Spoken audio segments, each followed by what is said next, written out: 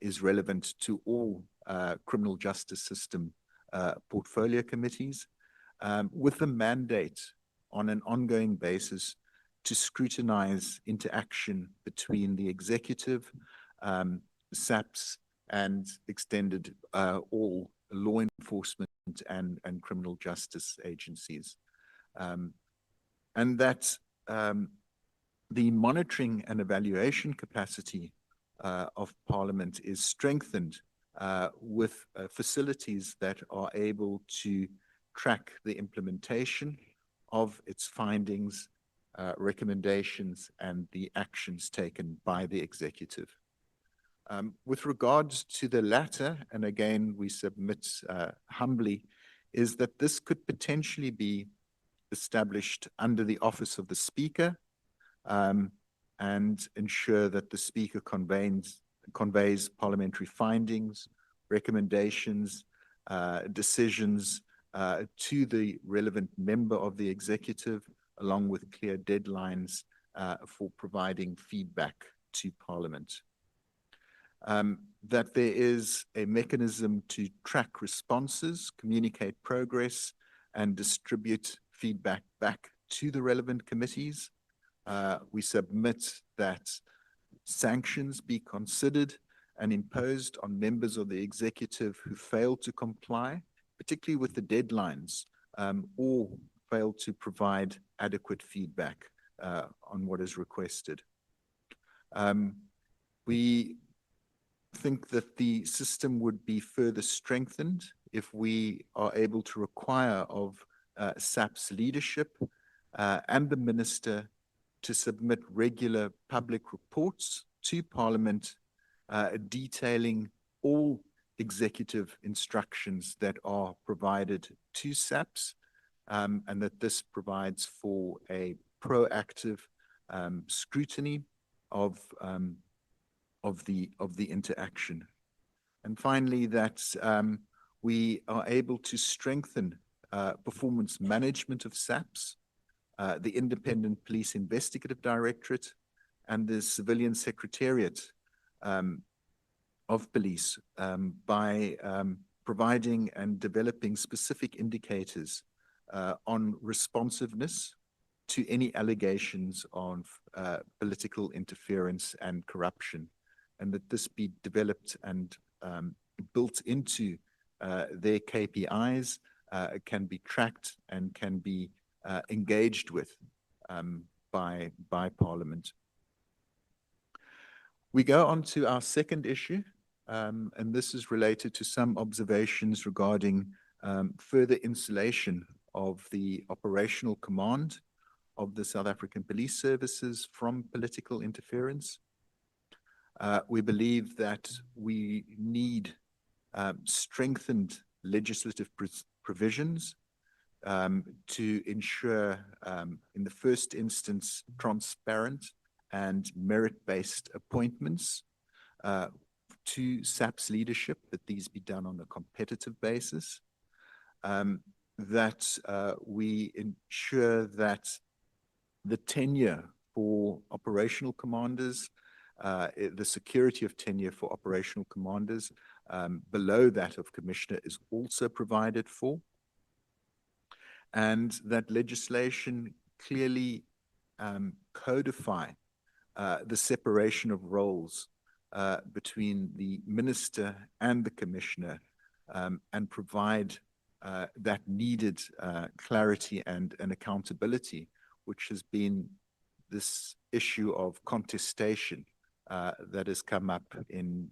how parties have responded to the allegations that have been made. We in legislative reform, and we're mindful here, Chairperson, that we do have a SAPS amendment bill that is waiting in the wings. We have seen a copy of 2025 that is awaiting a process for development and of submissions, but that these events do give us the opportunity to scrutinize that amendment bill and ensure that whatever recommendations are developed by this committee, whatever comes out of the Nhlanhla Commission, that those can be brought in and we are presented with a golden opportunity to actually strengthen the SAPS legislation to address the concerns that have manifested themselves over the past years. When it comes to executive instruction, we submit that these must be made in writing, that they must be entered into a formal register, and this must be available for review by Parliament, IPID, and the Civilian Secretariat. And further, that legislation should provide for and allow SAPS management to be able to report in a structured and systemic way any instances where they feel there has been undue political interference, and this happened through a defined process to the Portfolio Committee. That this avenue presents itself as an opportunity should the submission of the register be something that we would not want to wait for in regard to the submission of the register. And finally, that any unlawful or improper instructions by the executive should constitute grounds for accountability before Parliament. And in the same way that we advise members not to implement unlawful instructions or commands, that this should be the same in this instance.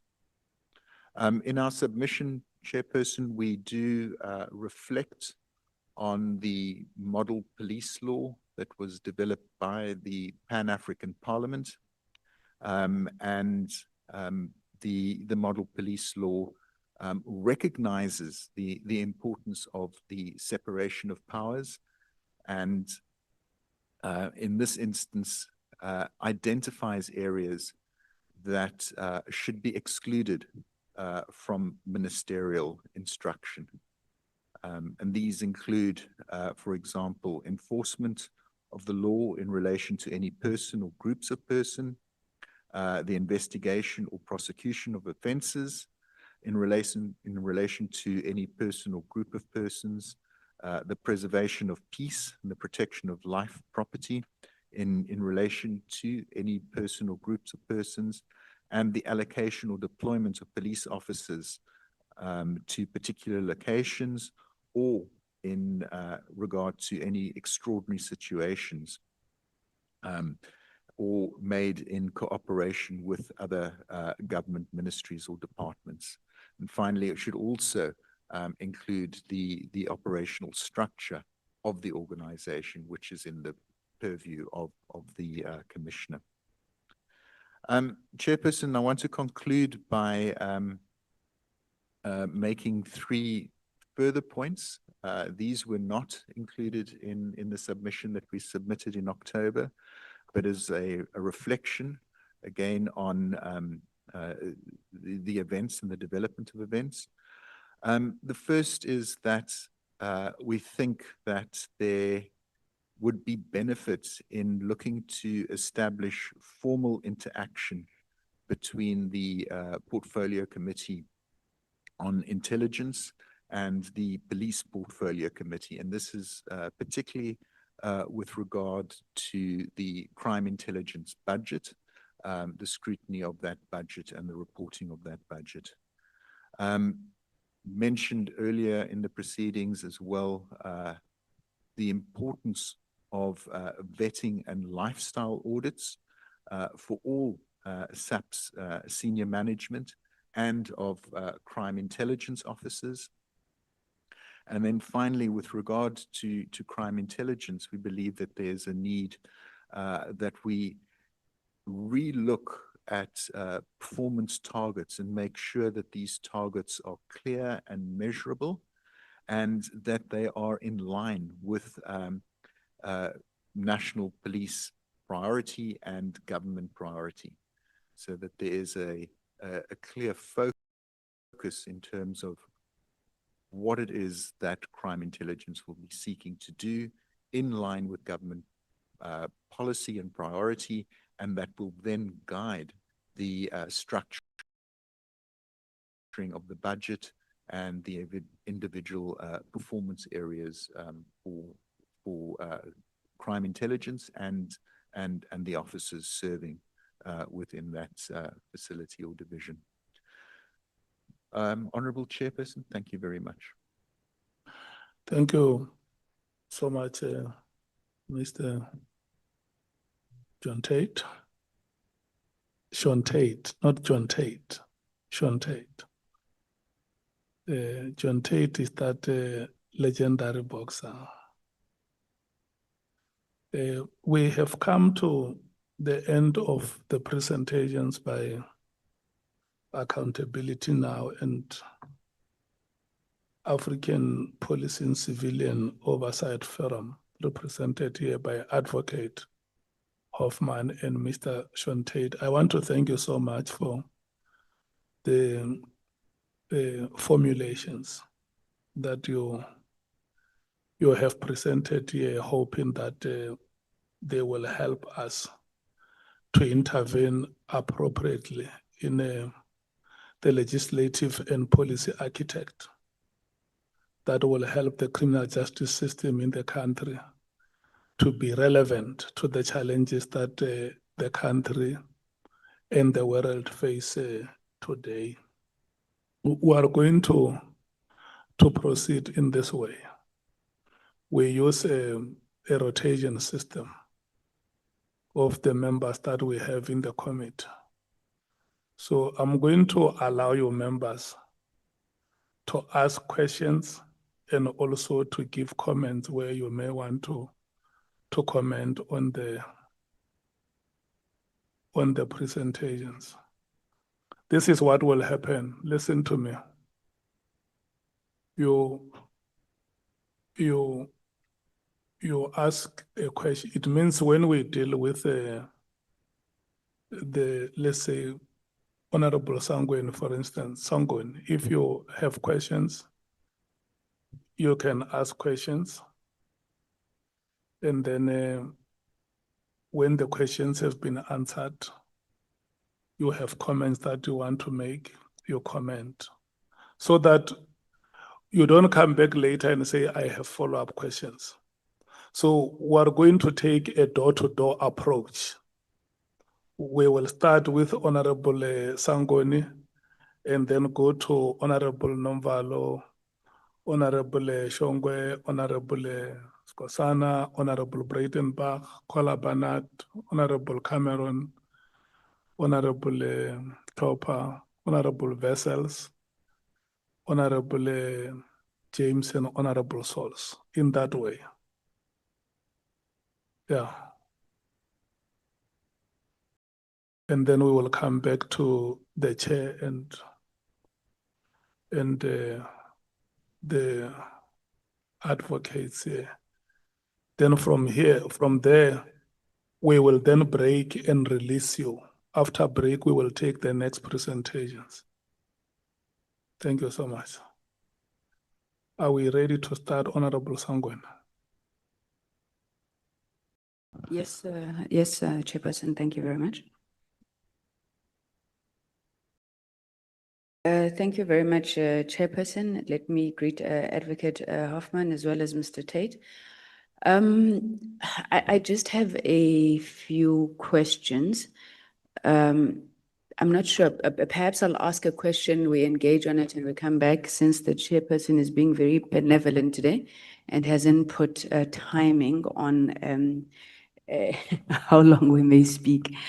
Chairperson, maybe let me start off by thanking both gentlemen for their submissions. I think they are very, very helpful, especially at this point in the process, because what we are trying to do is to get to a point where we say, having listened to, the witnesses responding to the allegations, what do we do with all of this?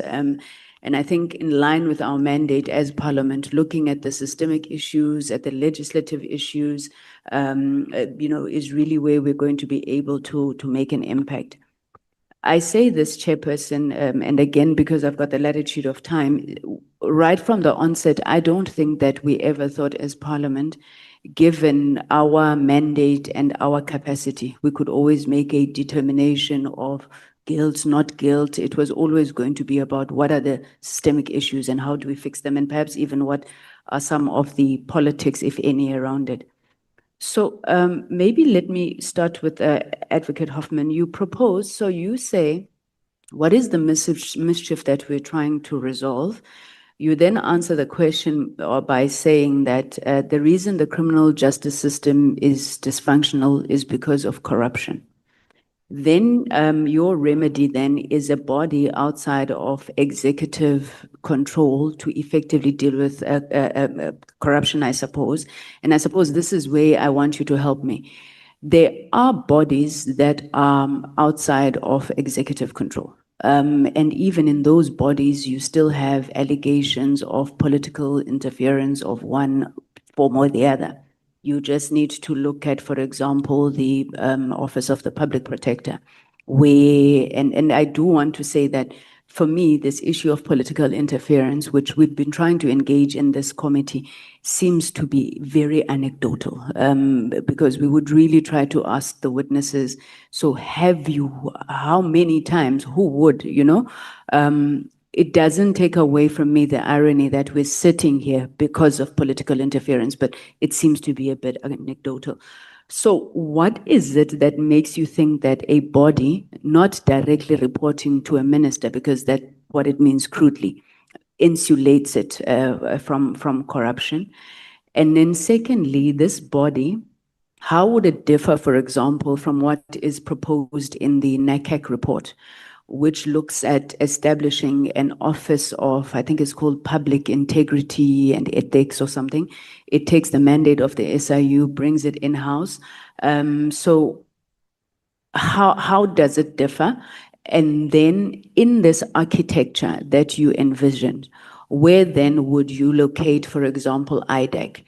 And thank you so much for saying what you said about IDEC literally being a reincarnation of the Scorpions, because Honorable Breitenbach was very dismissive of me when I said that it is a reincarnation of the Scorpions. So the African National Congress has sought to go back and rectify some of the decisions that perhaps we would have reconsidered. So maybe let me stop there, give you an opportunity to answer, and then I'll come back. Thank you so much.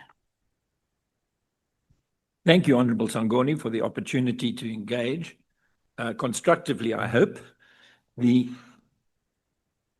beauty of an all-new organization is that you start from scratch and you appoint people who are like Caesar's wife.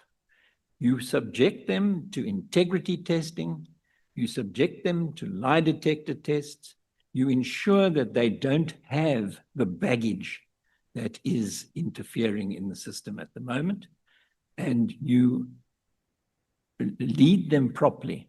Can I refer the committee to the minority judgment of Justice Cameron in Glenister 3? In that minority judgment, he deals with the how do you appoint people who are not going to be corrupt. That's putting it very crudely, but that's what he was dealing with.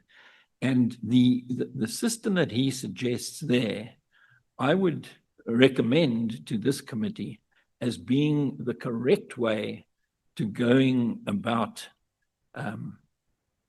ensuring that this new Chapter 9 institution is not the same as the old Chapter 9 institutions. I think you will find that those Chapter 9 institutions were wobbled have been led by people who are appointed because they are favored by the president at the time and are therefore more inclined to be executive-minded than to be independent. I think that I think that answers that aspect of the matter. As far as NACAC is concerned, I'm afraid NACAC is congenitally incapable of getting away from the ideas of the National Democratic Revolution, which we have contended for a very long time, are absolutely anathema to the values of the Constitution. The idea behind the National Democratic Revolution, as everybody in this room knows, is to secure hegemonic control of all the levers of power in society. And obviously, the Criminal Justice Administration is a big lever of power. So the idea that that form of control should be tolerated in a constitutional democracy under the rule of law is quite wrong, and we need to get over it, because we are now in a situation in South Africa where we are no longer a dominant party state, and it is quite conceivable that those who hold the levers of power now may not hold them in time to come.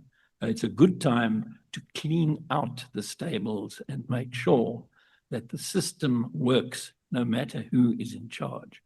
So that I think is something that needs to be taken into consideration as we move into the era of coalition politics at national level, which we have only just entered, May 2024 for the very first time.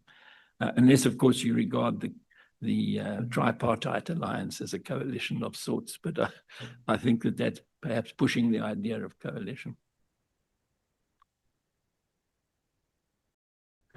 Shante, anything to say on the question that was fielded?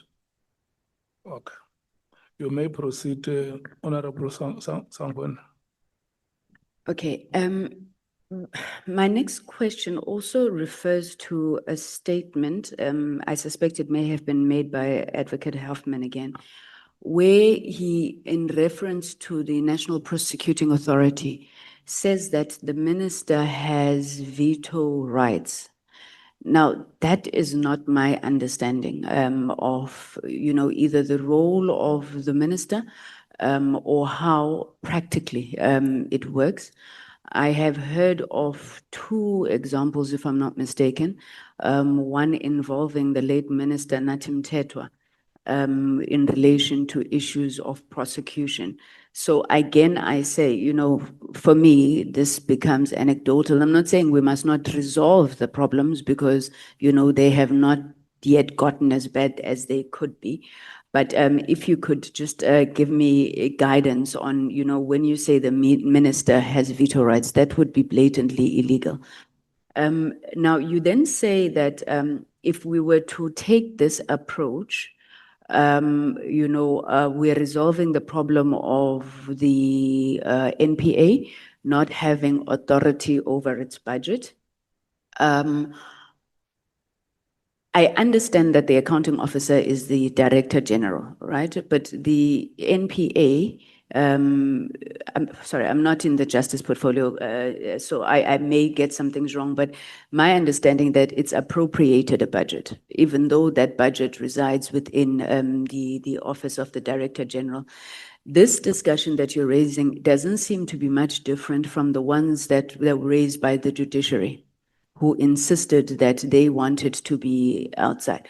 So in reality, are you envisioning a situation where this separation of powers literally leaves the executive not having control, what you call hegemonic power, not having oversight, maybe is a better word, oversight over these particular institutions that have been established as part of executive functions, because they don't exist of their own.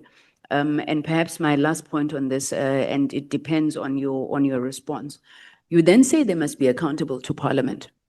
we are sitting with a situation where Mr. Tate in his presentation speaks to the limitations of parliamentary oversight, yes, taking into account, you know, some of the recommendations he's making.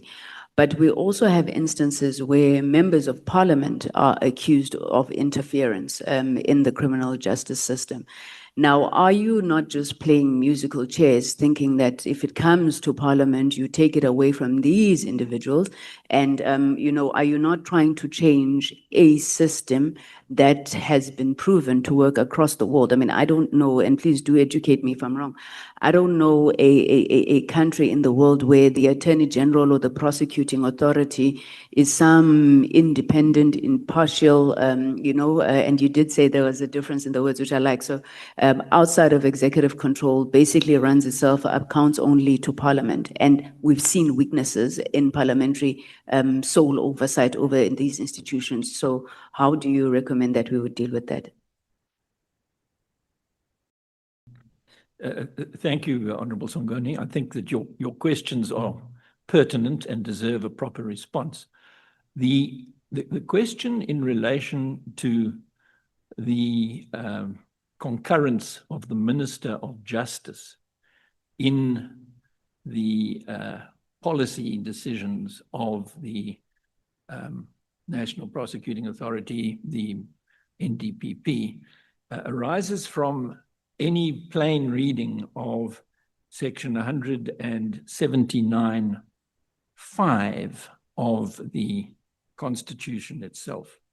It says that the NDPP must determine, with the concurrence of the cabinet minister responsible for justice, and after consulting the DPP's prosecution policy, which must be observed in the prosecution process. So it's very clear that the concurrence of the Minister of Justice, there's no similar provision in relation to police, which is obviously your forte because you're not on the Justice Portfolio Committee, you're on the Police Portfolio Committee. But the bottom line is in section 179(6), which says the cabinet member responsible for justice must exercise final responsibility over the prosecuting authority. That's very much a situation where the executive is in charge.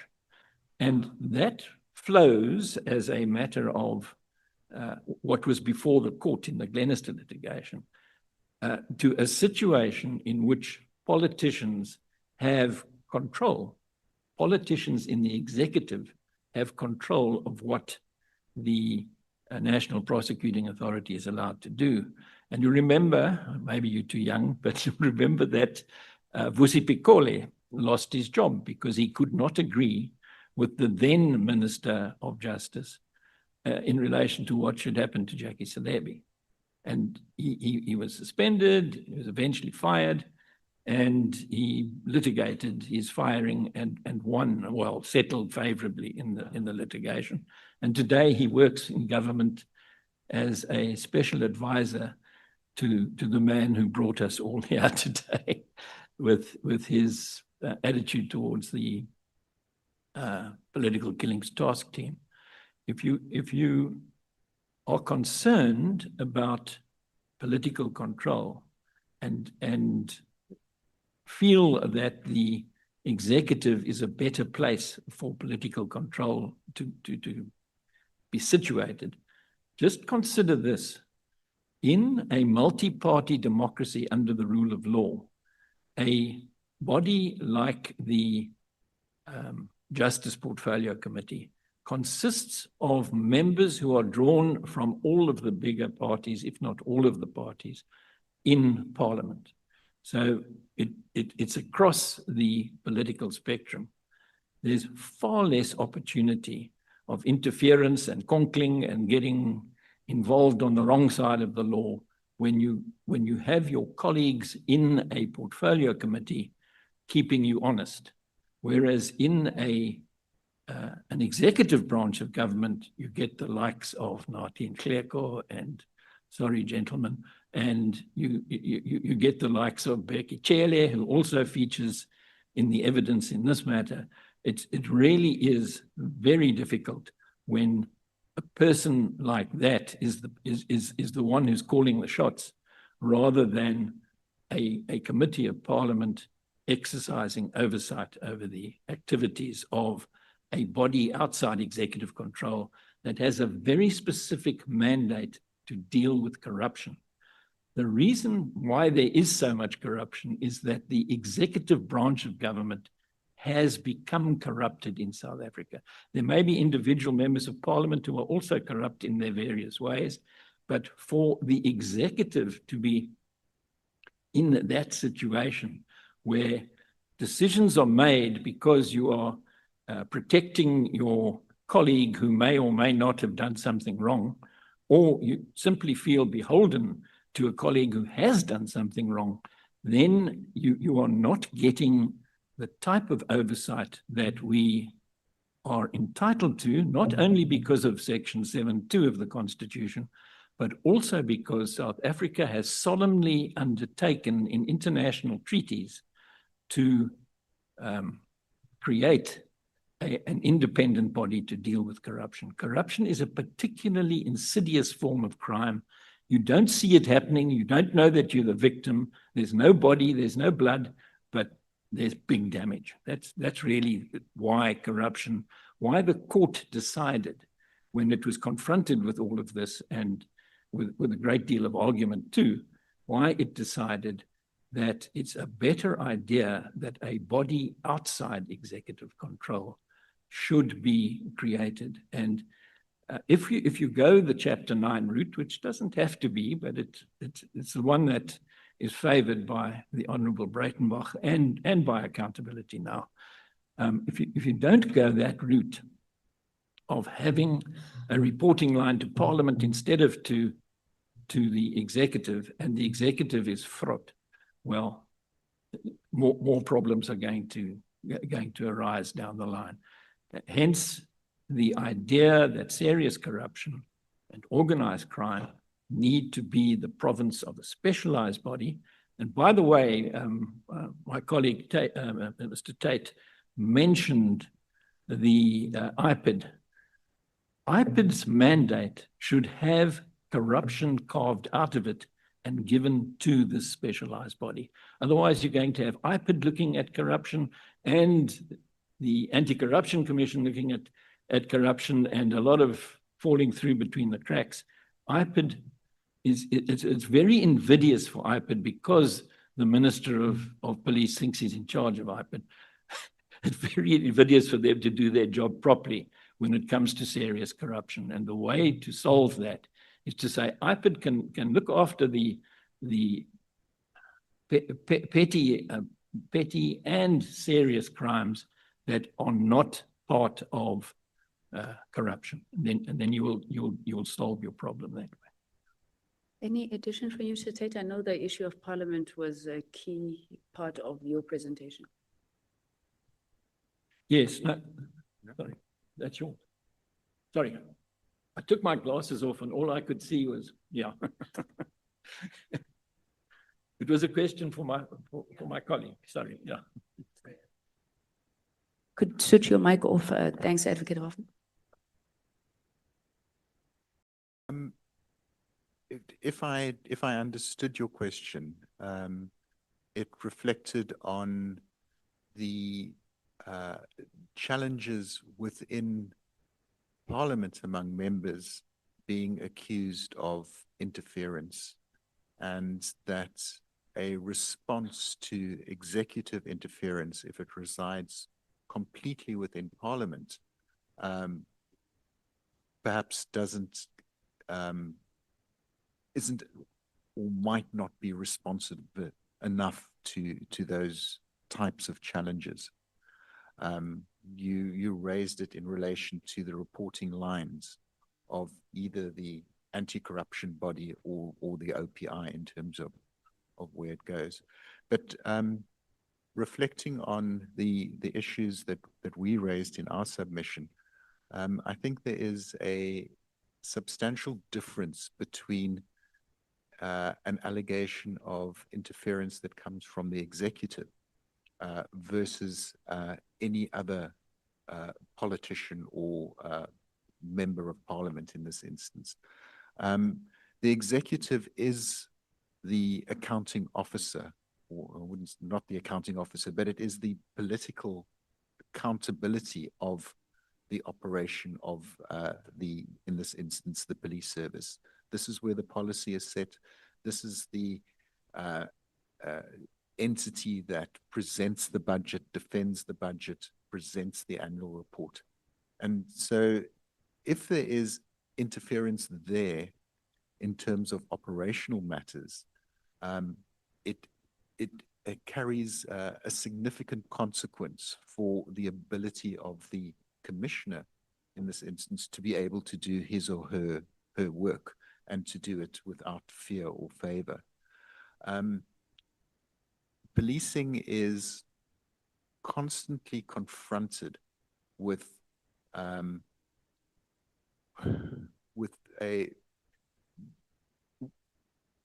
engagement, political engagement in terms of what and how they should be doing their work.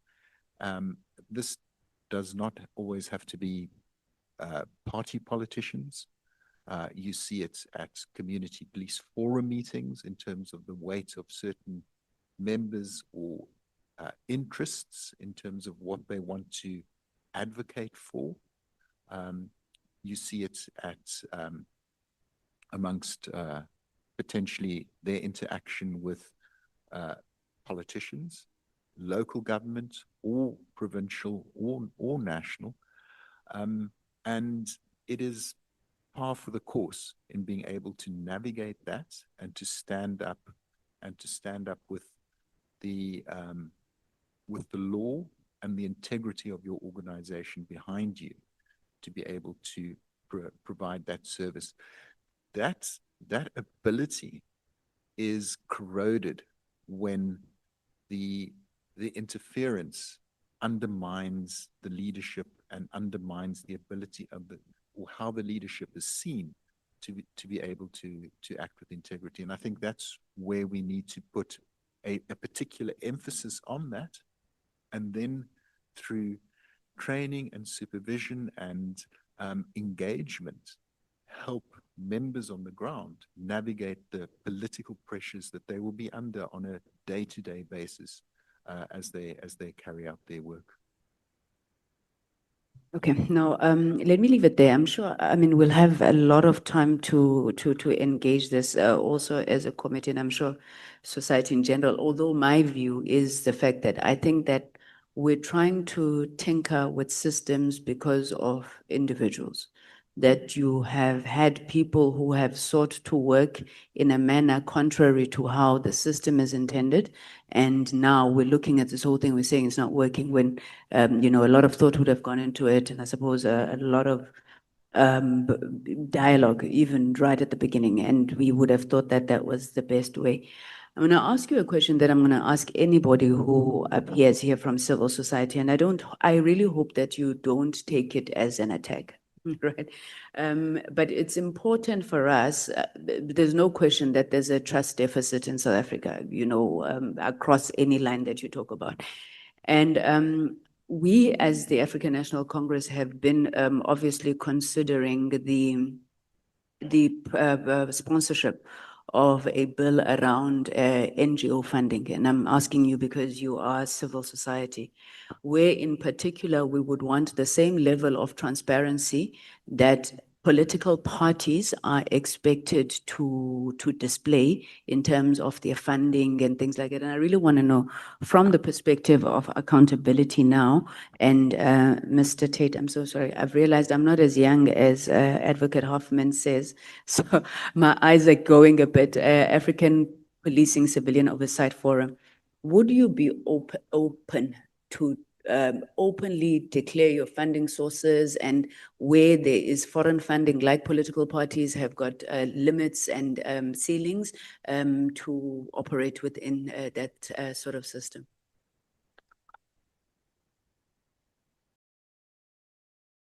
Yeah, look, I don't think there's any problem at all. I don't think it's a good idea that secret funding should be given to to NGOs anyway. And we've always been open about who has deigned to give us money, and it's never been a lot. May you please Sorry, give- I'm not too far away from the mic. Yeah. All right. I think I've answered the question. Accountability now doesn't have a problem with the proposals in relation to funding. But I do need to circle back to NACAC because I didn't deal with it when in the last round, and you asked a question about it. I have, in fact, in paragraph 23 of the main submission, I have dealt with the criticisms that we at Accountability Now have in relation to the NACAC proposals.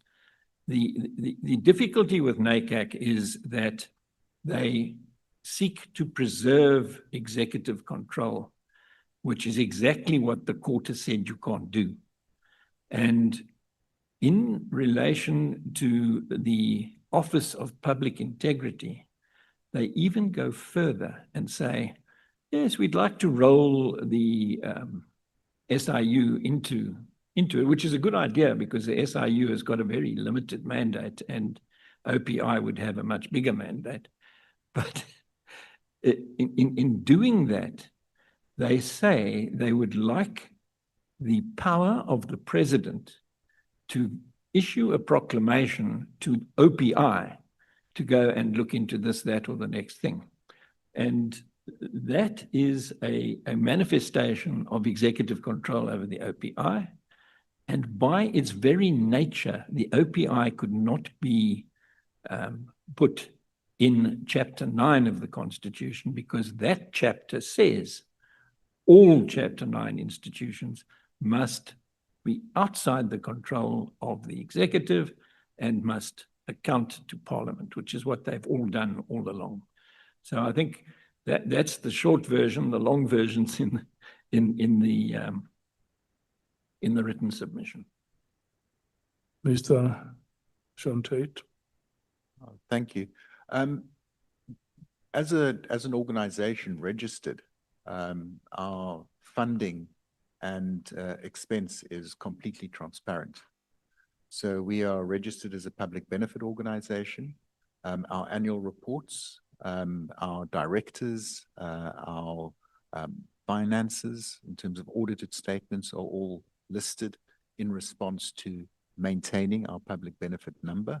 And as a non-for-profit trust, we are responsible for producing an annual report and annual audited financial statements. Those are on our website and they're available for further scrutiny. Every transaction that comes into the organization is scrutinized by the bank and reported to the Reserve Bank. Every transaction that goes out of the organization, if it's foreign in nature, is under the same scrutiny process.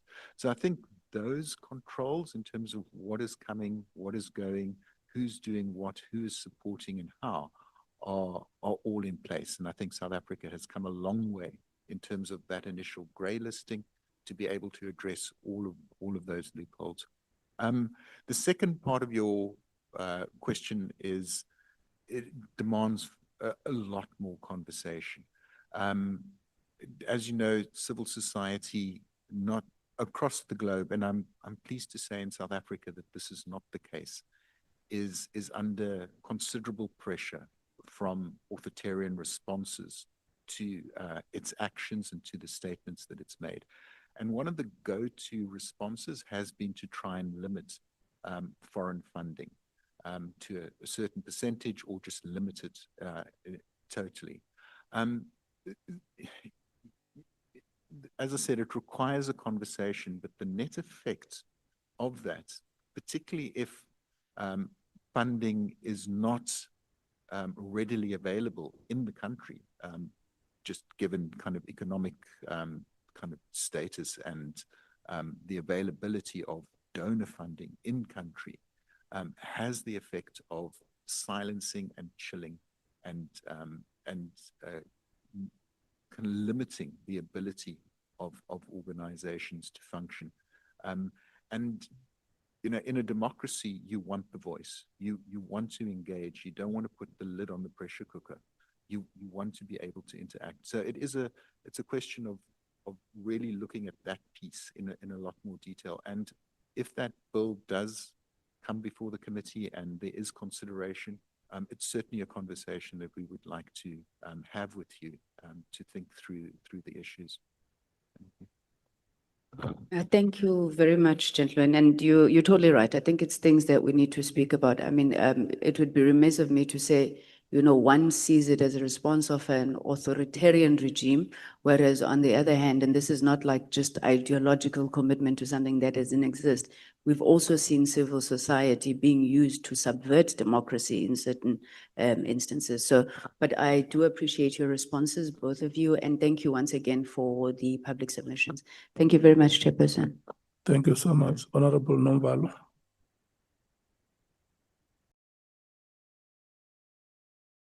Yeah, no, thanks, Chairperson. I don't think I'll be very long. Let me appreciate you as well, like the latter speaker, for the submissions that you have made. I would like us to engage insofar as the NPA is concerned about the appointment of the NDPP by the president, as it is entailed in the Act, I think in Section 12 of the Act, the NPA Act. No, the suspension, not the appointment, the suspension of the NDPP. So it provides that the president must initiate the suspension process and make a recommendation to Parliament, and that leaves less space for Parliament to intervene right at the beginning when there's a problem in the NDPP's office. So I'm saying my view or our view as the MK party is that provision is a bit problematic in that it doesn't give space to Parliament to act when there's a problem in the NDPP. It will first have to wait for the president. And remember, the very same NDPP has been appointed by the president. It's public knowledge. It's an open secret that as the MK party, we had some serious reservations on the previous NDPP, the outgoing one. But there's nothing that we could do to influence Parliament to have a position regarding her term and regarding her misconduct. So we had to wait for the president first. So don't you find that provision alone limiting or eroding the independence of and coupled with the appointment process of the NDPP? Because remember, the NDPP is appointed by the president, and the president can disregard, as he has done recently, the recommendations of a panel and use his discretion to appoint the NDPP. So at a basic level, at a basic constitutional level, don't we find that to be a direct threat to independency of the NPA? Well, what is your take on that? Yes, thank you. That's a question that's got very long legs. But if you look back in history, you'll recall that Deputy Chief Justice Moseneke said in public that far too much power is concentrated in the hands of the president in the way that our constitution in South Africa was put together. I think it's because everybody thought that every president after Nelson Mandela, who gave my learned friend, Mr. Orenson, and I our letters patent, and he has not been succeeded by clones, and the result of that has been that a lot of what could have been has not happened.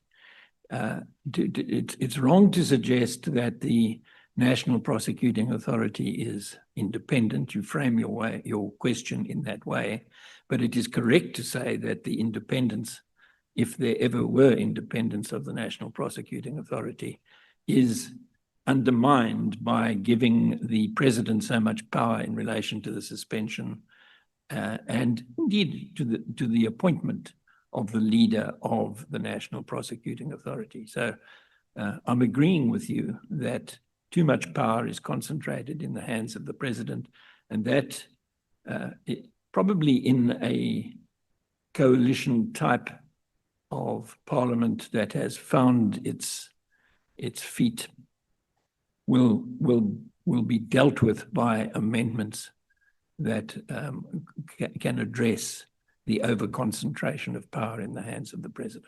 Your point is well taken. Can we move on? Okay.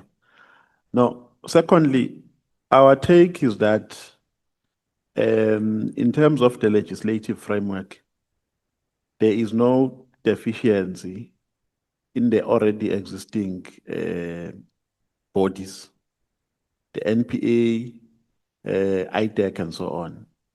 The problem is a problem of incompetency. That's number one.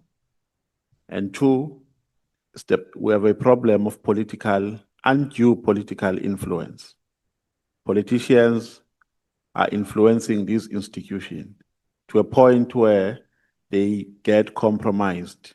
The work that they are doing gets compromised. So our view is that we must cement the institutions the bodies that are in existence. And we must clean and ensure that all the problems that I've spoken about do not find expression therein. So there is no problem with the NPA. And if there are legislative deficiencies that need to be addressed, we must identify them, but not change the structure or change location, take the NPA and put it under the Chapter 9 institution. The reason why I'm saying that is because it's not guaranteed that when a body is under Chapter 9 institutions, it's not going to have challenges. And it's not guaranteed that when it's under Chapter 9 institutions, there will be no political undue influence. We, in terms of our assessment, we're coming from different political parties. But our final assessment is that there are Chapter 9 institutions which are not immune from political influence. Badly so. So it's not guaranteed that when you establish a new unit and put it under a Chapter 9 institution, it's going to be a paragon of virtue. It is going to be affected by these challenges for as long as you don't address the issue of capacity, for as long as you don't make sure that you put enough mechanisms and systems that will preclude this political influence. So that is our take. Then how can you engage this submission that I've just alluded to? Yes, thank you for the opportunity to do so. It's important that we have this discussion because as matters stand, we are not talking here in this committee about the overall structure of the criminal justice administration. I have suggested that the focus of this committee should be on the rampant corruption with impunity. That is the particular problem that we are facing in South Africa. As far as accountability now is concerned, there is a binding decision of the highest court in the land which tells Parliament in terms that a body outside executive control is required. Now, you may be right. It could well be that the court came to that decision without ever pointing fingers at anybody, because it was convinced that the executive of 2011 was corrupt and wasn't prepared to allow that executive to have anything to do with anti-corruption work. Be that as it may, The law is that anti-corruption work ought to be taken away from the various institutions that deal with it. And I'm talking about the National Prosecuting Authority, the Hawks, IPID, all of those have a mandate that covers corruption. The way to rationalize it in terms of the decision of the court is to create a single body. It doesn't have to be a Chapter 9. If you can think of a better way to do it, to insulate that body from undue political influence, well, let's talk. But the structure that is there with Chapter 9 institutions who have guaranteed impartiality and independence in terms of the Constitution seems to be a sensible place to start with this specialized, trained, independent, properly resourced, and secure in tenure of office body which will deal with serious corruption. That's all, just serious corruption. That's its whole mandate. It's a small body. It will probably be populated by a lot of people in the SIU. I think this committee is well aware of the fact that the SIU does so much better than the NPA because it has a different salary scale for its staff, and it's able to cherry pick the best people in the NPA and the police to go and work for the SIU with its mandate to be the debt collector for the state and the SIUs. So I'm not sure that there's so much difference between your position and Accountability Now's position. I think it is incorrect to assume that the National Prosecuting Authority is independent. It's certainly not if you read the Constitution and if you have regard to what the Constitutional Court said about the meaning of the Constitution. See, the problem that they were facing in Glenister 2 was that corruption was running out of control. Said so as well in Glenister 3, in the first two paragraphs of the Glenister 3 judgment. And when that happens, it's necessary to take stringent measures. I think the former Chief Justice Zondo has been on record now, 24 or 25. Urgent, drastic steps need to be taken in order to prevent corruption from capsizing the ship of state in South Africa. So that recipe of creating a body outside executive control is the way to deal with malfeasance and perhaps dysfunctionality in the cabinet. They have nothing to do with corruption, and the multi-party parliament is the oversight body, because in parliament you're all watching each other and making sure that everybody is behaving properly, whereas in the cabinet it's only cabinet members who are doing their business. Currently, we are faced with a quagmire as this committee of having to make a determination on an allegation of undue influence in the police.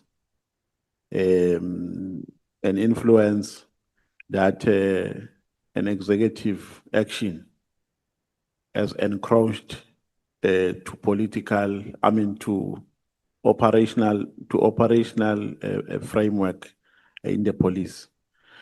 So you have also spoken about the responsibilities of the Minister of Minister of Justice, and my reading is that you seem to have reservations on the present responsibilities of the Minister of Justice.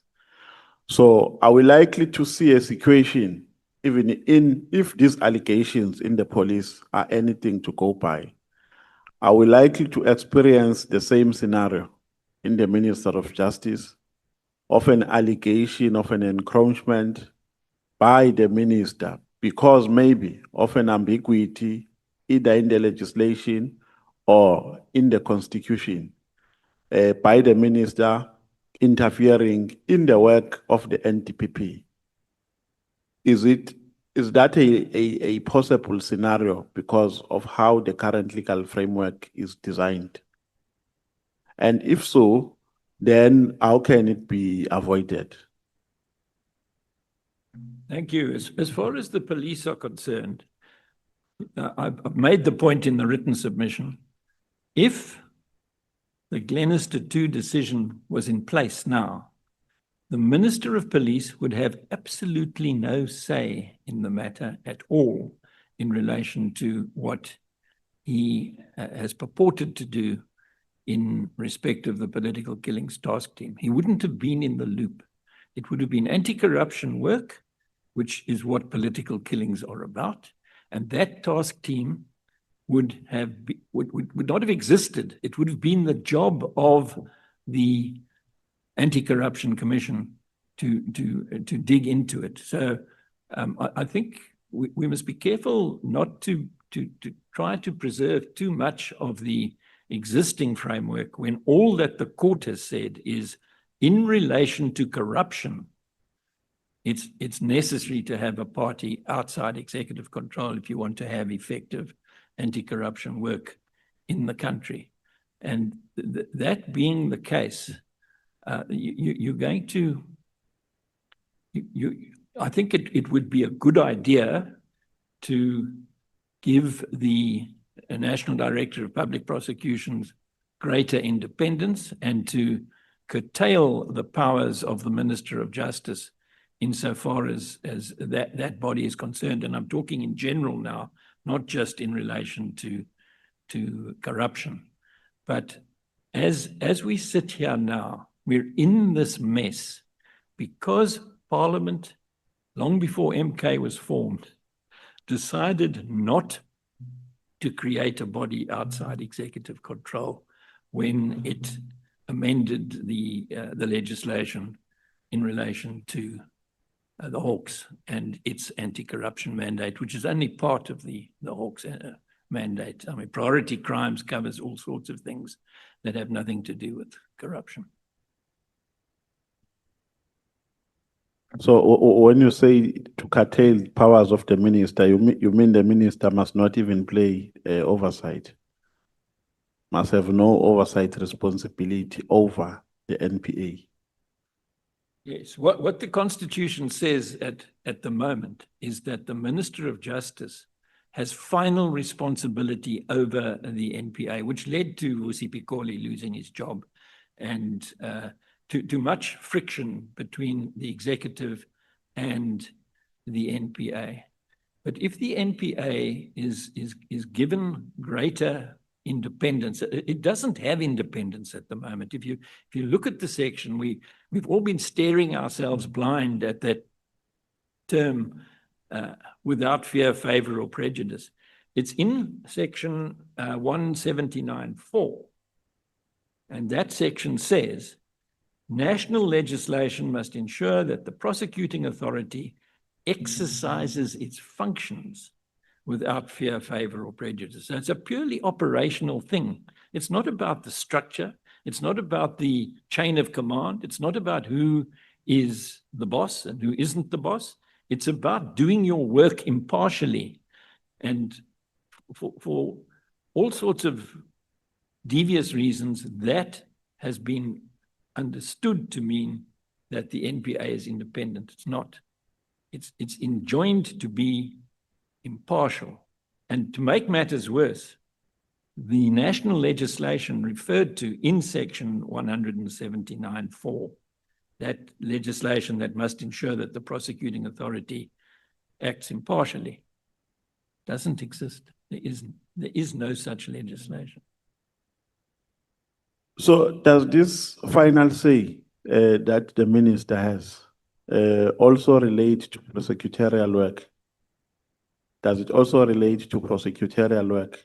If maybe there's prosecution that is being done in KZN, the matter escalate for the minister to make a final determination of whether the matter can be prosecuted or not, or that lies solely in powers of the NTPP as the final arbiter. in that context? The NDPP is the author of prosecution policy. If the work that has been done is within the parameters of the prosecution policy, which has to be concurred in by the minister, and the minister comes along and seeks to interfere, there'll be trouble. But as matters stand, prosecution policy must carry the concurrence of the minister, which means that the NPA is not independent. That's the only way you can read Section 179. There is no other way to read it. Well, no other honest way to read it. Okay. So I think this is my last question. So what is your final conclusion now within the context of allegations that this committee is investigating? Have all these shortfalls that we have alluded to had an impact in these allegations? Maybe if they were all closed, if they were not present, maybe we're not going to face allegations like this. Is that your final assessment? I think that had there been a body outside executive control looking after the corruption or the incidents of corruption with impunity at high level in South Africa, this committee would not have put so much energy, would not have been called upon to put so much energy into dealing with the matter. And to my way of thinking, as respecters of the rule of law, the members of this committee will look at the big picture, see that the Constitutional Court has ruled that a body outside executive control is required to deal with corruption effectively, and it will see to it that the parliament to which it belongs does the necessary to honor the decision of the Constitutional Court in Glenister 2, which has not happened so far. And the way to do that is to debate the Breitenbach bills, which are pending, properly, refine them, make sure that they have no rough edges, and make them law, because then you will not have to have an ad hoc committee trying to decide whether this minister or that minister or the other deputy minister has intruded across the lines between executive control and operational work, because those lines won't exist anymore. Okay. No, thank you very much, SC. Thank you, Chair. I'm so glad I've persuaded you. Thank you so much. Honorable Shongwe. Chair, I'm still scribbling something here. Can I pass it to Honorable Sposana? I'll come back. Okay, thank you. Thank you. Thank you, Chair. And welcome to our witness, Advocate Paul Hoffman and Mr. Thames, if I remember well, the surname, Sean Tate from AFCO. I'm going to start with Advocate Paul Hoffman. My question, I'm going to be very direct to you, because South Africa, as South Africans, we are infiltrated by these so-called motive forces. There's European interests in this country using civil society. White privilege, they want to maintain it at all cost in disguise of civil society. I can name them: Helen Suzman, your organization as well, Kazakh, and others. My first question will be, who's funding you? Because I think the honorable member asked you, and for me, I was not happy with your answer. Just want to find out, let's start there in the beginning. Who's funding Accountability Now? Accountability Now is funded by small contributions from members of civil society in South Africa. It is also supported by the Konrad Adenauer Stiftung, which has offices all over the world in about 90 different countries, but they do not pay us any salaries. They simply give us work to do. And they have an office here in Cape Town and another one in Johannesburg. In the past, we have attracted funding when we took on the dysfunction in the education system. The Potter Foundation in the UK gave us some money. But none of the directors of accountability now draw a salary, and none of the work that is done by them is paid unless it is in public interest litigation in which a costs award is given in favor of the litigant being represented. That's not a financial model, and it's not one where a great deal of money changes hands. I understand the issue of which we are raising, the salaries and the benefits, and my worry is simple. You've mentioned the Potter, I think it's the Potter family, Dr. David Potter and Dr. Elaine Potter, Michael Polowski, and all those, because they've got their own trustee as well. I mean, those are trustees of their own organization. But my question is simple, Advocate Paul of Men. Mkhwanazi said, there's no free lunch. There's no free lunch. What interest do they have in this country? Those Western, these people we are talking about. And the civil society, as I said earlier as well, they've got their own interests. And in this country, what we've seen, they target black professionals. They come as what they call it, friends of the court. I'll give you an example, perhaps to draw your attention. Your organization said nothing about Phala, am I right? No, on the contrary, we believe that Phala is a disgrace, that the ConCourt has taken far too long to deal with the appeal in relation to that. We're now waiting more than a year. It's December. It had its birthday in December last year, and we're now close to February this year, and we're still waiting for a judgment. Yeah. And we have, if you go and look in Business Day, you'll see I've written in Business Day saying it's just not good enough that the ConCourt is taking so long to produce a judgment, which they say should come within 3 months, and it's now over a year since they heard the matter. So we're with you on that one. Yeah. Hence we say, we cannot be held at ransom by a constitutional court. We can't be ruled by 11 judges in the constitutional court. We are lawmakers here. We have to make laws in this country. People voted for us to be here. Now, you've raised an issue now to say they've promised in 3 months' time. That's the standard. The standard is 3 months. 3 months' time, yes. That's what's supposed to have happened, and it never happened. Because they are law unto themselves. Do you agree with me on that? I can imagine, because I have an insight into how these things work, that there may be different threads of thought in the Constitutional Court as to how the matter should be dealt with, and that those are being debated between the justices who are sitting in the matter.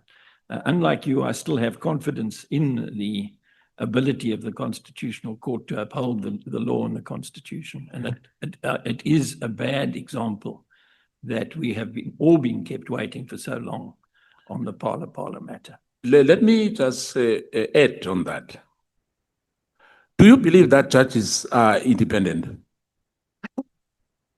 I do know that the ANC actually admitted it in the Zondo Commission, that they felt the need to involve themselves in the appointment of judges at all levels, and that they were not willing to leave the appointment of judges to the discretion of the Judicial Service Commission, but I'm not sure what this has to do with the business of this committee.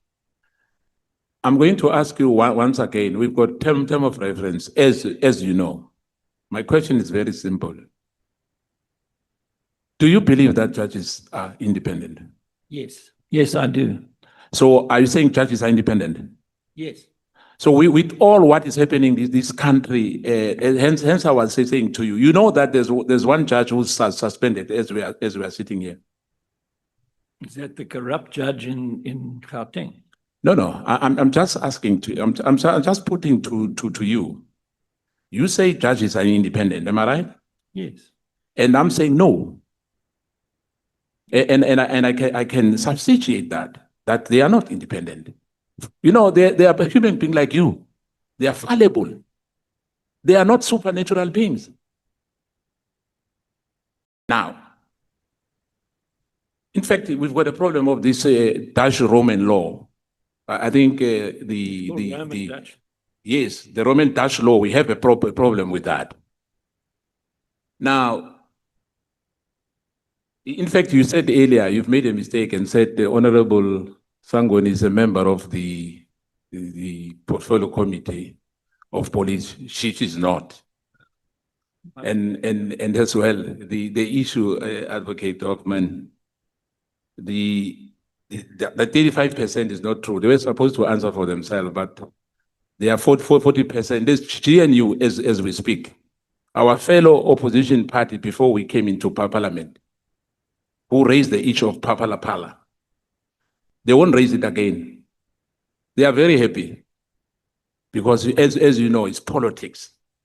You know, they are in the same bed as the other parties, in fact, who did not mention the issue of Palapala. They've forgotten about Palapala completely. We are the one and the other opposition party who are still raising that, and I'm happy that you have said so as well. Let me come back and take you back to CIX. You were a complainant, am I right? CIEX? Yes. Yeah.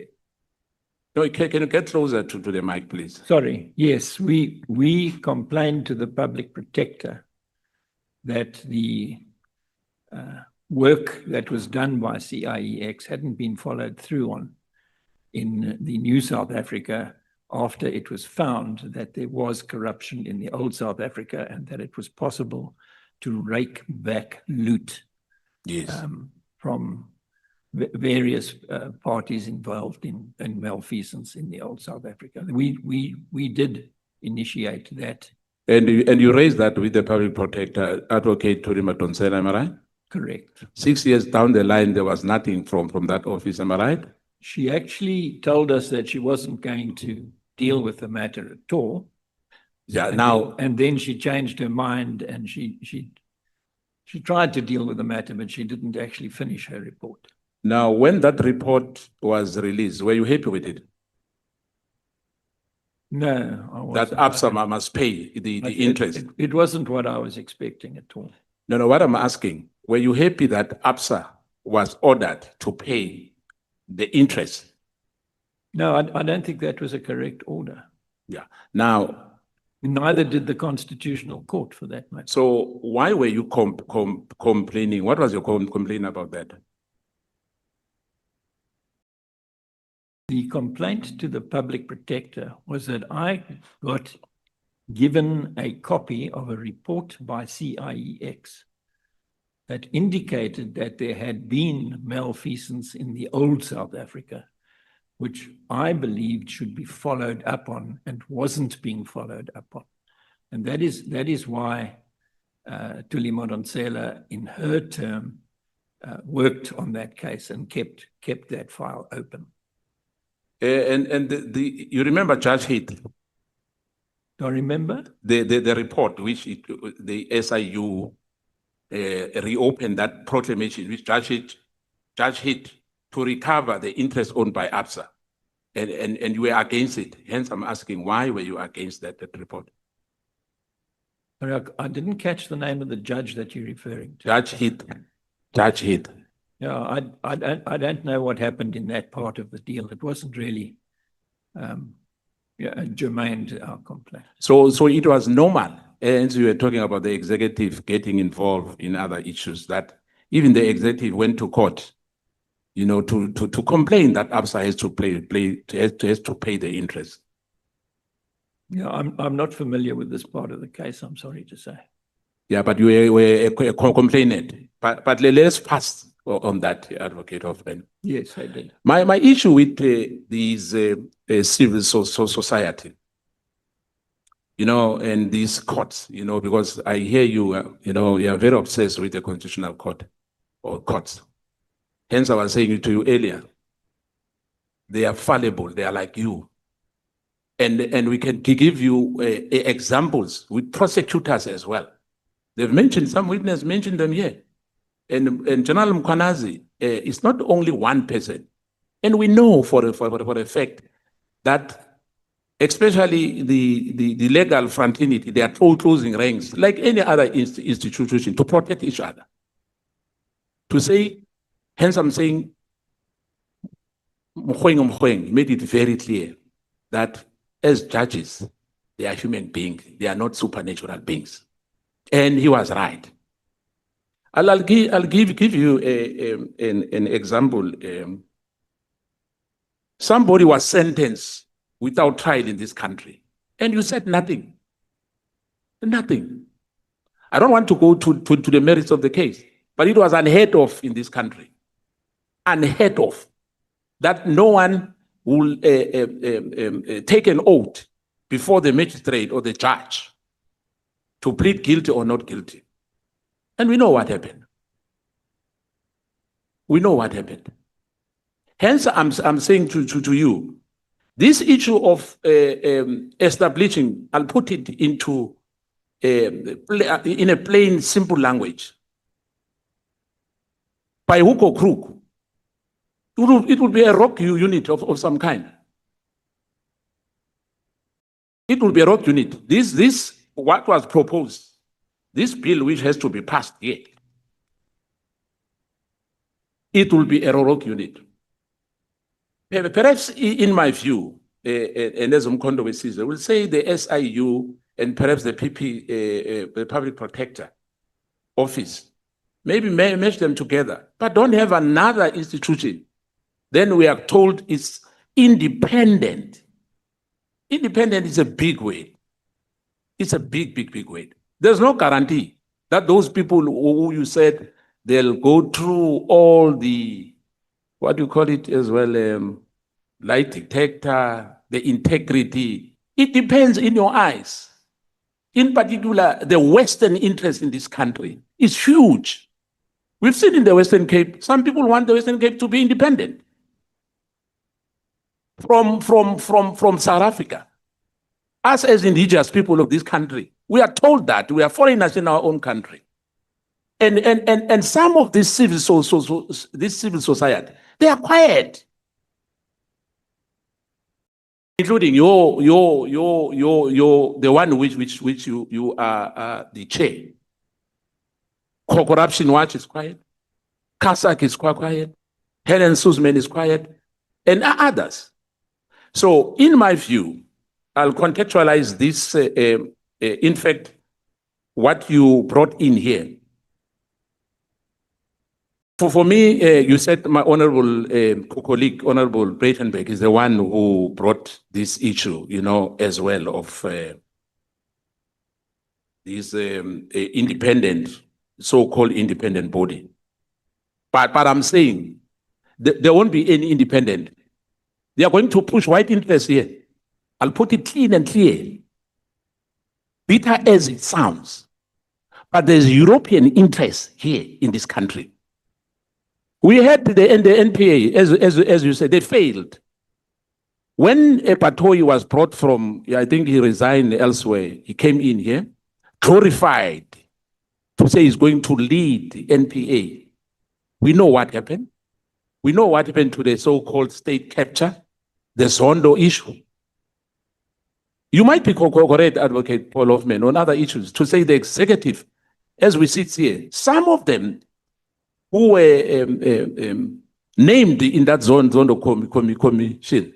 We have to respect them. They are executives, they are ministers. Nothing happened. It was like a talk show. Honorable, Big money has been spent. Honorable Skhosana,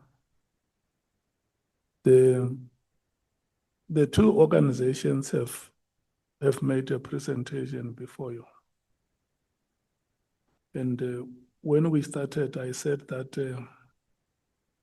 they are not witnesses. And I listened for about, it's over 20 minutes now.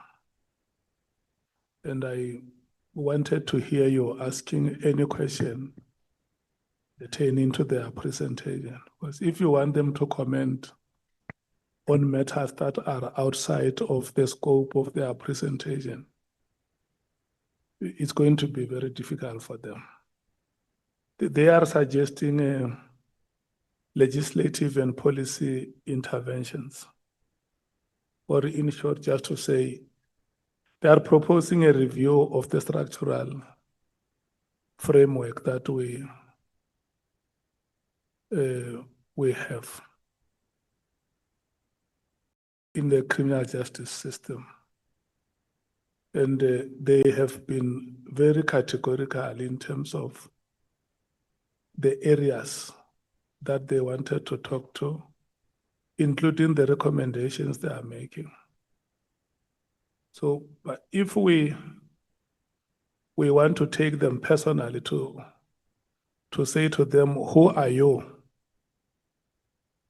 And what right do you have to come and stand before us and make a presentation? I don't think we are being fair to them.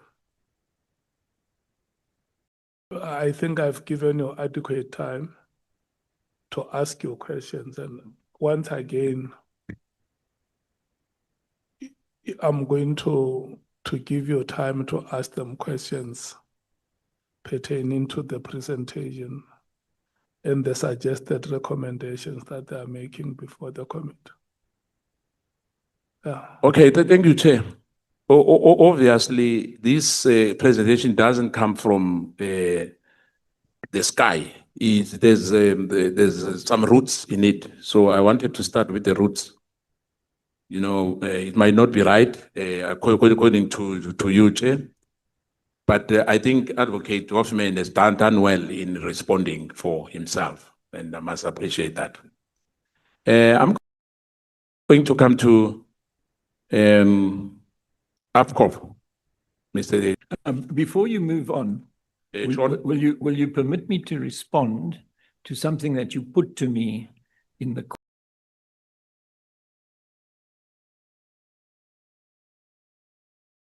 course of the last 20 minutes as an independent body in the judgment upon which I rely?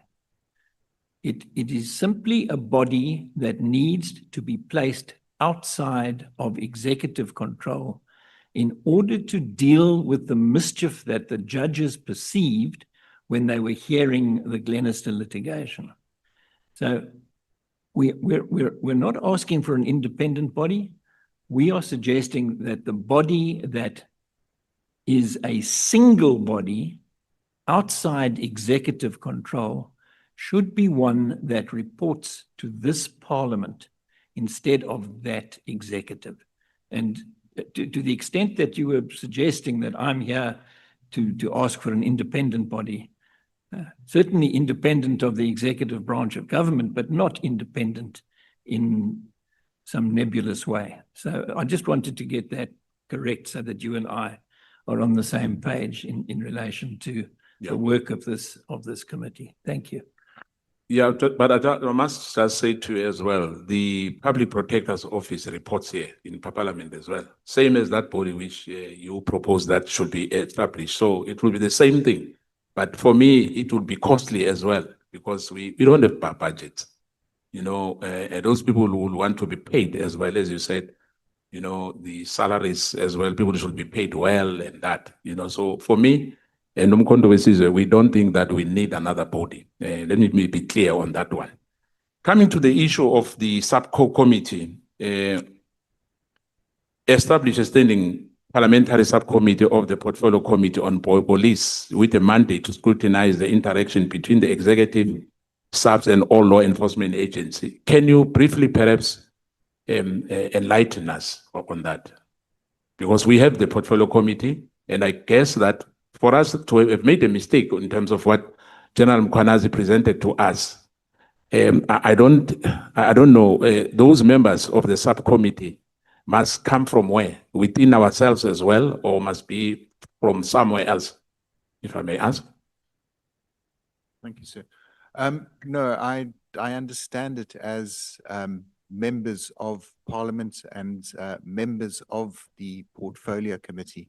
The issue here is a system of systematic and sustained scrutiny of executive interaction with the operational leadership of the organs of the criminal justice system.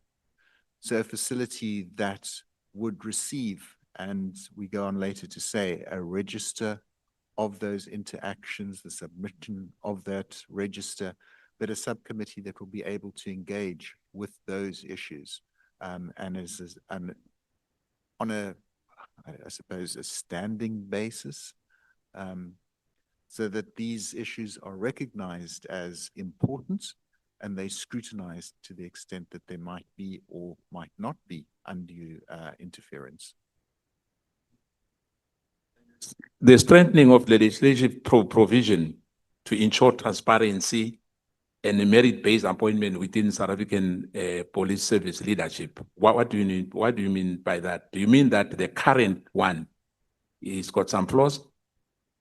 Currently, the National Commissioner is appointed by the President.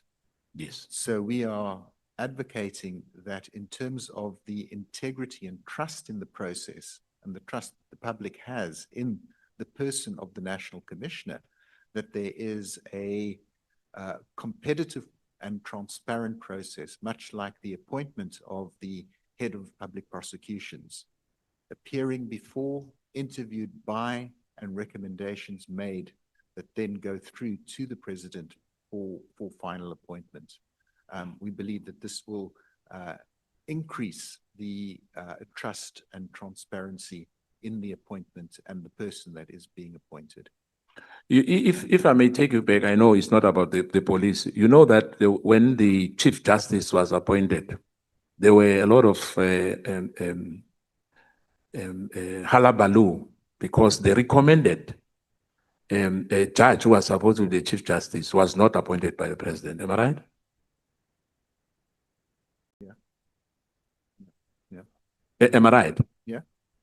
And now, as we speak, there was these interviews of the NDPP, and unfortunately, no one was appointed for all those ones who were appointed. Don't you think the same thing will happen again? Unless those provisions are tightened in the legislation. The way in which the system currently works is it is the prerogative of the President to make those appointments. We are arguing that the criteria for appointment is far more transparent and clear, that the competitive nature of the application and interview is provided for, and that the best candidate's name is put forward. If we believe that it would be beyond the purview of the President to then appoint somebody outside of that list, that short list that is provided, then this is something that Parliament and South Africa must apply its mind to. Chair, I just want to thank for your benevolence as well, because you didn't give us time today. And I must say to both of you, thanks for your responses as well. And I made a lot of comments indeed. And I must say that, you know, this did rise from the patriotism of this country, especially from Advocate Paul Hoffman. Hence, as Umkhonto says, we are still concerned about the civil society, especially those who are sponsored by the West.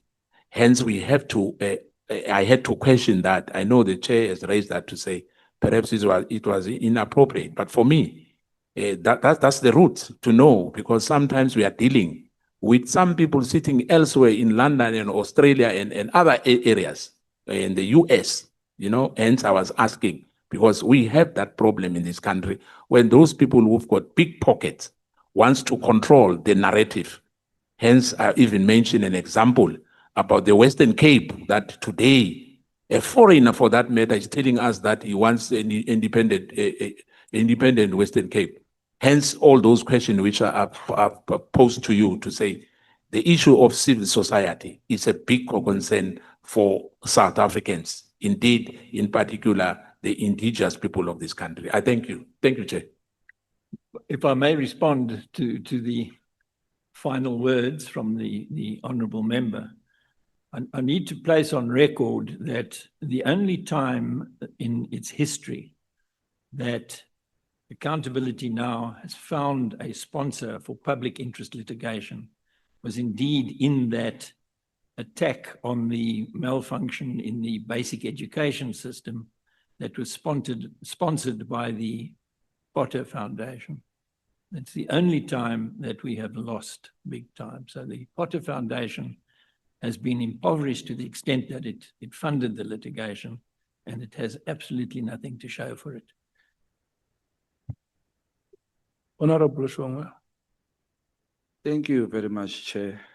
Sanbonan Bahlonisha, how are you? Now, I think I'm covered mostly by my colleagues and Honorable Sangweni. Sangweni.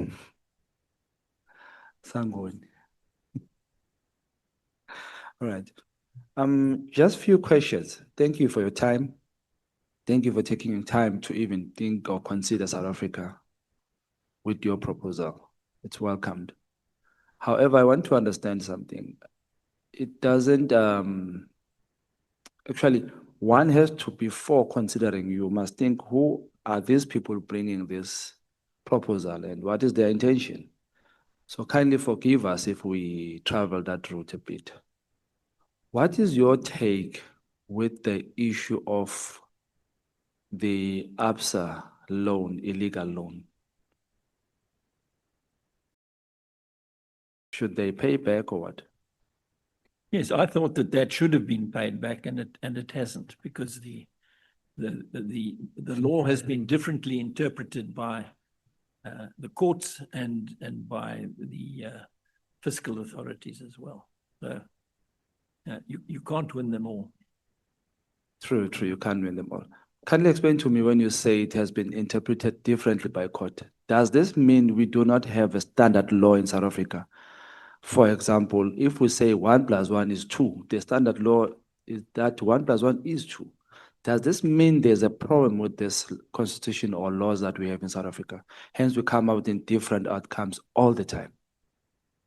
I think in this particular case, the way that it was looked at was because of the various transactions along the way, it would have been Sanlam shareholders who would have had to pay back the money rather than Absa Bank, and the consensus in the halls of power was that isn't the way to go, and we were wrong, and we were proved wrong on that. So in your understanding, who should pay? We thought Absa should pay, and we were wrong about that. But now who should pay? Because the money was taken, right? No order has been made as to who should pay. But in your own understanding, or if you may suggest, who should pay in this regard? The way that we looked at it, Absa should have paid. Should pay. Yeah. Still stick to that. Yeah. I think I'm with you on that one. No, I just wanted to understand that, because in my mind, I was thinking that you were against Absa paying and protecting the apartheid debts. So I somehow wanted to understand that clearly. But what I want to understand as well, what was the issue with you and the public protector regarding the provincial, sorry, what is that, provincial, what do you call it? I forgot the name, but what was the issue between that? What was? I don't know what you're asking about. I'll record it now. I'll just check it quickly on my notes. I wrote it somewhere. So while I'm looking for it, regarding all these Chapter 9 institutions that we have, do you think all of them are failing us? Hence, you want to have another one? I must agree that due to cadre deployment by the ANC, some of the Chapter 9 institutions are not as good as they might have been if more objective appointment criteria had been applied. Can you repeat that? Saying that Chapter 9 institutions Yes. have been a terrain of cadre deployment. Mm-hmm. And as a consequence of that, the quality of the persons in charge of some of the Chapter 9 institutions is not what you and I would expect. So this one will be independent of those? The one you're proposing would be protected from such? Yes, no, it How so? would be. It would be because the appointment criteria, as I discussed with your colleague, would be in accordance with the Cameron judgment in Glenister 3. You somehow said the appointment to the PP was not accurate according to you, and you said she was a Zuma person. Do you think the system used to appoint a public protector is proper or is correct? No. Or does it allow a certain president to have powers on who to appoint? Once it's the same story as I gave to your colleague on your left, that is too much power is concentrated in the hands of the president in the South African system. That's how these things happen. But if a collective decides, how is that a president's decision? Because the collective comes and say, we recommend this for 3 names, then the president decides on those names. The way that cadre deployment has been used in South Africa in the past is currently the subject matter of an appeal that is pending in the Constitutional Court, in which the Democratic Alliance has challenged the practice of cadre deployment in the public administration and in the Chapter 9 institutions and in the state-owned enterprises as well. Okay, let me get your thought on this matter. I have a view that SIU should be taken to be under the public protector so that it beefs up that office. For example, currently SIU has seized or taken stuff from a guy called Maumela, but there's no charge, there's no case there, he's not arrested and all that. In the view of the public, that guy is guilty of something. But in the view of the law, you understand what I'm saying? So what's your view in taking SIU to be under the public protector? Do you think that will be proper?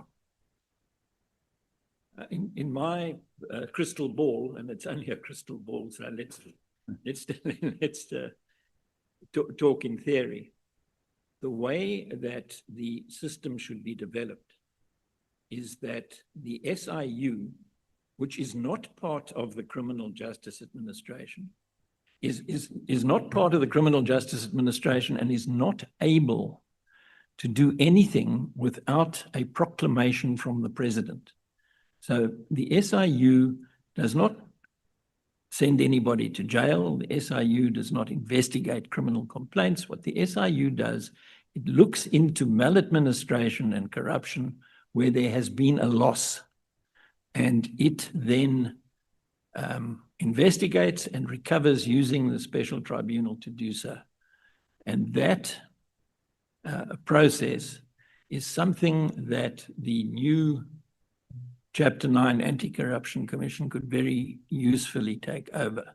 So in my crystal ball, the good guys in the SIU, the ones who really know their oats, they will pass the entrance exam to get into the Anti-Corruption Commission, and they will be used as investigators and prosecutors of serious corruption. They will be used, as the SIU is, to rake back loot from people who have been acting corruptly and making money out of it. And the SIU will be no more. Its infrastructure, its assets will be taken over by the Chapter 9 Anti-Corruption Commission. And the president will no longer be issuing proclamations and telling the SIU what to do and what not to do. That's the, I see your colleagues are agreeing with me. Thank you. All right.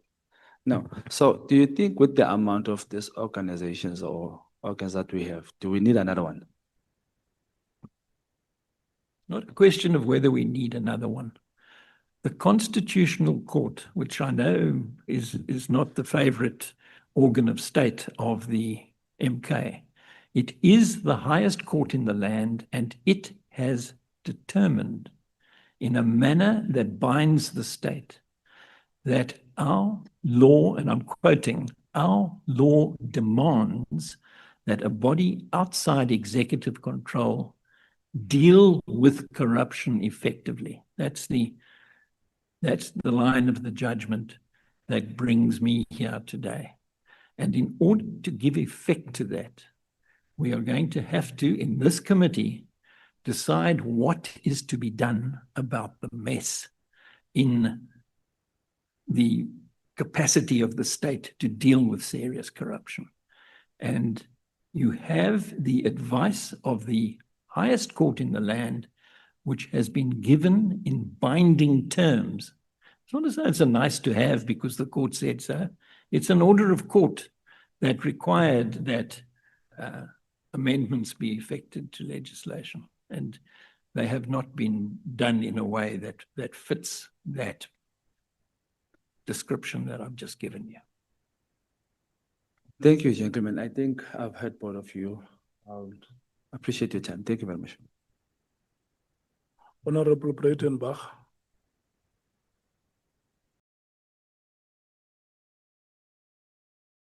Thank you, Chair. It's almost evening, but anyhow, good afternoon, gentlemen.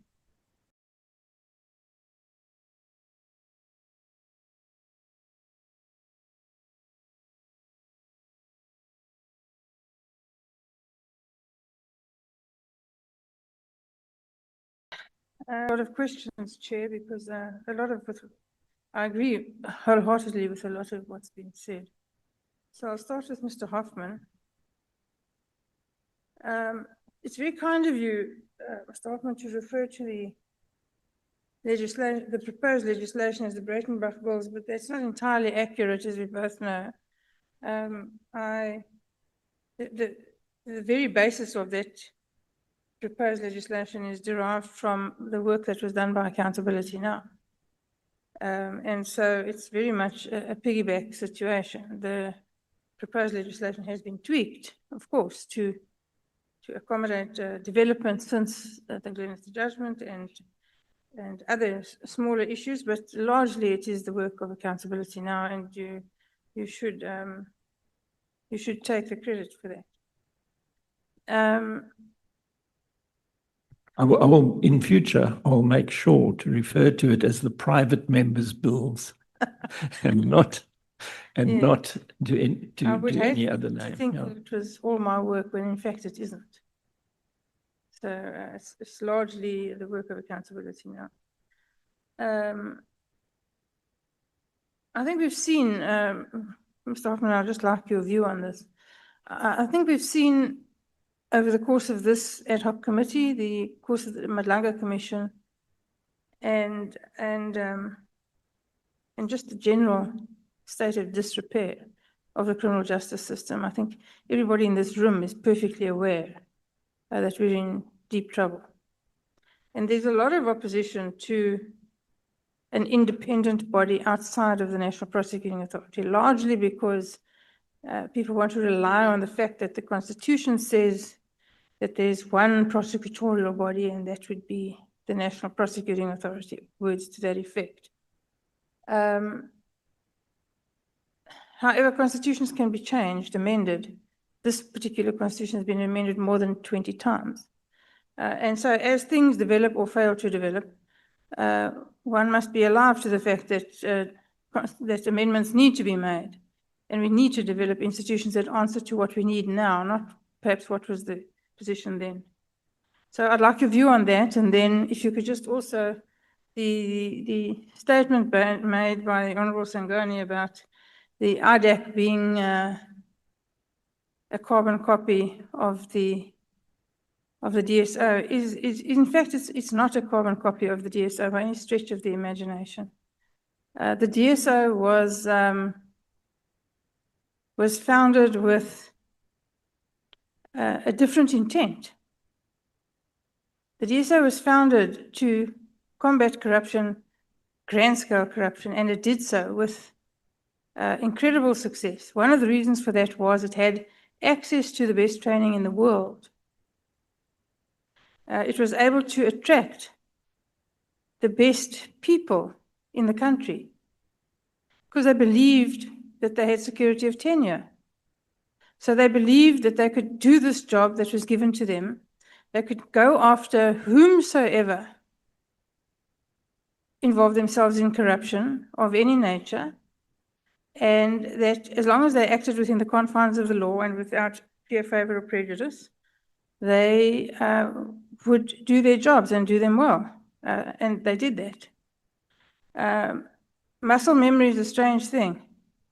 And even now, people who were around at the time of the disbanding of the DSO remember the absolute horror of being told that you are now unemployed because you did your job and did it too well.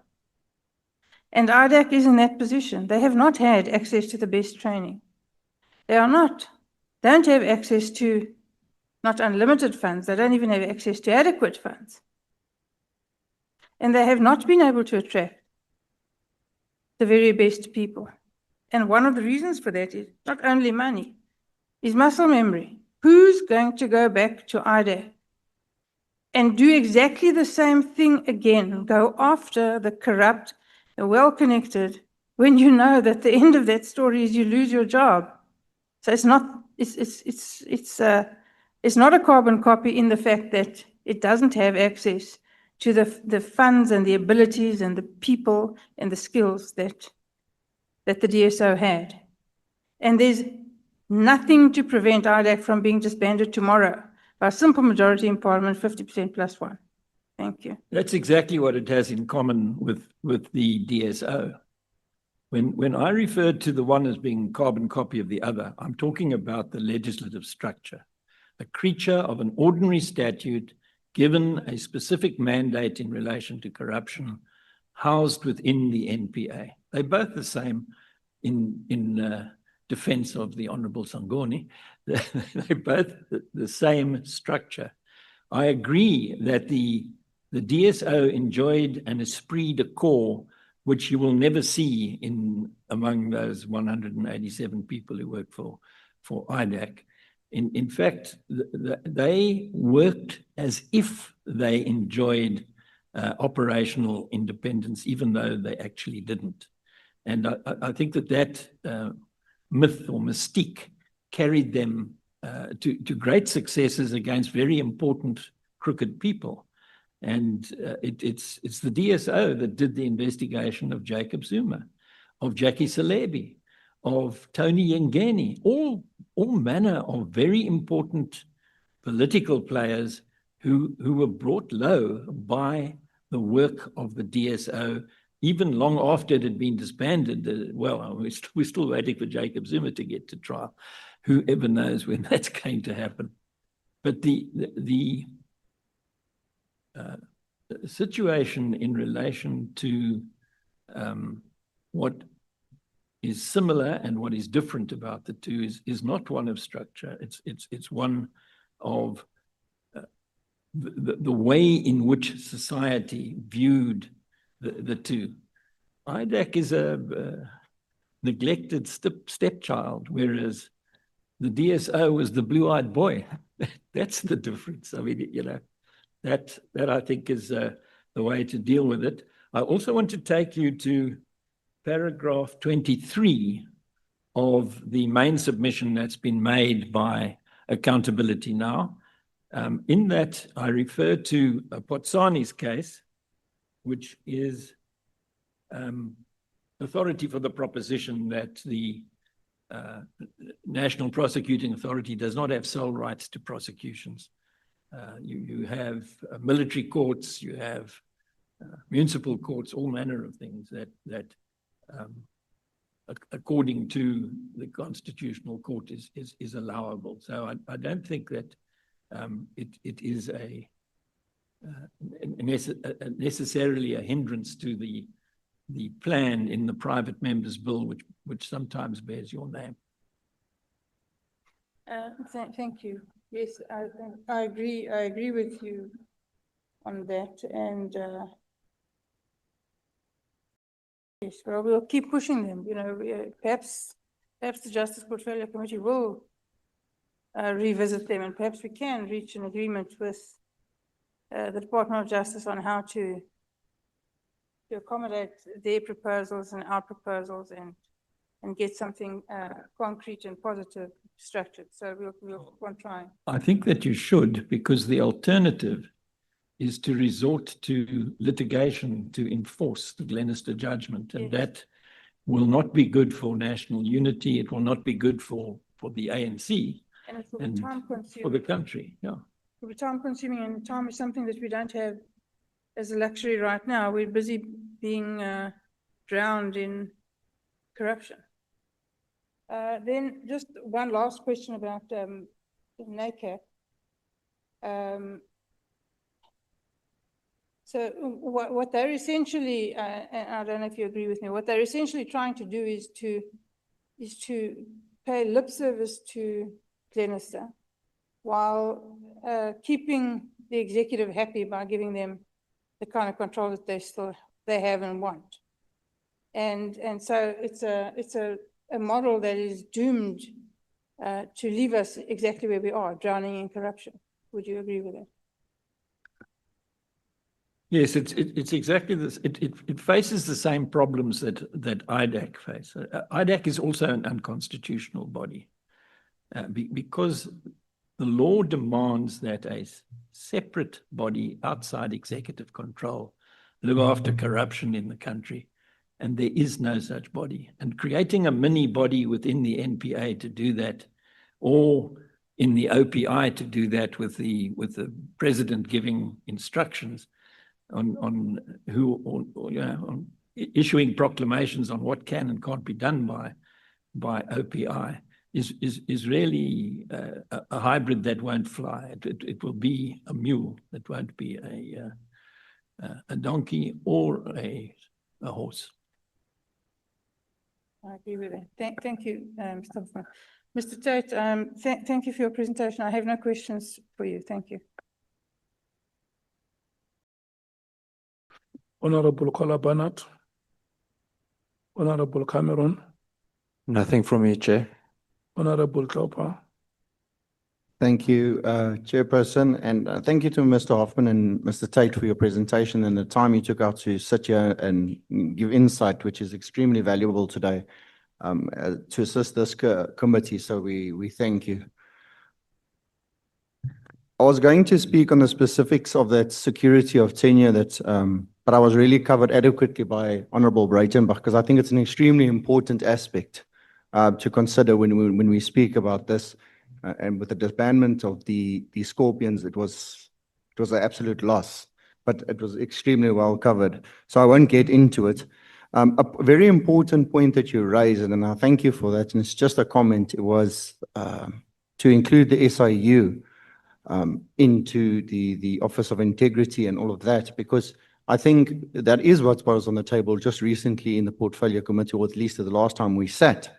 And it's opposite of what the Glenister judgment sought, and to have that body independent And it will be valuable going forward in our internal discussions in the committee, as well as that as of the Justice Committee. So I just want to thank you again for that.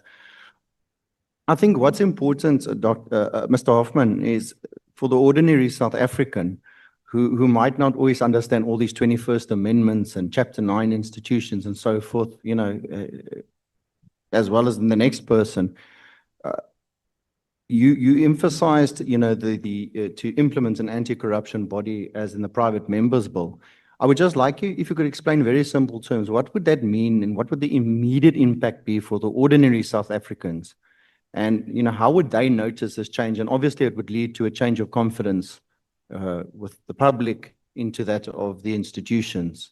If you could just give a plain explanation of that.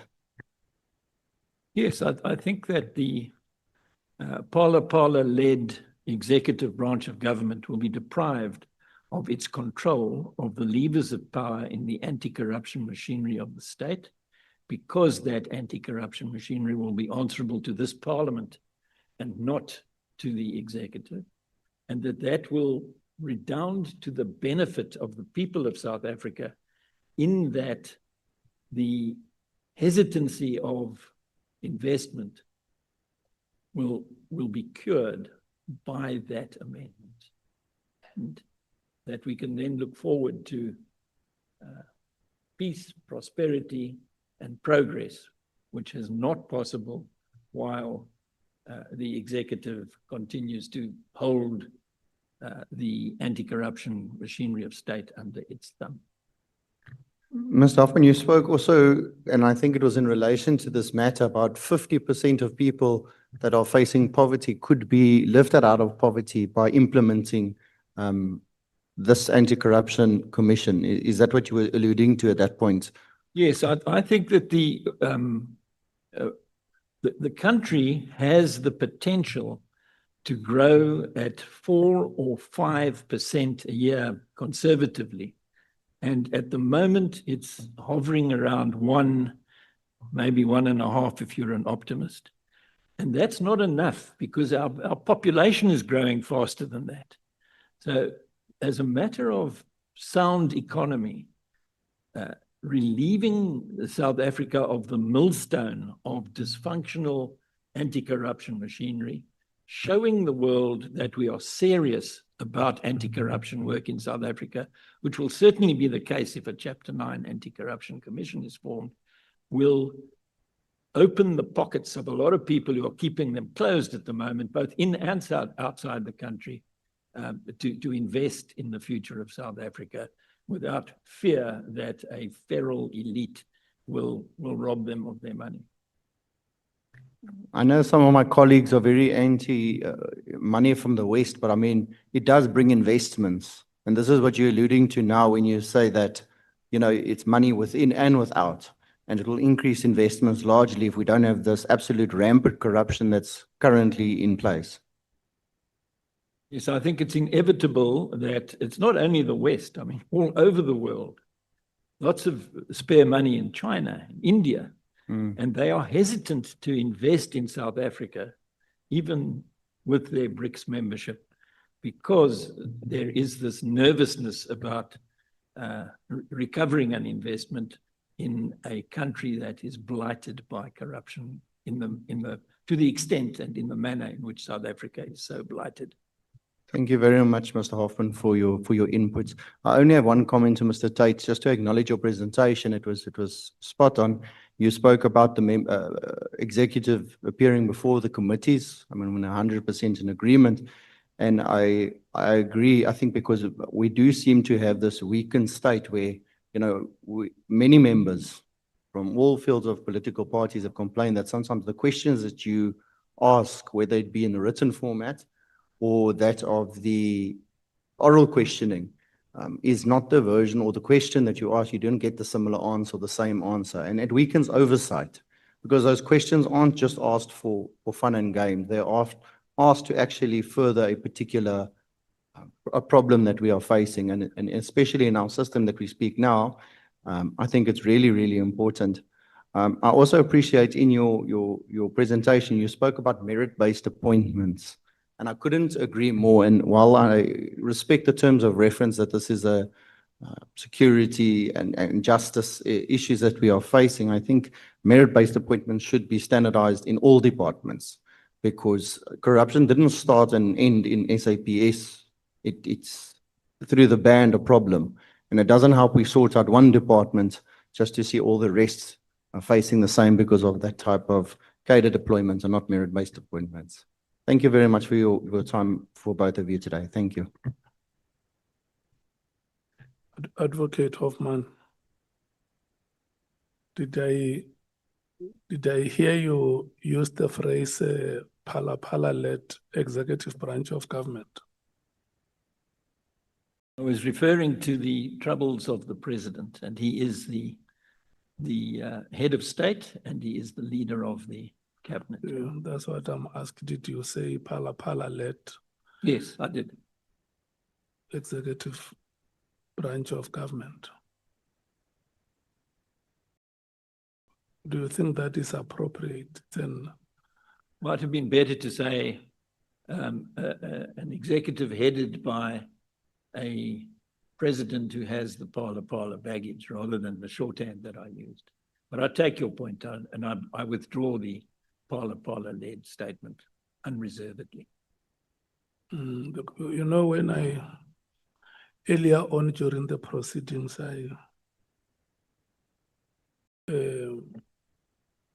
I had to address Honorable Skosana to say, we are not here to impugn the bona fides of any one of us. We want to have a dignified conversations as South Africans. Whatever weight that we use or any manner of address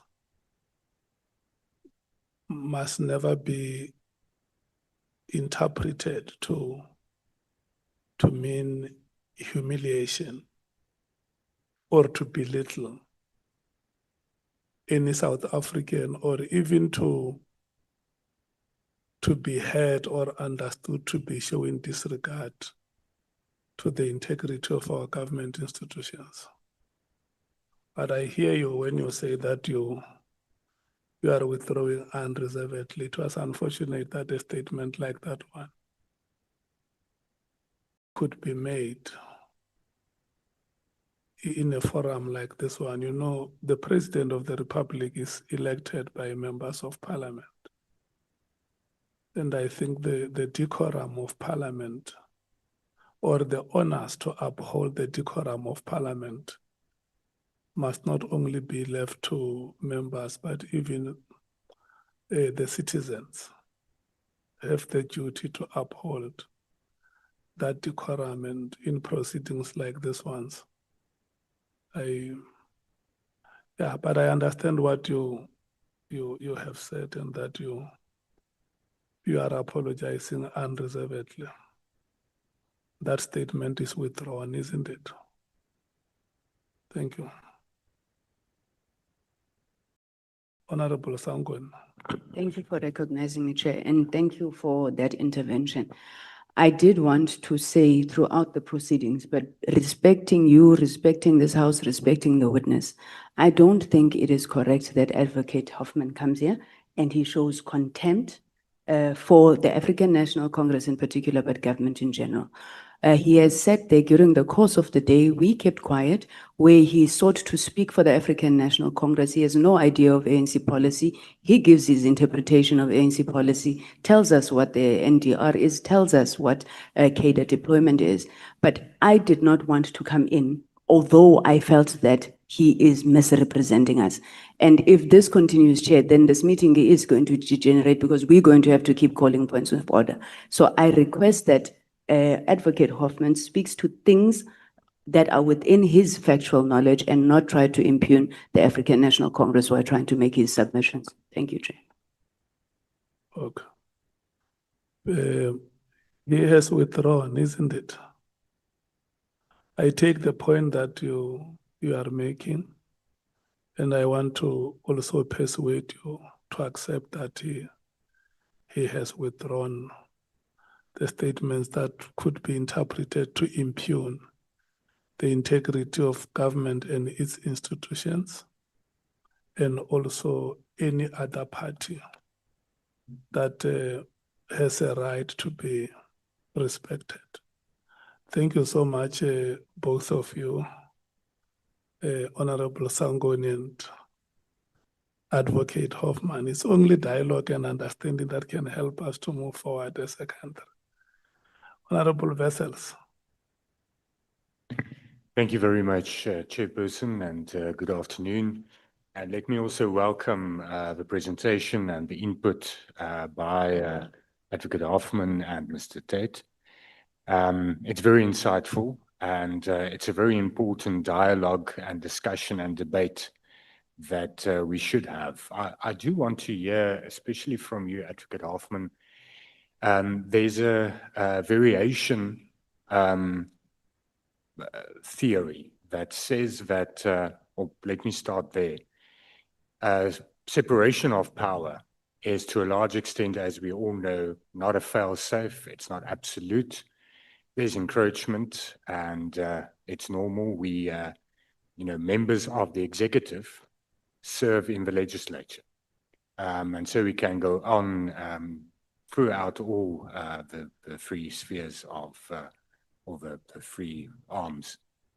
But there is an alternative theory that says that there can be a fourth arm where the National Prosecuting Authority and an anti-corruption commission, as you put it, can rather fall than to say it reports directly to the legislature.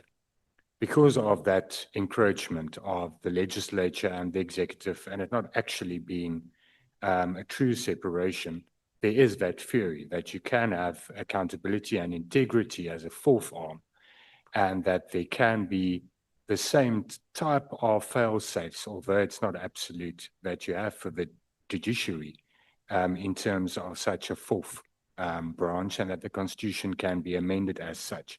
What's your view on such an alternative? Yes, my take on this separation of powers issue is that since 1994, South Africa has actually had a system in which there are 4 seats of power. The judiciary, obviously, which just determines disputes that are brought to it. The legislature, which makes the laws. The executive branch, which runs the country. And the 4th one is the Chapter 9 institution. And I remind honorable members that the public protector has the power to make binding findings against those complained against who are brought to the office of the public protector, and that even in other Chapter 9 institutions, there's quite a lot of dilution of power of other institutions. The Human Rights Commission organizes commissions of inquiry and meetings in relation to what is going on in the executive branch, and has reports on it and so on.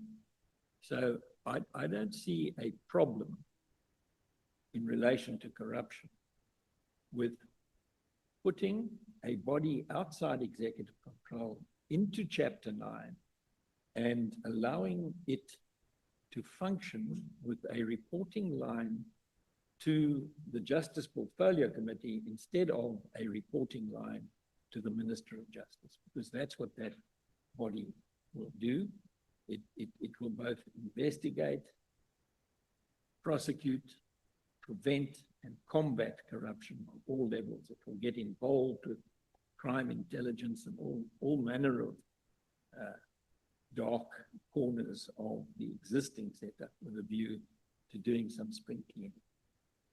But one of the points of opposition to that is that traditionally investigation and prosecution is viewed as an administrative function, which falls under the executive. Our constitution is to a large extent configured to put the National Prosecuting Authority in a hybrid position. It is under the executive, but it is also, as you put it, impartial, which does not mean it's independent. But the fact is that that is one of the criticisms of such a unit.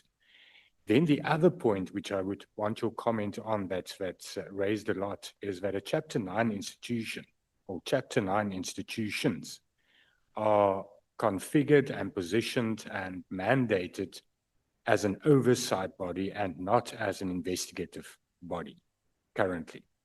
That's one of the viewpoints, and I think it was raised a lot in Parliament when these discussions has been taking place. So I would want to hear your comment that it should not be a Chapter 9, because Chapter 9 is like the Human Rights Commission, the Public Protector, that is oversight bodies and not really investigative and prosecutive bodies.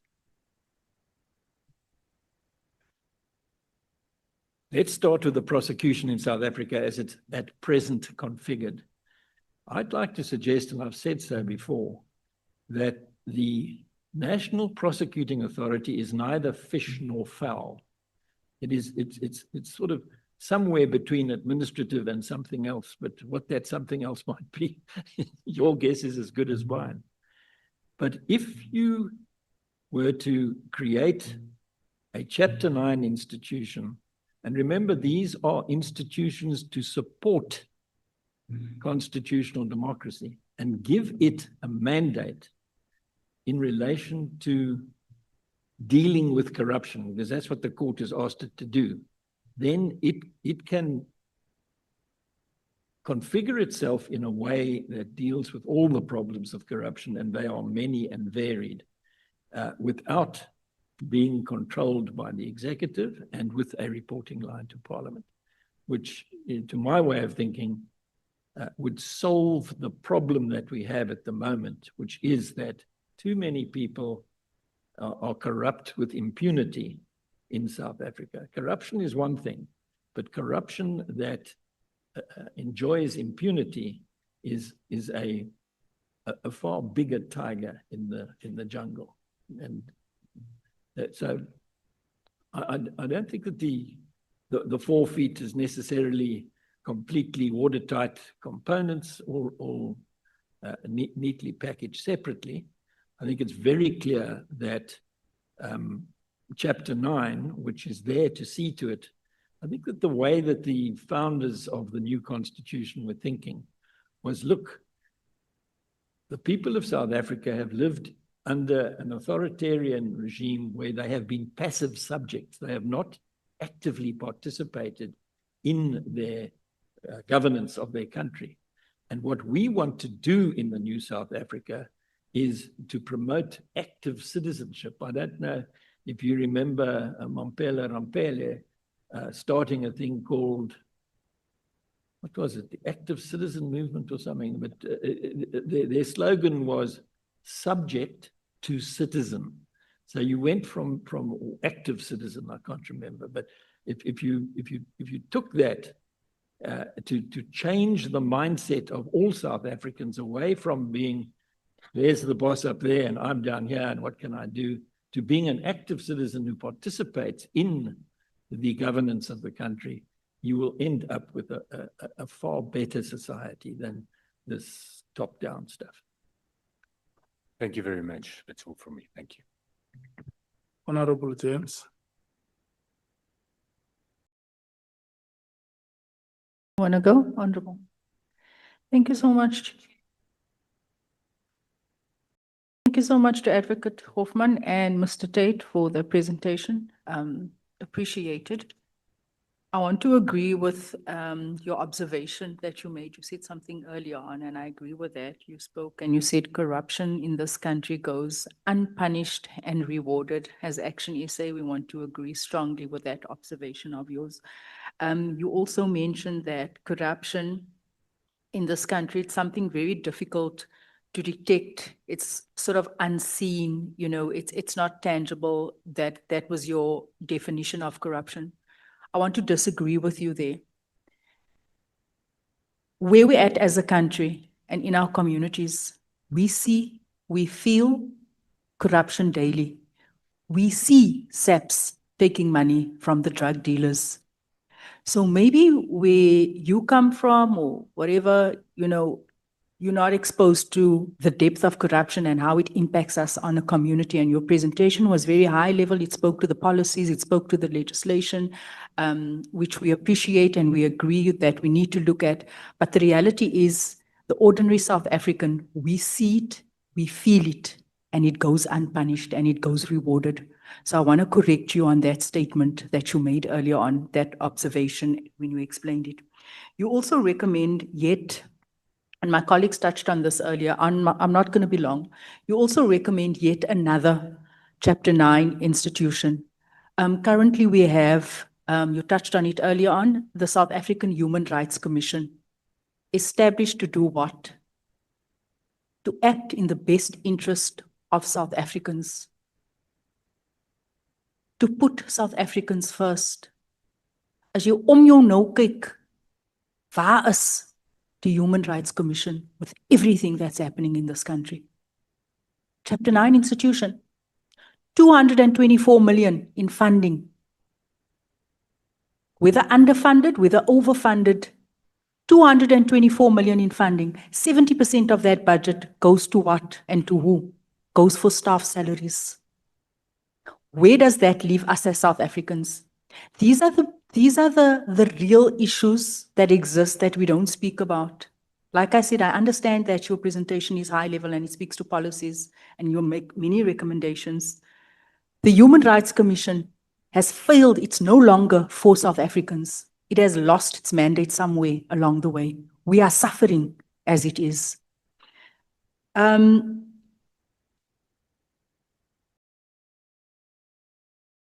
Mr. Tate, you mentioned earlier on that executive ministers, one of your recommendations was for the executive to come and table all the instructions and present to Parliament. Am I correct? Was that correct? We suggested that there is a register that contains all the instructions made by executive to departments. And that is submitted through a committee that would run under the office of the Speaker. I'm just failing to understand how would that work, especially in a department such as SAPS, because currently we are probing allegations where a minister went against his mandate and acted outside of his mandate by making an instruction, and everyone that came here and testified here said that a minister, it is not within his mandate to actually give instructions. So you are basically saying that it is within the mandate of these ministers to actually give instructions. Is that what you were saying? No, Just try to help me understand. No, sorry. there are areas where the minister would be able to issue an instruction in terms of policy. Okay. There are areas in terms of operations where it is not appropriate for the minister to be able to issue an instruction. What this would do would give you a register of all those instructions, and Parliament would be forewarned and be able to take action and proactive action if necessary based on this. And the two competencies, both the executive and the operational command in the form of the National Commissioner, would be protected in a sense of having all of that interaction open and recorded for review. Okay, thank you so much. I'm clear now. In the spirit of conversation, like the chairperson said, I think that we just also need to be clear that when we make those recommendations, we specifically align it to policy and not to operational issues matters. So I just like to highlight that. And then also you spoke earlier on, you've given us, both Advocate Hoffman and Mr. Tate has given us several recommendations that speaks to policy. I'm a little bit worried because when I look at what happens with a department, a body such as, maybe that's the incorrect word, as IPID, IPID is the watchdog, the teethless watchdog with no backbone over the police that does exactly what you were saying here, that makes recommendations, that has meetings, that sits for hours on end, makes recommendations when it comes to corruption. And guess what? We that sit in the police portfolio, none of those recommendations ever comes to light. So I ask, none of those recommendations comes to light. We do detect crime, but there's never ever consequences. Where we are sitting as a country and what would instill, and I always keep this in the forefront of my mind, that when we engage, we must always remember that the one thing that South Africans want right now, the purpose and the reason why we're here, is to restore public trust. Now, when the public hears about formation of these committees, when they hear about recommendations, and we've been there, we've done that, we have it on paper. It's been on paper, but it hasn't been implemented. What is it that we can do now? And I understand also we have a mammoth task at hand and it's very difficult. What is it? Is there anything that you can tell this committee that we can do right now to restore that public trust? Because the recommendations you make speaks to systemic failures, it speaks to reform. That's going to take us decades. Let's be honest. It's going to take us decades, and that's what we're not saying here. Wat doen ons nou met die frot that exists in the system? And I'm going to leave it at that. Thank you, Chair.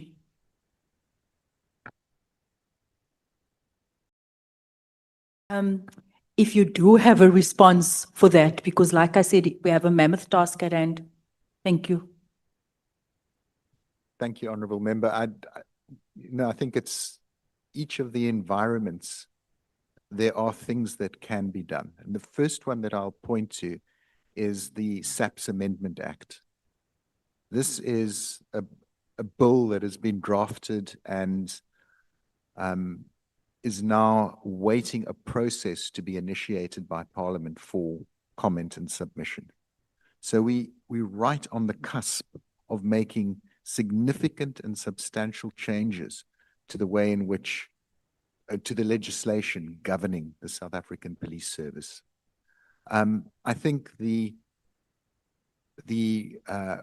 outcomes of this ad hoc committee and the outcomes of the Nhlanhla Commission of Inquiry, the outcomes of the Zondo Commission of Inquiry, I think there's an opportunity for members to scrutinize that bill and to start including responses that address some of those very concerns that you've raised.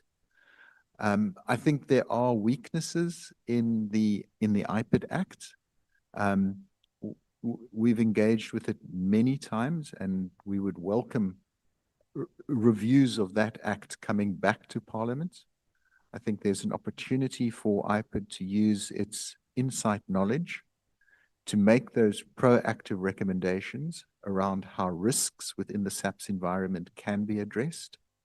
That proactive mandate has never been developed to the extent I think it should.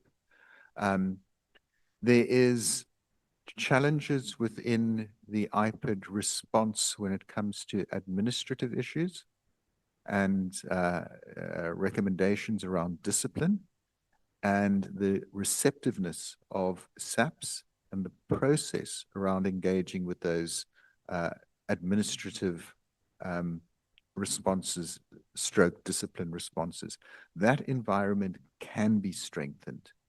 And there are a number of areas where I won't waste time now talking about it, but where we can make substantial difference to enhancing the effectiveness and performance of IPID.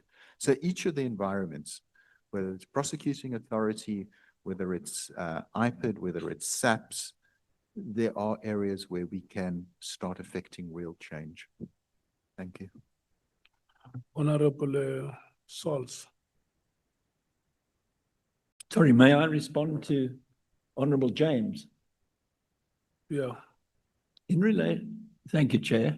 In relation to IPID, which is where the tackies and the tar get together, IPID is not sufficiently independent to be able to acquit itself of its anti-corruption mandate.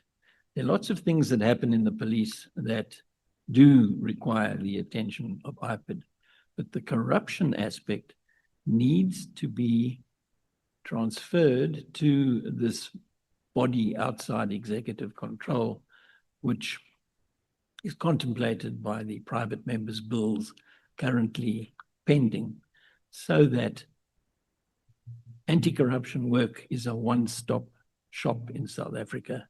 It all goes to that, and it means that there's no opportunity for ducking and diving and muddying the water. There is a body that deals with all corruption of a serious nature that everybody answers to. That is what the judges were thinking about in that Glenister judgment when they understood that corruption has the potential to destroy the country if it is left unattended.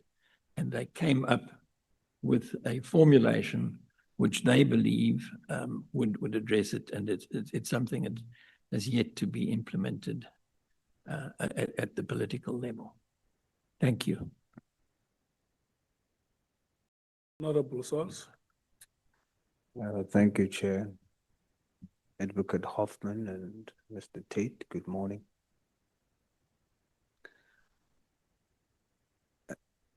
Advocate Hoffman, is your submission that over the years, especially since 2009, that Parliament has intentionally failed in legislatively protecting our institutions against corruption?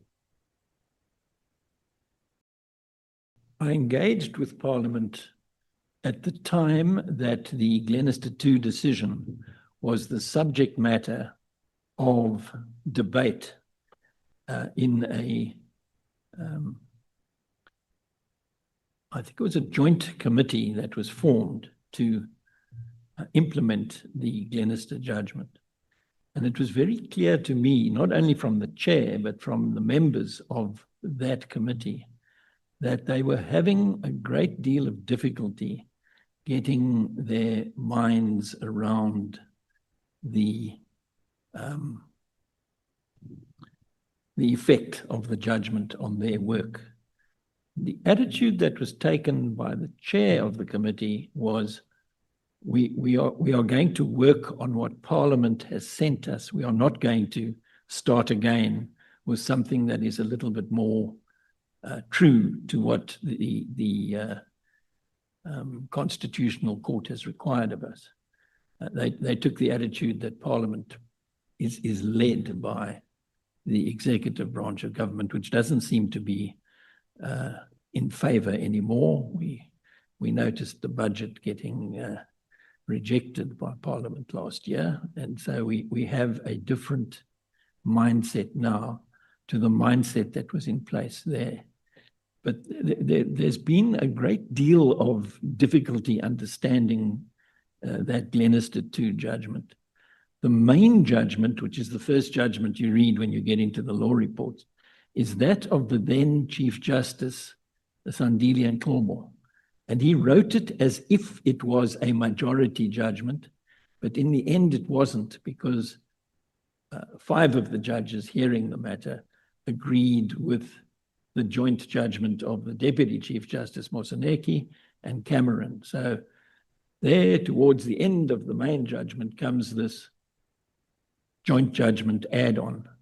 And even recently, when he was still Minister of Justice, the Honorable Lamola spoke at a conference at UCT on the basis that the Chief Justice's judgment set out what the law is, without regard to the fact that the joint judgment is in fact the majority judgment and is what binds.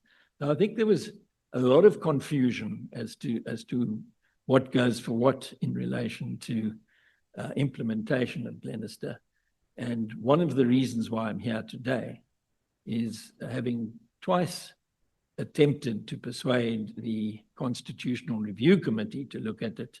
I'm now dealing with a very muscular Ad Hoc Committee, which is very much alive to what the issues are in relation to successfully combating corruption in South Africa. So I think that over the years, we've got sort of stuck with what came out of the process that ended in 2012.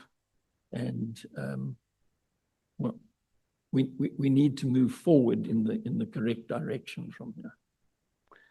That sounds to me like a yes. Am I correct? More or less. I don't think there was much appetite in the governing alliance for depriving the anti-corruption machinery of executive control. So, Advocate, is that a yes? Is that a yes? yes, it's a All yes. right. Advocate Hoffman, your submission emphasizes the Glenister 2 requirement for a body outside executive control. From your perspective, does this mean that any body reporting to a cabinet minister, body as in a structure, is inherently unconstitutional? Or is there a specific threshold of oversight that becomes control at a particular point? What we are dealing with here is serious corruption. And what the court did when it came to make this distinction outside executive control is that it had regard to Section 7.2 of the Constitution, which says the state must respect, protect, promote, and fulfill human rights, which it said couldn't be done if the state is continuously leaking funds and assets and its value to the corrupt. So that was the one aspect that informed the decision. And the other was that under our international obligations, in terms of treaties that have been entered into at United Nations level, African Union level, and even SADC level, we have an obligation to keep and maintain independent anti-corruption machinery of state. So because of that concatenation of facts and circumstances, the court came to the conclusion that it wasn't a good idea for the general mandate of the police and to prevent and combat crime, and of the NPA to prosecute crime. It wasn't a good idea to leave corruption in that configuration, which is why we go for a separate body that is outside executive control. It's not a general rule, it's a rule that is especially made, and it involves the carving out of anti-corruption work from the general mandate of the NPA and the general mandate of the police, in order to have the specialist body, trained individuals who are independent, properly resourced, and secure in their tenure of office. Because if you don't have that, you can't actually make your anti-corruption machinery work. So all other bodies are not necessarily inherently unconstitutional? No, not at all. There are right. plenty of them that could work under executive control. All right. You argue that Parliament has left unattended the task of creating a STIRS compliant body, STIRS. How do you distinguish between a failure to act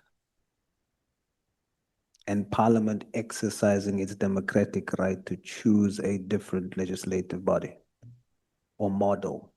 There is no such choice, because the judgment of the Constitutional Court is binding on Parliament. Parliament has been ordered in that Glenister judgment to amend the legislation in order to establish this body outside executive control, and it's never actually done so properly. So it was a failure to act. It was a failure to implement a binding decision of the Constitutional Court, and it still is a failure, and it doesn't redound to the credit of Parliament that is how it's panned out. You state that IDEC is a constitutionally false step. Are you saying the existence and operation of IDEC right now is illegal? Yes, it's unconstitutional because IDEC is set up as an investigating directorate against corruption. That's its name. So it's dealing with corruption. The court has said a body outside executive control is required to do this. Well, IDEC isn't such a body. IDEC is a part of the NPA, and both IDEC and the NPA are under the control of the Minister of Justice. So it's a non-starter. It is. If you look at the letter that I wrote to the president the day before he signed IDEC into law, you'll see why that is so. I'll give you the reference if you'll just give me a moment to turn it up. It's in the longer. Yes, it's paragraph 24. Paragraph 24 of the main submission from the 29th of September gives you chapter and verse as to why IDEC is not a constitutionally compliant body. You interpret the Glenister Trilogy as requiring a single body to deal with both the investigation and the prosecution of corruption.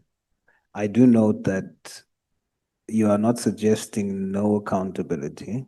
Instead, you are proposing, based on a court judgment and not your own opinion, as we've established, a shift from accounting to the executive, rather to Parliament instead. So I get that. Now, how do you guard against the risk of creating a super agency that lacks its own internal checks and balances? You do that by appointing the right people. And I'm not sure if you were in this meeting when I referred to the judgment of Justice Cameron in Glenister 3, in which he said how you go about. Look, it's not fail-safe, there are human beings involved. You know, anything can happen when human agency intervenes, but that is the way around the conundrum you pose. Can you summarize that for us, Advocate? Yeah. Because I heard you mention it earlier, but yeah. How do you determine who's the right people? Yeah, what you do is you subject those who wish to join this anti-corruption body to integrity testing, to lie detector tests, and obviously do a background check on all of them to make sure that they don't have skeletons in the SAP 69 cupboard or anything like that. They have a clean record, they have established integrity, and they pass a lie detector test. That way you get the best possible human material into this specialized body, which concentrates exclusively on dealing with, that's the verb that is used in the judgment, dealing with corruption. And the court said dealing with corruption, advisedly so, because it was seeking an all-embracive verb that would deal with prevention, combating, investigation, prosecution, the A to Z of anti-corruption work. All right. You mentioned that in 2012, 20 out of 21 public submissions were critical of the Hawks legislation, yet Parliament passed it. Are you saying that the majority view of public submission should be considered the rubber stamp for implementation or non-implementation? No, I don't say that at all. I was simply observing that civil society was not buying what the executive dished up to Parliament as the way forward on this judgment. And that I think But that suggests that you are implying that because of that, and that's why you're raising it, that majority view of the public submission was questioning the bill, but yet Parliament went ahead despite. Yeah, What should they have done? Yeah, it's not a question of a majority or minority. What I'm saying is that most of the people who took the trouble to go to Parliament to talk about that process were not in favour of what Parliament did. But in its defence, Parliament did effect more than 50 amendments to the bill or the draft bill that was presented by, I think Kola Barnard's the only person here today the Honourable Kola Barnard's the only person here today who was in that committee. And she'll be able to give you a blow-by-blow account of what happened behind the scenes. Yeah. Look, Advocate, someone like me who reads your submissions, when I read you say 20 out of 21 of the public submissions was critical of the Hawks legislation, yet Parliament passed it. To me, it sounds like you're saying that they shouldn't have, given that so many of the public submissions was that way.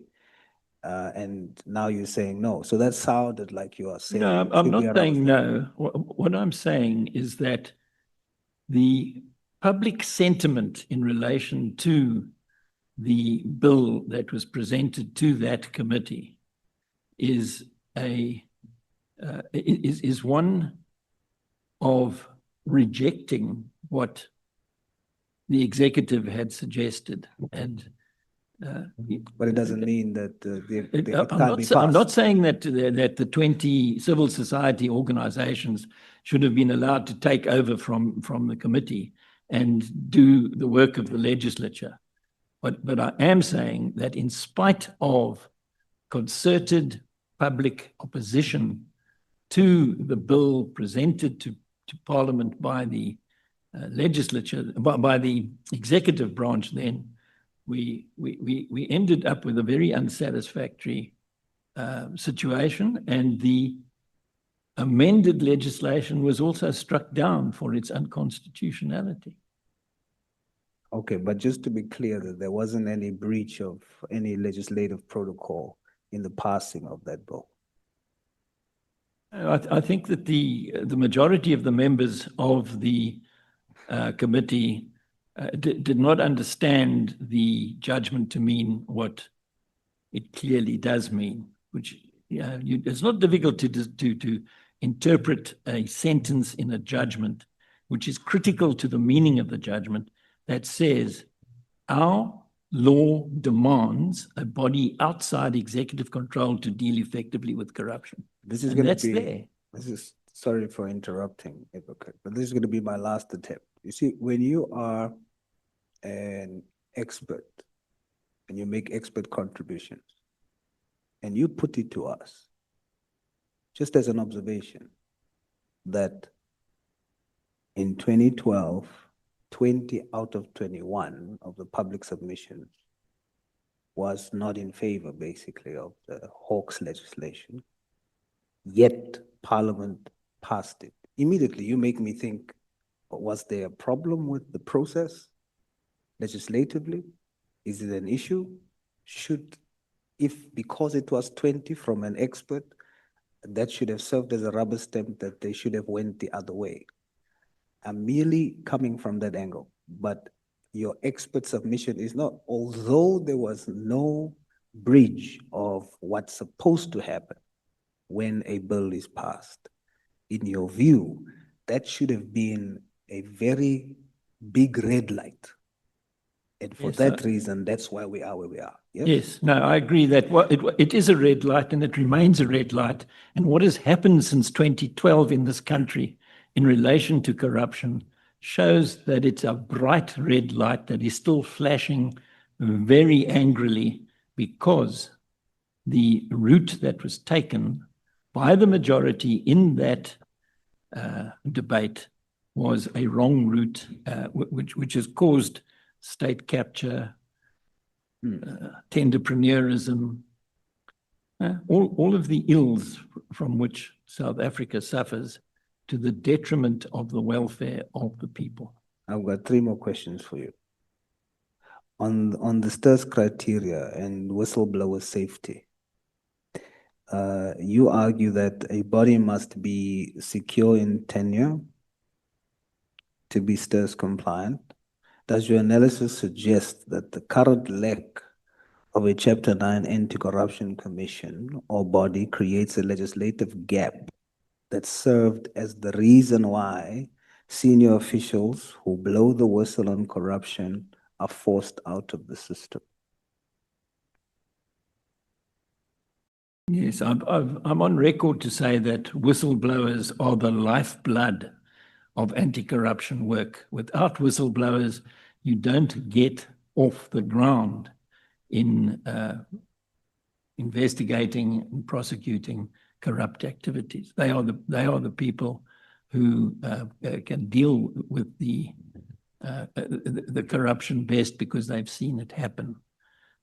In relation to whistleblower protection, I understand that there is some legislation in the pipeline in this Parliament, and it's my prayer that this Parliament will pass legislation that is effective and that does not only protect but also rewards whistleblowers.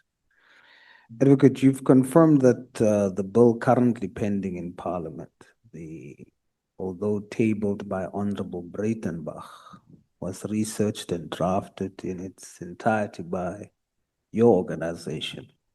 Does your presence here today as an independent expert witness not create a conflict of interest, given that you are effectively making submissions in support of your own work? The way that we look at it at accountability now is that what the court asked Parliament to do was to make the reasonable decision of a reasonable decision maker in the circumstances. It may be true that I'm the grandfather of the bills that I call the Breitenbach bills and Breitenbach calls the private members bills, but the truth of the matter is that what we need to do in South Africa is come up with reform that addresses the failure properly to implement the decision in Glenister 2 that was confirmed in Glenister 3. Now, there are various ways of doing that. If you are getting to the reasonable decision of a reasonable decision maker in the circumstances, there's nothing in that that requires a Chapter 9 institution. But there is a requirement that a reasonable decision be taken. And that comes from the Rail Commuters Action Group versus Metro Rail trading as Transnet. And that in that decision, at paragraph 88, a unanimous constitutional court explained how you get to the reasonable decision of a reasonable decision maker. And it's referred to in Glenister as a footnote. But do you see the conflict of interest? No, I don't see a conflict of interest at all because the reason why we put the drafts on the table in 2021 is that in 2020, the National Executive Committee of the ANC, its highest decision-making body between conferences, I think I have that right, but if I haven't, I'll get into trouble. And it produced and published a resolution in which it called upon Cabinet, National Cabinet, to urgently implement what I've suggested needs to be done. It wanted a new anti-corruption body then and there. And after a year had gone by and nothing had happened, I realized that we needed to do something about it. So I produced the drafts, and the drafts have been enhanced and worked on by Breitenbach, who was not a fan of the ideas that that we have been punting since 2012. The advocate, sorry, the question is not directed at the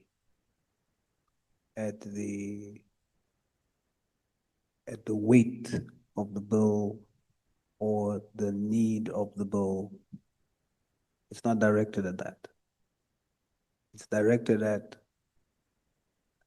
most of your submissions earlier when you submitted to us. You were basically lobbying for the bill. And for someone that doesn't really know you, I was interested to know why you're pushing so hard for the bill. And then when Honorable Breitenbach came to her session, she then clarified, it's not even hers, it's yours. Yes, I don't see it as a conflict of interest, which is the question you're asking me, because it's never been a secret that it's our bill. It's been given to the president, it's been given to Parliament, it's been given to the NPA back in 2021, and somebody picked up the ball and ran with it eventually, and now we have two bills pending in this Parliament due to the seed that was planted in 2021. We're now in 2026. You see, when you are perceived as lobbying here rather than providing expert contribution to what our work is dealing with, that becomes problematic. And I want you to see that. And if you can't, that's also okay. But I'll draw your attention to another example. You had members of the committee call you out on statements you've made that is specifically directed at a particular party, and you had to withdraw on the record. It now makes you to be perceived as not being independent. You see, and so that's what I'm drawing your attention to. Is your complaint about independence, or is it about a conflict of interest? I'm not complaining. Well, your question. Yeah, my question is about conflict of interest. The bill that you have been lobbying for earlier, very expressly so, right, is actually stated on the record as yours. So even though you named it, or it is named the Breitenbach bill, but as you sitting there, you know it's yours. And for that reason, you kept on lobbying for it. No, and it comes across as that. So I'm saying your posture should be different to say that to ensure the integrity of this committee for future sessions, any witness in your position, I believe, should come forward and say, instead of saying I'm an independent expert, say I'm a project partner. And we'll know when you talk about it, we understand why you are emphatic. Then we will also understand why your views are, why you would say what you said about the president, because of your link. So we are clear about it, you see? And that's what I mean by conflict of interest. Yes. Well, I don't feel conflicted. And I have to tell you that in the very first submission that we made on behalf of Accountability Now to this committee, we referred to the book Under the Swinging Arch, in which the history of the entire saga from the dissolution of the Scorpions to 2022 or 2023 is all set out there. It's not as though I'm coming here flying a false flag, and I really don't feel conflicted about speaking to Parliament about what I believe the correct reform initiative should be. Whether you accept that is another thing altogether. No, I want you to say that I accept that. I accept the fact that we should have legislation, etc., like that. We should also have expert contributions from yourself. We should. But it shouldn't become a strategy that as we talk on issues like this, that you use that as an opportunity to lobby and then make statements that makes you to be perceived as not being independent. That's what I'm getting at. Yeah, well, I feel perfectly independent, thank you. Almost done. Mr. Tate. You don't have so many questions, don't worry. Your submission recommends that all ministerial instructions to the SAPS be recorded in writing and entered into a formal register. As a matter of practical governance, how would this register distinguish between a legitimate policy directive and an operational instruction that might improperly interfere with a live investigation? Please.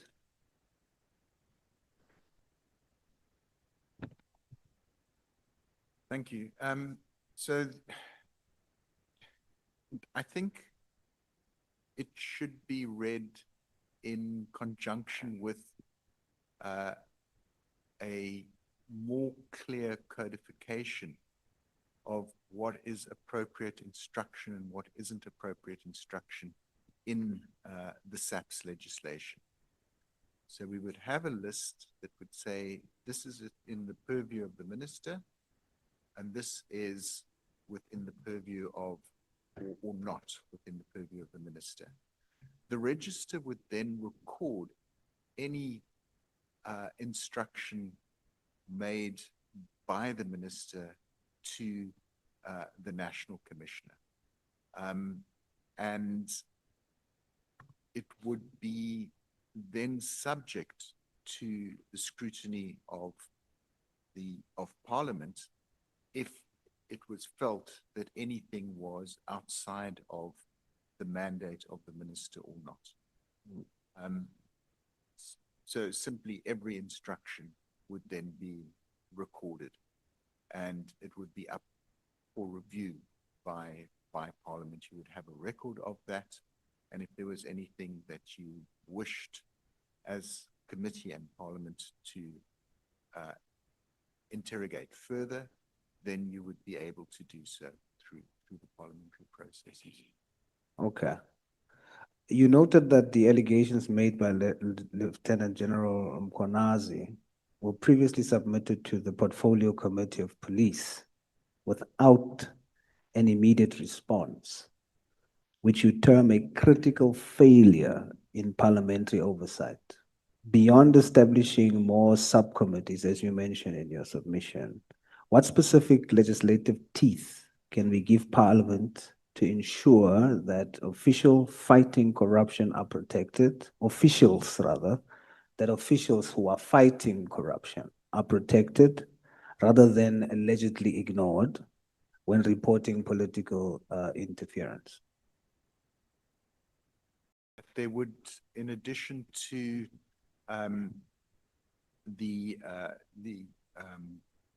in addition to the register that we propose, that there would be opportunity for direct resort to Parliament by, in this instance, the National Commissioner or an operational commander under him, if he felt or she felt that there was undue political interference in an operational decision. So the legislation would provide for that recourse to Parliament, that there would be this register of recording all instruction, and that there would be clarity in terms of what is within the purview of the minister and what isn't, and that there would be a re-emphasis that instructions that are not appropriate in terms of coming from the minister would not have to be obeyed by the police officials, and so protect their tenure and position. You recommend statutory protections against arbitrary dismissal or redeployment to insulate operational command. To what extent does the current SAPS Act fail to protect whistleblowing officials from being sidelined or cleansed, as the general puts it, under the guise of administrative reassignment?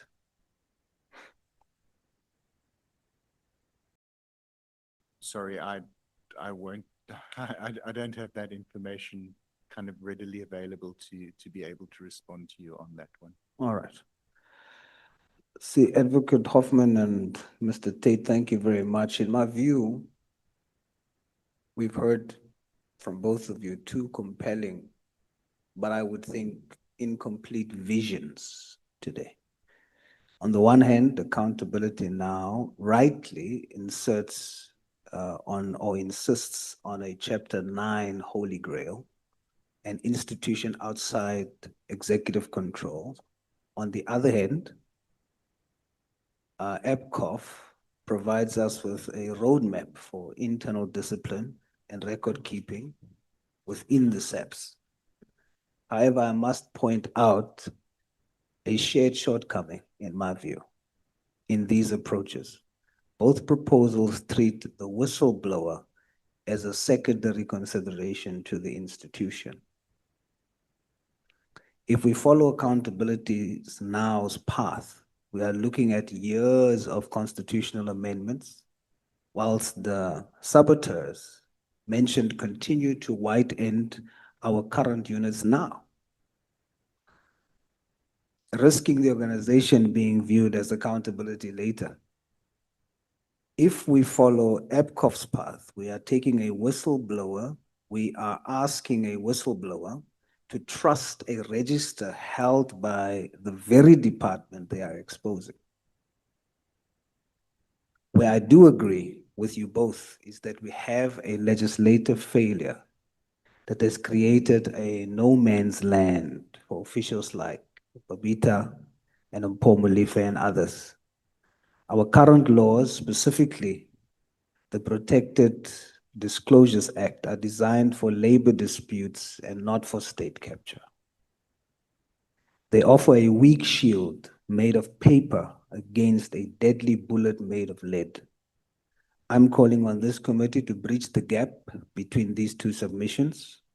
We cannot wait for a Chapter 9 body to be built before we protect whistleblowers currently in the trenches. We need immediate intervention. We need accountability now. We must stop debating the architecture of the building while the residents inside the building are being killed for trying to keep the house clean from corruption. If we as Parliament continues to fail in our duty to legislate specific high-level protections for those exposing executive interference, then we are not an oversight body. Then we are an accomplice to legislative silence. Advocate Hoffman and Mr. Tate, thank you very much for your time. Thank you, Chair. Thank you so much.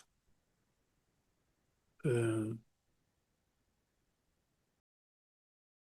looking at the way you use your time, honorable members. And if you use your time the way you use it, the problem is not the chairperson, the problem is yourselves. And when you become a problem, I allow you to run the whole day without a break or to run until the time you want to run. Do you still have the strength and energy to run forward? Can I call the next speaker?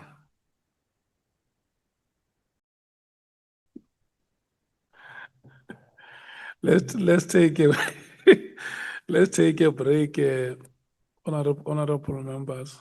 Now we'll come back, and this is how you decided to use your time. So you must wait until we come back from break. When we come back from break, we are going to take Honorable Mwango and Honorable Matthys, and then allow the advocates to interact. And then we will thereafter release Advocate Hoffman and Mr. Tate. We're not releasing you now. You must come back. It's now 3:15. All of you must be back here at 3:30. You might not know, Chair. Maybe uzohamba No, nje you have eaten yourself. Those who have not had a break, may you please leave the chambers now and come back at 3:30. Yeah, I will remain here listening to what Honorable Skosana is saying. Yeah, I'm saying Advocate Hoffman must come back because Batoi never came back. Thank you.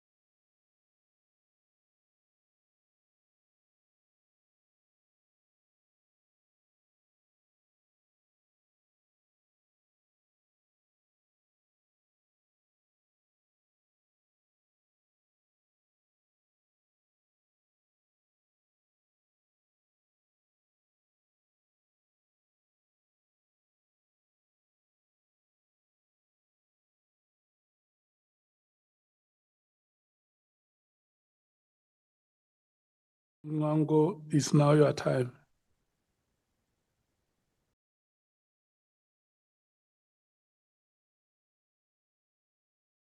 Honorable Mngango, it is now your time. If Honorable Mngango is not having questions to ask, we are going to call Honorable Matthys.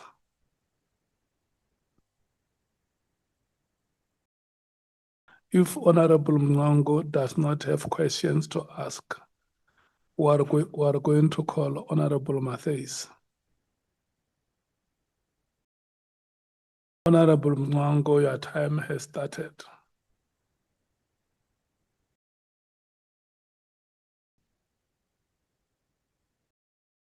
If Honorable Mngango does not have questions to ask, we are going to call Honorable Matthys. Well, thank you, Honorable Chairperson. I'm sorry for not responding promptly to your calling. We were still busy out there. Obviously, I don't have a lot of questions because I joined the process at the tail end of it. However, I do want to express my appreciation to Advocate Hoffman and the team for actually making their submission. And also the recommendations which seem to actually have been well thought out, and surely they will enrich the final outcome of this process. However, I do want to get some clarity on the issue of your proposal for the establishment of a Chapter 9 institution to be called Anti-Corruption Commission. I'm doing so actually latching on your statement, which you actually made, that Chapter 9 institutions actually have become, grounds for corruption. So I just want to understand how you will actually, how are you proposing to ensure that this one as well does not actually become another terrain for corrupt activities? Thank you, Honourable Member. Chair, may I answer? The situation in relation to the new Chapter 9 institution, which is called the Anti-Corruption Commission in the draft bills presently pending before Parliament, is that the process that will be embarked upon in order to effect appointments in that new body will be tailor-made to ensure that the right people get the job. And you do that with integrity testing, you do it with lie detector tests, you do it with background checks and audits to make sure that everybody who is in the new organization is a straight shooter, not a corrupt individual who's coming there to white ant it. This isn't my own idea. It is based upon the judgment in Glenister 3, a minority judgment of Justice Cameron, who went into the appointment procedures. So the short answer to the question is follow Cameron J's judgment in Glenister 3, and you'll get to where you want to be with a squeaky clean new Chapter 9 institution.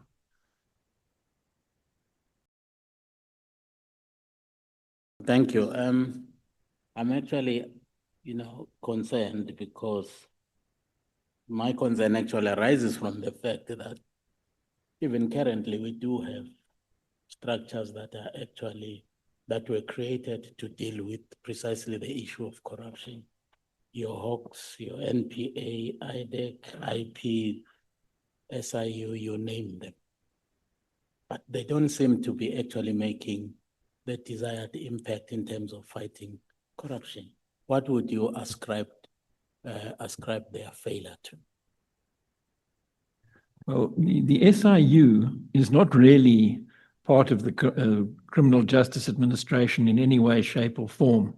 It's a specialist entity that acts to recover state or state-owned enterprise assets that have been the subject of maladministration, malfeasance, or corruption. So if money is taken out of the system that belongs to the state or the state-owned enterprises, the job of the SIU, Special Investigating Unit, is to recover that money. And they do it in the civil court of the special tribunal, and they've done a lot better than the rest of the bodies to which you refer in your question, mainly because they are housed within the presidency. They get paid salaries at a different scale to those that are paid to prosecutors and to investigators in the Hawks. And the SIU leadership has been able to cherry pick and select people who are in the criminal justice administration and are transferred out of the criminal justice administration to be employed in the SIU. As I see it, because the SIU is such a well-functioning body and compared to the others, it may well be wise and economical to base the rump of the new Chapter 9 institution on the assets, the buildings, and the staff of the SIU, which has offices around the country and which has people who are familiar with the territory from the point of view of raking back loot, rather than from the point of view of locking up corrupt operators. And you would then be able, by recruiting in the National Prosecuting Authority staff and in the police, and of course in the private sector and elsewhere as well, you'd be able to recruit enough staff to properly populate the new Chapter 9 institution, which could then get on with the business of confronting of dealing with corruption efficiently, which is what the court requires in its judgment. General Mkhwanazi, advocate, actually make a very fundamental allegation that corruption actually is cutting across virtually on all criminal justice, system, quoting, that judges, magistrates, police, whoever is involved in the criminal justice system. And in your observation and also your recommendations, you are actually proposing a phased approach to dealing with this situation. Most of your recommendations actually are looking at medium to long-term solutions. But my concern is that corruption is endemic now. It has to be stopped. Something has to be done now. And I'm worried, I wonder what would you actually propose as something that needs to be done now to actually do something to dent corruption activities now. I must give you the science. I must give you the science on this because it's actually very interesting. In any given large population, 10% of the people are always corrupt, no matter how well the system functions. 10% of the people are like you and me, they never corrupt. And the other 80%, in other words, the vast majority of that population, can go either way, depending on the circumstances. And the one circumstance that has a greater effect on the incidence of corruption than any other is the deterrent effect of efficient prosecution of the corrupt.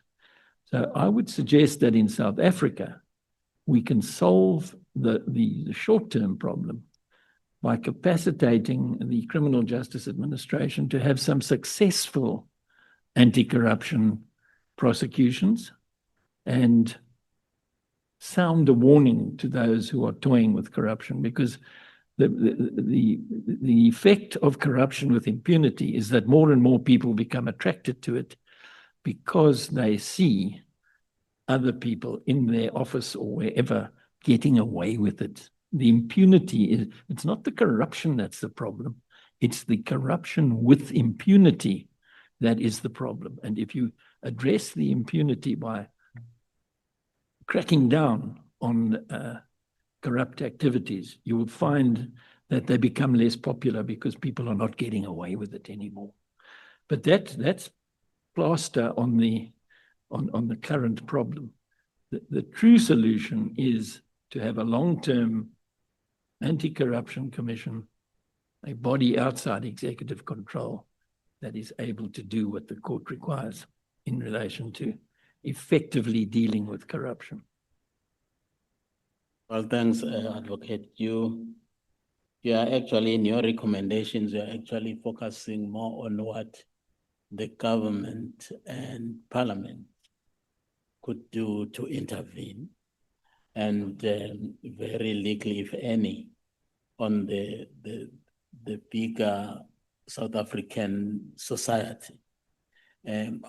What would you propose would be the role of the bigger South African society in actually fighting this scourge, rather than actually leaving it out, leaving it into the hands of the government and parliament only?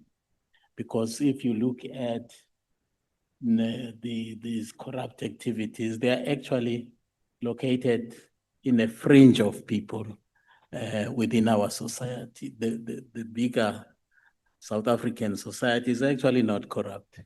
They are poor. People who are actually indulging in these corrupt activities are people who actually should not be doing that because they're well off in any case.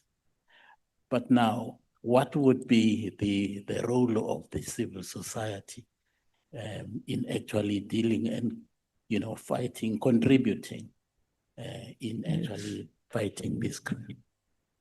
Thank you, Honourable Member. The role of civil society is certainly a big one, but it cannot be an active role until such time as those in positions of authority, by which I mean Parliament and the Executive, are in a position to create the climate in which the impunity of the corrupt is addressed.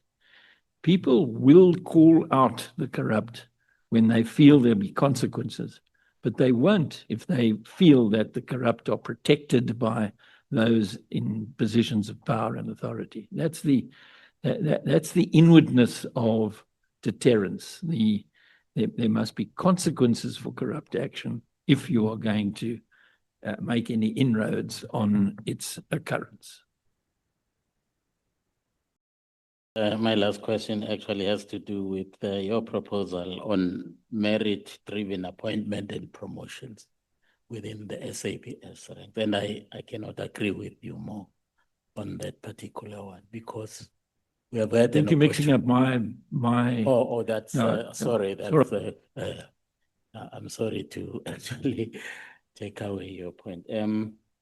I honestly agree with you on that one. We've had an opportunity to interact with some of the generals here, and some of them, you could see that they can't even say hi to a duck, and but they are actually responsible for critical interventions in our crime situation. So I was wondering how you could actually advise on this particular point. What is it that needs to actually be done to actually ensure that indeed appointments and promotions are actually based on merit and nothing else, no political interference and nothing else but merit.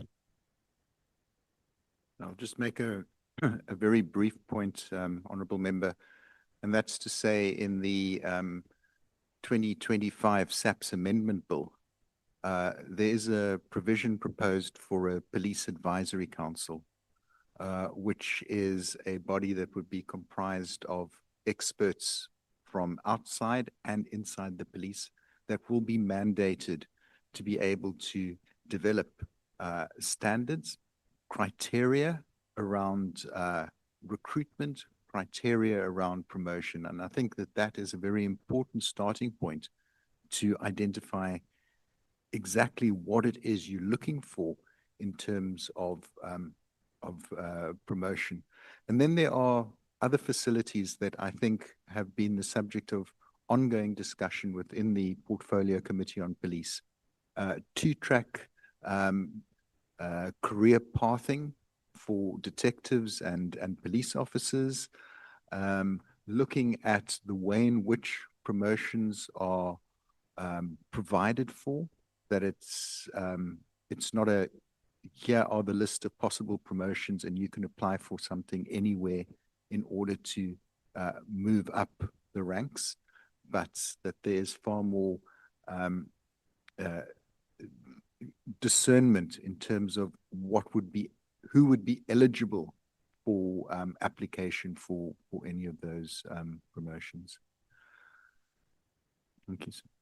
Thank you, Honourable Chairperson. Thank you so much. The last will be Honourable Matthys. Thank you, Chair, and thank you, Accountability Now, for your presentation.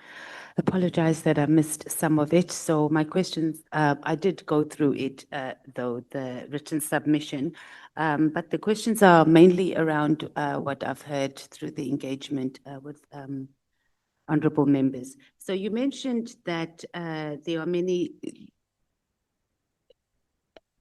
Let's talk about investors, right? You said that South Africa is not attracting investors because of the corruption, and investors tend to not want to invest because they're not going to get value for their money. What research has been done in that regard? So is there anything that you have, that there's research that has been done on investors that have invested in South Africa, in the state that it's in now, and have not gotten return on their investment? Yes, there is a great deal of writing about this in the financial press. And I think the investors are not all the same. Some investors are more risk averse than others. So cautious investors like to invest in small returns that are safe, whereas brave investors like to invest where the return may be greater or may result in a loss. It's almost like human nature. It's a question of you are now looking at where you are going to place some money if you're an investment house, wherever in the world, anywhere from China to Canada. And what you do is you assess the position of the country that you are wanting to invest in from a risk point of view. So if the country is very low on the Transparency Now, what is it? Transparency International list of countries, you regard it as a high risk. If it's high, it's a low risk. And you have regard to the conditions on the ground in the country. What is its legal system doing to address questions of corruption? Okay. And there's stuff on our website about it if you want to. Oh, no, I just thought that you would explain it to South Africans on any specific research. So I mean, we understand risk analysis that are done, but I think there could be argued quite soundly that there's no one that has ever invested in South Africa that has lost out on investments well, I wouldn't say never, but South Africa is ripe for investments. The people is, that yeah, are struggling in this country are people on the ground. Investors get off scot-free. But I do understand, and we do understand and appreciate the risk analysis that is involved in there. But we are, yeah. Let's talk about the Chapter 9 institution, or you were saying that we need a corruption body or anti-corruption body. Yeah, how do you envision this working that is outside of whose control? Because we have we have a democracy in this country. We have the South Africans who vote for who must control the country or who must control government.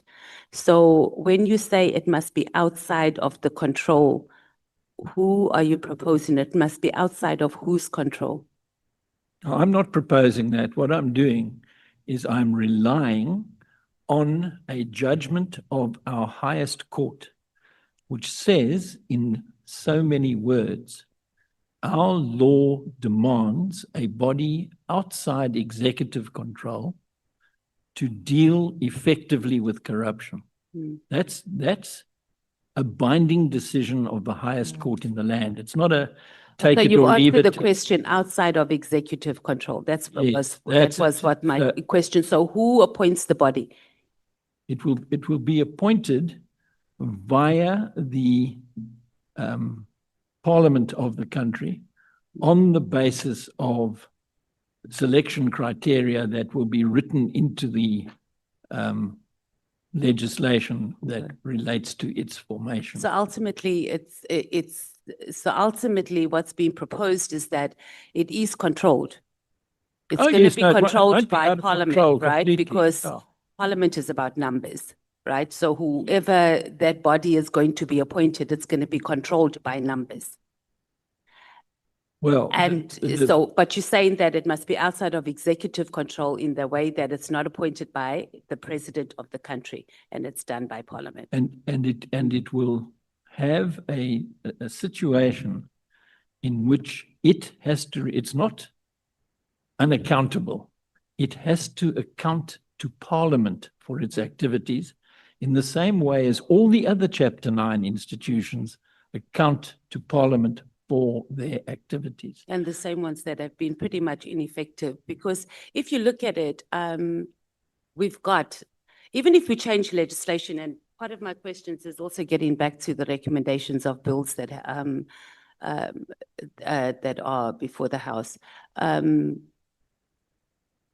Our problem is not legislation, I would argue that, because if even just the current legislation, even if it's just implemented at like 40%, we wouldn't be sitting here and you wouldn't even have an NGO to run. That would be so nice. But so I'm talking about the whole issue that comes down to legislation, changing the legislation, Parliament being a body. We've got Chapter 9 institutions, they also come here and they answer to Parliament. We've got the Public Protector, there's the Human Rights Commission, which we know how that goes. There's the Commission for Gender Equality. There's all these bodies that dealing with corruption in various forms throughout our state or government departments. So we can have another one that is going to be answerable to Parliament. Why would that one be any different to how any of these other NGOs? Because Parliament is about numbers. You just lobby. So how is this? How do you envision this one being different to any of these other entities?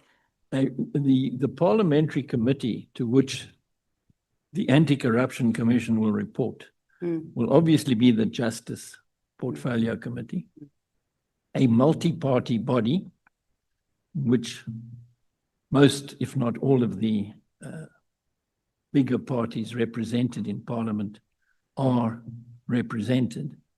And that reporting line is a far better way to keep the institution honest than a reporting line to a single minister in the Department of Justice.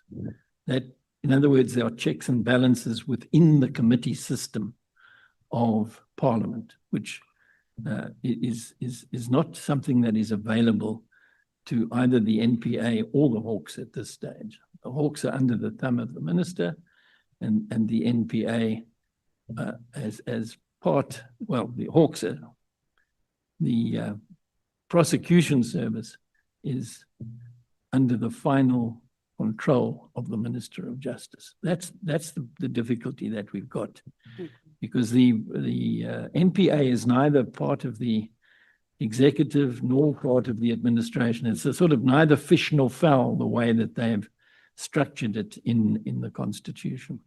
And that being so, the need to get the executive out of the loop in relation to corruption was perceived by the court as being the way out of the woods when it comes to ongoing corruption with impunity. They looked at the evidence that was placed before them. This is now after the Scorpions were closed down, and they said, look, we've got to take this function, which at that stage was investigate in the police and prosecute in the National Prosecuting Authority. And they said, no, we want another body to deal with corruption across the board, everything. So it's a one-stop shop, which we haven't ever had in South Africa. And there can't be any buck passing if you're in a one-stop shop. So that is the that is the binding decision of our highest court. It's not a take it or leave it. It's what needs to be done. And but yeah, the sooner it's done, the better, as far as I'm concerned. So the question was more, so you've gone in again and explained how it's going to function or how it's envisioned. But currently we have entities that operate similarly to that, maybe not in the criminal justice system, but we do. Have you looked at the models that we currently have of the CGEs, of the ICASs, of the Human Rights Commission, that all the interviews are done here in Parliament, the appointments are done here in Parliament, and how they are operating, to be able to see where the gaps are and which ones are operating highly functionally, that we could be. So the issue is not that we should not have it, is that is it going to actually help fix the issue of corruption? Because the problem might be institutionalized right here in Parliament. I think by creating an anti-corruption commission, you will bring a great deal of focus onto the downside of corruption. Corruption has the capacity to eviscerate a country. If you allow corruption with impunity, which is what is happening at the moment in South Africa. But I don't think you're answering my question. I think we're going back and we're saying the same thing. I'm saying we're not disputing that at all, that we need that. I'm saying, has your organization done any research or done any analysis on how Parliament functions now in terms of the model that you've recommended with other entities, and have seen the gaps on how this anti-corruption commission is going to function? Yes, because we're just going to add another thing and spend more money, and we're going to end with the same results. No, I'm impressed with the 7th Parliament. The other 6, not so much. And the 7th Parliament is the first Parliament that rejected a budget presented by the executive branch of government. And that, to me, was a salutary moment in the history of South Africa, because it showed that Parliament, instead of acting as the rubber stamp of the executive branch of government, actually applied its mind to the draft budget that was presented, or to the work that it needed to do. And it did its work properly, and we were given a budget that was the product of parliamentary intervention in the process that has hitherto, because of the numbers, as you say, it is a numbers game in the 6th and 5th and 4th and 3rd parliaments, just was a question of, well, the minister says so, we must do it. And that feature is a feature that will definitely come into play when an anti-corruption body is required to report to Parliament about what it's been doing. That is why I foresee a brighter future when Parliament is empowered to take charge of the anti-corruption machinery of state as the body to whom that anti-corruption machinery reports. Okay, so in summary, we just need to have a parliament where we don't have a 2/3 majority. That's not going to happen for some time, as far as I can see. So we need to have the government of national unity vibes to be able to have better oversight. I'm taking from the input that you've just No, given. I know you're So joking with me, but the truth is, well, you may be joking with your colleague from the ANC, but the truth is that in my submission, all of the parties in Parliament ought to be supportive of an anti-corruption commission that reports to Parliament rather than to the executive. Okay, Because it puts Parliament we are in not a stronger disputing position. that, and you keep coming back and you're making it sound like we are not in support of that.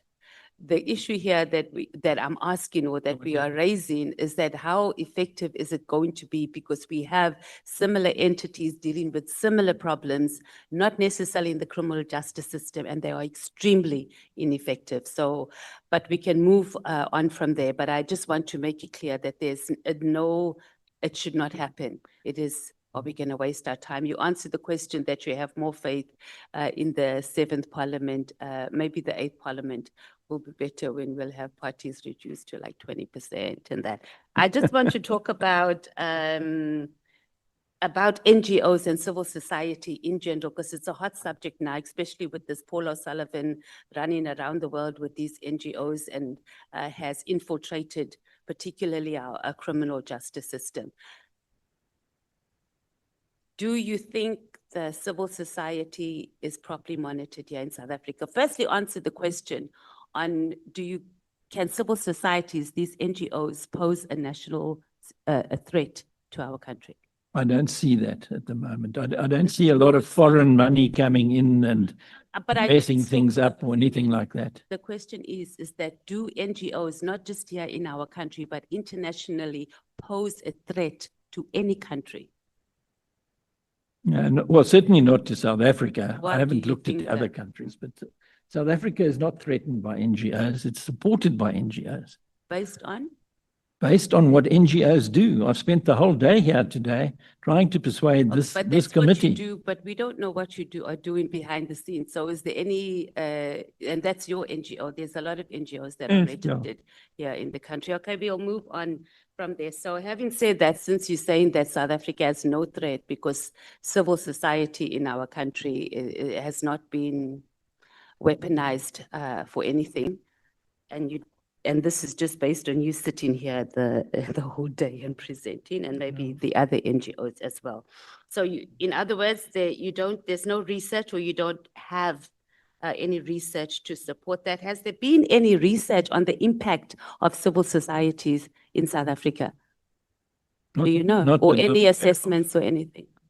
ISS might be able to help you. And then my last and final question will be, are you apolitical? Is your organization apolitical? Yes, I've never been a member of any political party at any time. So how did the DA end up with your... They can read and write, and they saw it and liked it. And they then didn't like it at first, I must say, but eventually they... So you said what? The DA can read and write? No, they can read and write. That's what I said. Yeah. What happened was this. In 2020... I want you to say that again. The DA can read and write? Yes, yeah. In other words, they looked at what we were proposing. Did you approach any other parties? No, I didn't approach the DA Okay, either. I think we're done. Thank you. Yeah.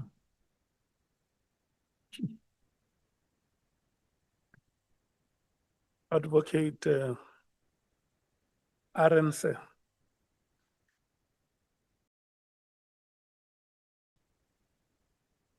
Thank you, Honorable Chair, honorable members. Perhaps, Mr. Tate, can I ask you first? Because I've got a few more questions for Mr. Hoffman, Advocate Hoffman.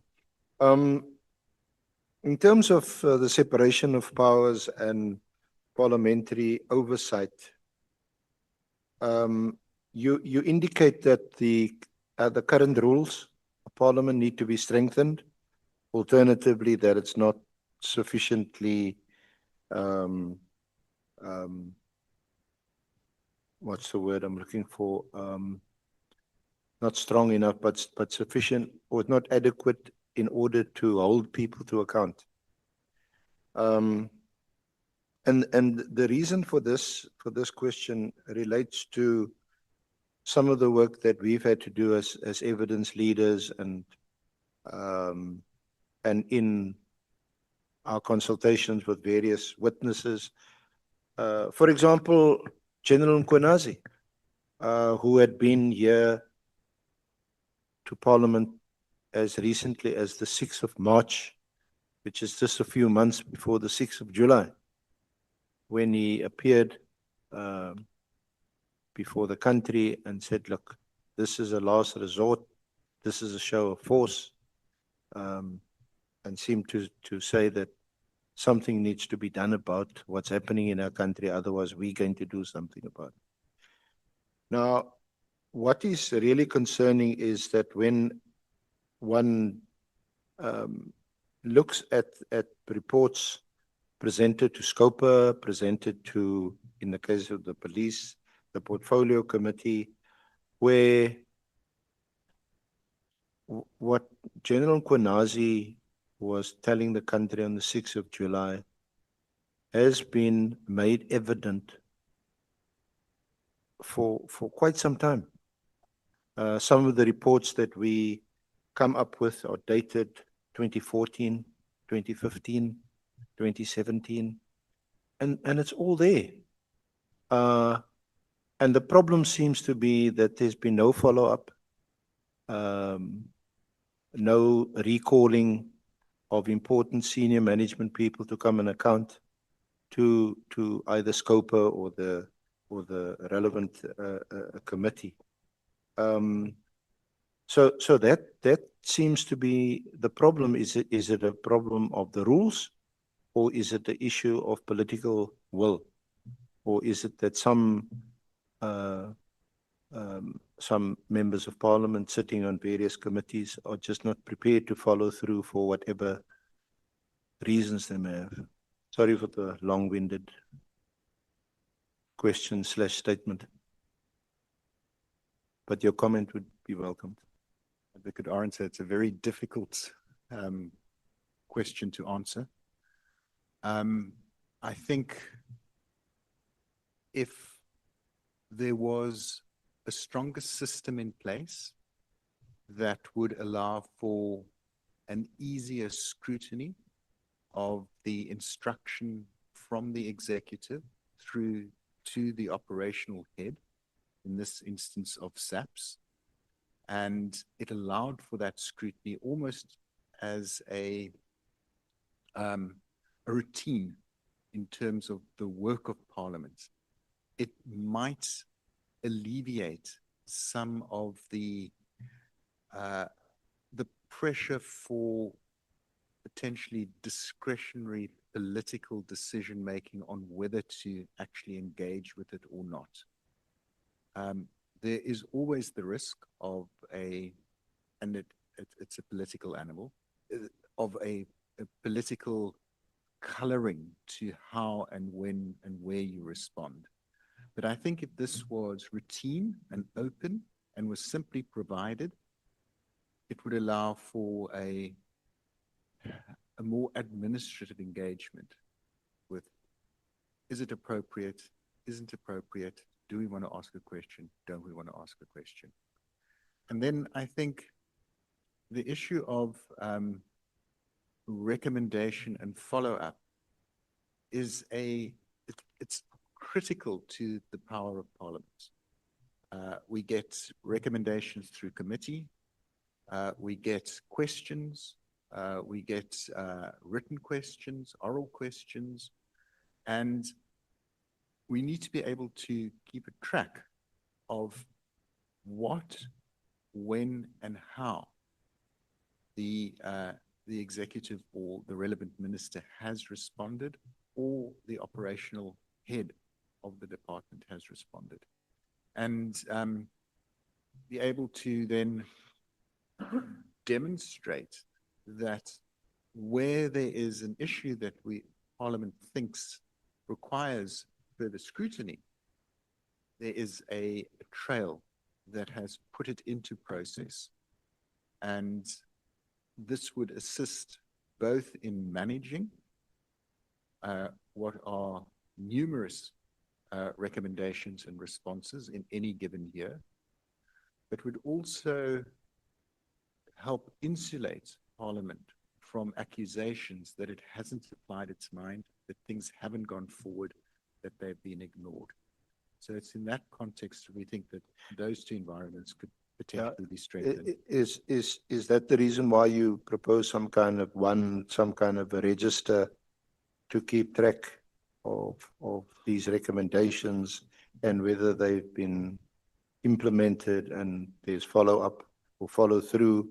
And also, I think you spoke about a subcommittee of a particular committee. Would this be a subcommittee of all the committees, or a subcommittee, say, for police? Would it be more of a monitoring committee to ensure that that there's follow-through and what's colloquially called sort of consequence management? Yes, sir. I think in the environment of the response or the environment of instruction by the executive to the operational head, we've made a recommendation that these be in writing.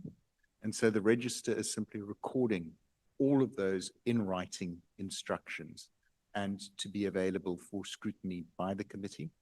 The subcommittee or kind of consistent engagement is to recognize that this is a politically contested area, that there are obviously huge political, as we've seen now, consequences to how and what and the response to that.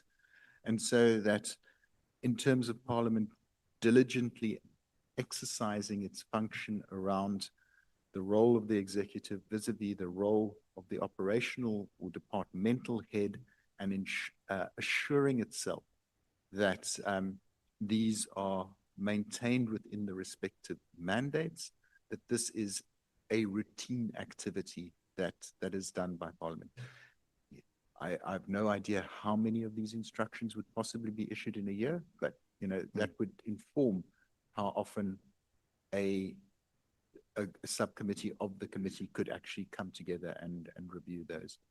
In terms of the recommendations, I think, and we argue that this can be located within the office of the Speaker so that it carries that parliamentary weight in terms of recommendation, response, distribution of those responses, sanction if there is no response.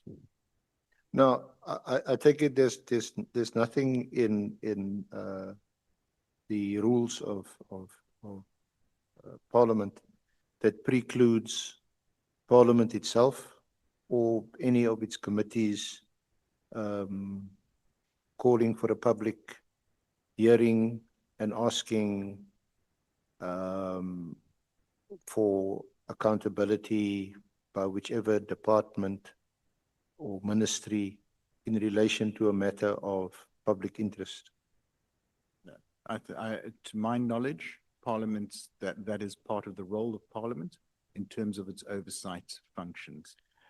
I ask that because I know perhaps one wouldn't agree politically, but one of the striking features of, say, the House of Commons or Congress, United States Congress, is that it seems to be the case that whenever there's a major issue of public interest, almost like, and I know it's not quite the case, but it's almost like the next day or the next week, there's, people responsible are called to account and they must appear before the committee.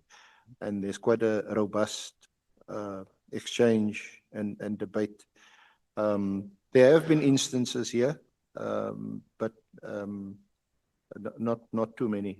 I think now of, say, especially this time of the year, the road accidents involving the death of pupils, in transport. And I think most of us know mostly what the issues and the problems are. Just holding people to account. Yeah.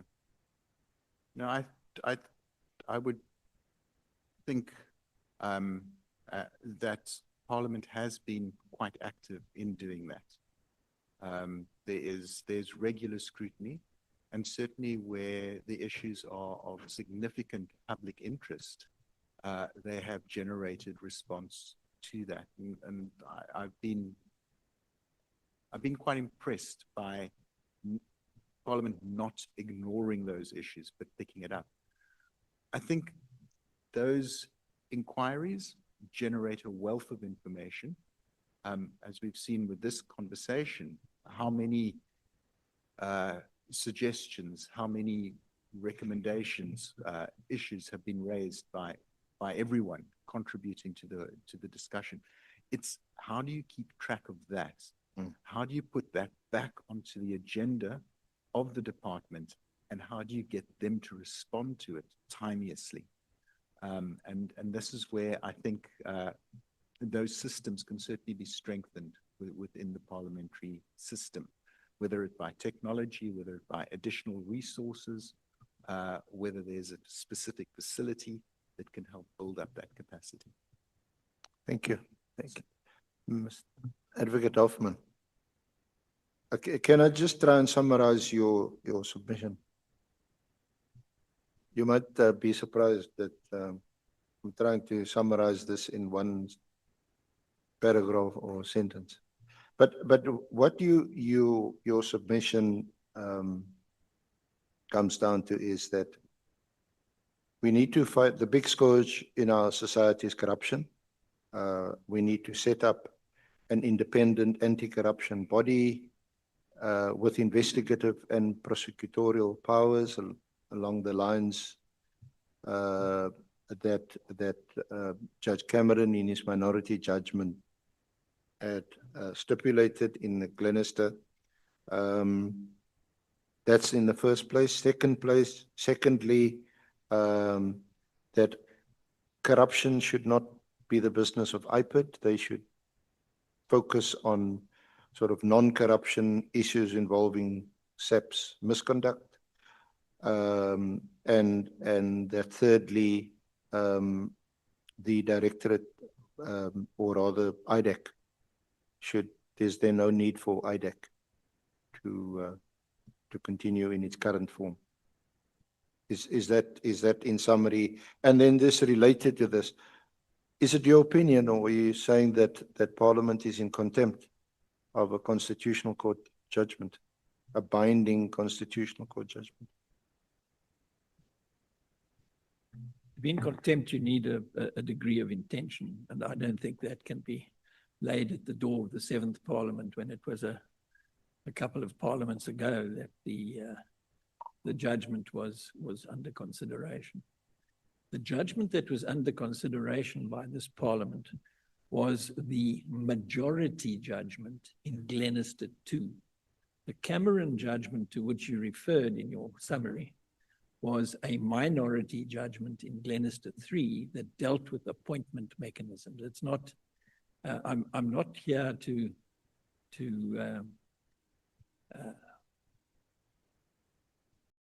bang the drum for the Constitutional Court in anything other than its decision in Glenister 2, which was confirmed in the first 2 paragraphs of Glenister 3.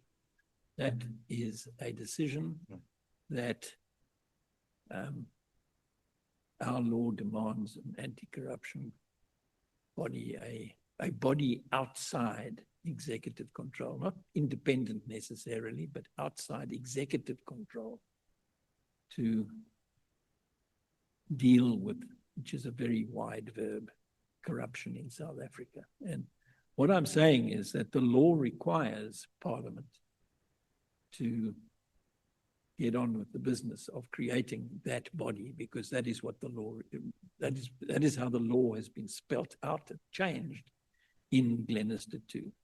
The whole idea of a multidisciplinary, multi-agency approach to corruption is gone. You've got to do it through one body, which is why I submit that IPID should not have a corruption function at all. That is what it's about. IDAC is a stopgap measure, in the words of the Deputy Minister, and it was there to fill up the hole between the old way of doing things and what hopefully will occur when the bills propelled as private members' bills by the Honourable Breitenbach get debated and accepted by the necessary 2/3 majority in this Parliament quite soon. And so how would this independent anti-corruption body differ from the role the Scorpions played? Because you must correct me if I'm wrong, Scorpions 2 was still headed by a National Director of Public Prosecutions appointed by the President. What were the features manifested by the Scorpions which were different to what we have today? So was it because there was a different culture at the time? Is it just that it was run differently by people who were committed to root out corruption? How was it different to what we have today? Yes, I think that it is so that the Scorpions had an esprit de corps, a sense of mission. They called themselves the people's advocates, and they got on with the job in a muscular way, and they weren't frightened to go after the big fish in the pond in which they were fishing. The IDAC, on the other hand, although it is structurally the same as the Scorpions were, it's a unit within the National Prosecuting Authority that is tasked with investigating and prosecuting corruption. They really quite tiny and not empowered to deal with the levels of corruption with impunity that we are experiencing in South Africa at the moment.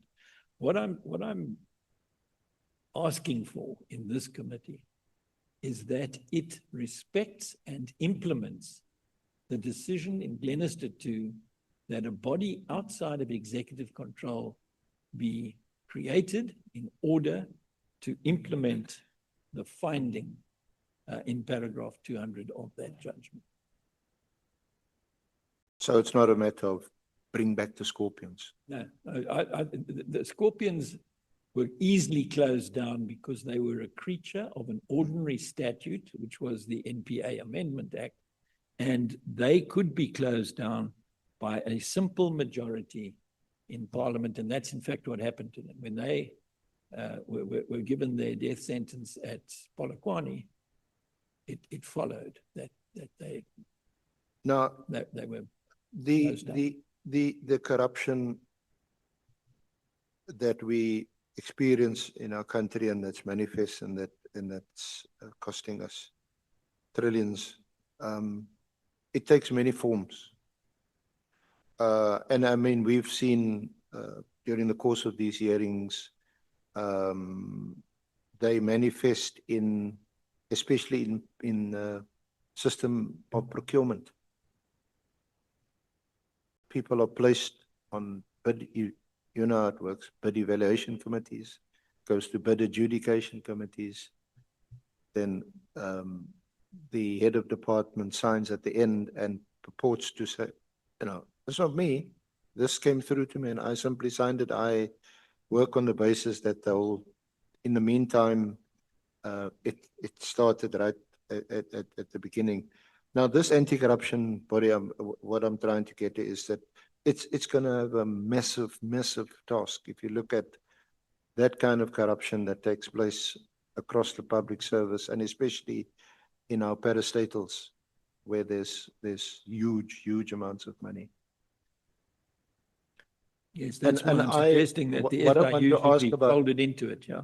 Yes, it might be a starting point for the SIU to, and for those who employed there to sort of step into the breach and form part of this body. But I think you know that the SIU's job, its function, its work is very different.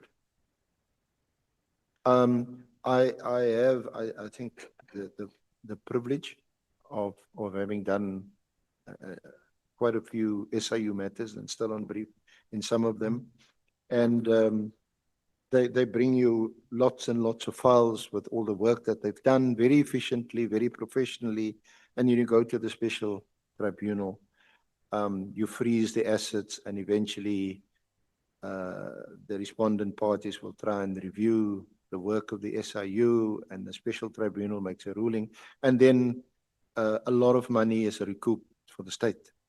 But it's not like a criminal conviction. And that's, of course, the big difference. Well, it is a big difference because in the special tribunal, as you know, the standard of proof is on a balance of probabilities, whereas if you are seeking to secure a conviction for corruption, you have to be able to prove your case beyond a reasonable doubt. But if you regularly, successfully freeze, seize, and forfeit assets through the special tribunal procedures, then it is a major disincentive to those who are involved in corruption because there's nothing in it for them. They are, the reason why they corrupt is because they want to get rich quick. The get rich quick doesn't look so good when the SIU knocks on your door, takes away the fancy motor cars, and seizes your immovable property with a view to enforcing a judgment against you in due course. And it's a judgment on a balance of probabilities, not a conviction in a criminal But court. we've also had the asset forfeiture unit doing the same. They do the same thing, and but also housed in the NPA. Yeah. Now, I just want to ask, Ben, is it really a fair or valid comparison to compare what the SIU has done compared to the criticisms of the NPA not putting enough people in orange overalls behind bars who are corrupt? You know, it's an unfair comparison because the SIU is working to a standard of proof that is far lower than the standard of proof required, and as it should be, to put people into orange overalls. You have to prove it beyond a reasonable doubt. You have to be sure that you've got the right accused in the dock in a criminal trial. So I have no difficulty with those. What concerns me is that there is a tendency to sort of look away from what the court required in Glenister 2, which is this body outside, a single body outside executive control that is there to deal with all aspects of corruption, A to Z. Having a whole lot of corruption bodies is just an opportunity. This multidisciplinary or multi-agency approach that we suffer from at the moment is just a way of diverting the efforts into different directions and of giving the corrupt an opportunity to find ways around the proper implementation of anti-corruption law. So this anti-corruption body, it doesn't or wouldn't replace the NPA. NPA would still be dealing with, as it were, all other crime. All other, not involving corruption. I must add on this, while it is so that the envisaged body is called the Anti-Corruption Commission, it is not only designed to deal with corruption, but also with organized crime, which means big crime. And that addition to the draft, to the bills, is there because organized crime usually involves corruption anyway, and targeting organized crime as well as corruption is what the new body will do. And what happens with your hawks, the DPCI? The DPCI has got quite a wide... Dealing with priority crimes and clearly... all sorts of priority, things like wildlife management, illicit diamond buying, all sorts of stuff that's got really nothing to do with corruption per se. And they're actually quite good at doing their work when it's not involving corruption, especially corruption in which well-placed, politically connected people are involved. So I would see the Hawks continuing with a more limited mandate. Their corruption mandate must be taken away from them. It in effect has been taken away from them already because IDAC is doing the anti-corruption work, which the Hawks initially were designated to do. You haven't commented, but I assume that you would also be in agreement that we do need to look at the appointment procedures. In the new body, yes. That's that Cameron judgment in Glenister 3. That's the. But also more generally, like for example, the appointment of the National Commissioner by the President, then the National Commissioner appoints his divisional commissioners. I think a lot of revision could well help there. Then the Minister appoints the head of the Hawks, and so you have those kinds of what appear to be anomalies and gives rise to a recipe for conflict. Yes, that's why Robert McBride fell out with Nhlanhla Mkhwanazi. And I think it's either Mr. Tate or in one of the other submissions, there's reference to the establishment of an independent national police board. I haven't seen that now. I don't think it was in his. Certainly, he didn't say anything about it today. Thank you, thank you, Honourable Chair, honourable members. Thank you. Thank you so much, Advocate Hoffman and Mr.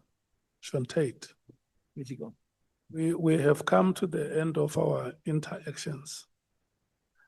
And we want to thank you so much for the substantive recommendations that you are making, which will serve as a form of intervention to the difficulties that we are going through in our criminal justice system. And I believe that you have had or carefully listened to some of the questions that honorable members have posed here. And some of them you might not have responded to them adequately. What you can do, you can go back and revise your submission.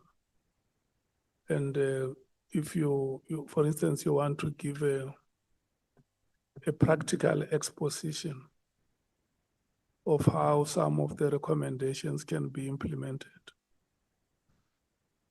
Yes, certainly, Chair. We can do that. Thank you. When we will be discussing the recommendations, you may not be there in that meeting to speak for yourself. And if you can please help us where you think you need to add more flesh, you are allowed. You can gladly do so and resubmit. When does the term of the... we are not giving you a chance to make a submission. You have made a submission before the 31st of October last year. So My yeah. question is, for how long is this committee lasting? By when should I add? We are planning to end hearings by the 6th of February. Oh, my goodness. Yeah, That might be difficult, okay. Yeah. So in case there is anything that you may want to bring to our attention, which can enrich our insights, you are at liberty to do so. Yeah. Thank you, Chair. It's been an honor and a privilege to be here today. And I must ask to be excused because my ridgebacks have not had any exercise and they're cooped up at home all day. Yeah. Yeah. Honorable Skosana. Watching you. Thank you, Chair. I just wanted, before he leaves, the issue of tenderpreneur, I wanted a clarity on that because in my view, when you say a tenderpreneur, because law firms, engineers. Honorable member, we are not going to allow. No, Chair, listen to me first. No. Because he says tenderpreneur in his presentation here. I don't understand unless you know it better than how I know That's it. exactly what I'm saying. That Yes.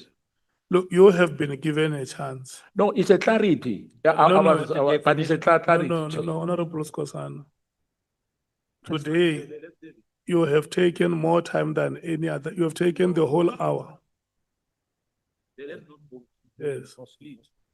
And we have given you sufficient time to ask clarity-seeking questions and make comments. Yeah, so thank you so much for understanding the order. Gentlemen, you are released. Thank you, Chair. Thank you for your patience. And I was coming here this morning expecting to be out within an hour. And it is now almost 5 hours later. Yeah. No, thank you so much.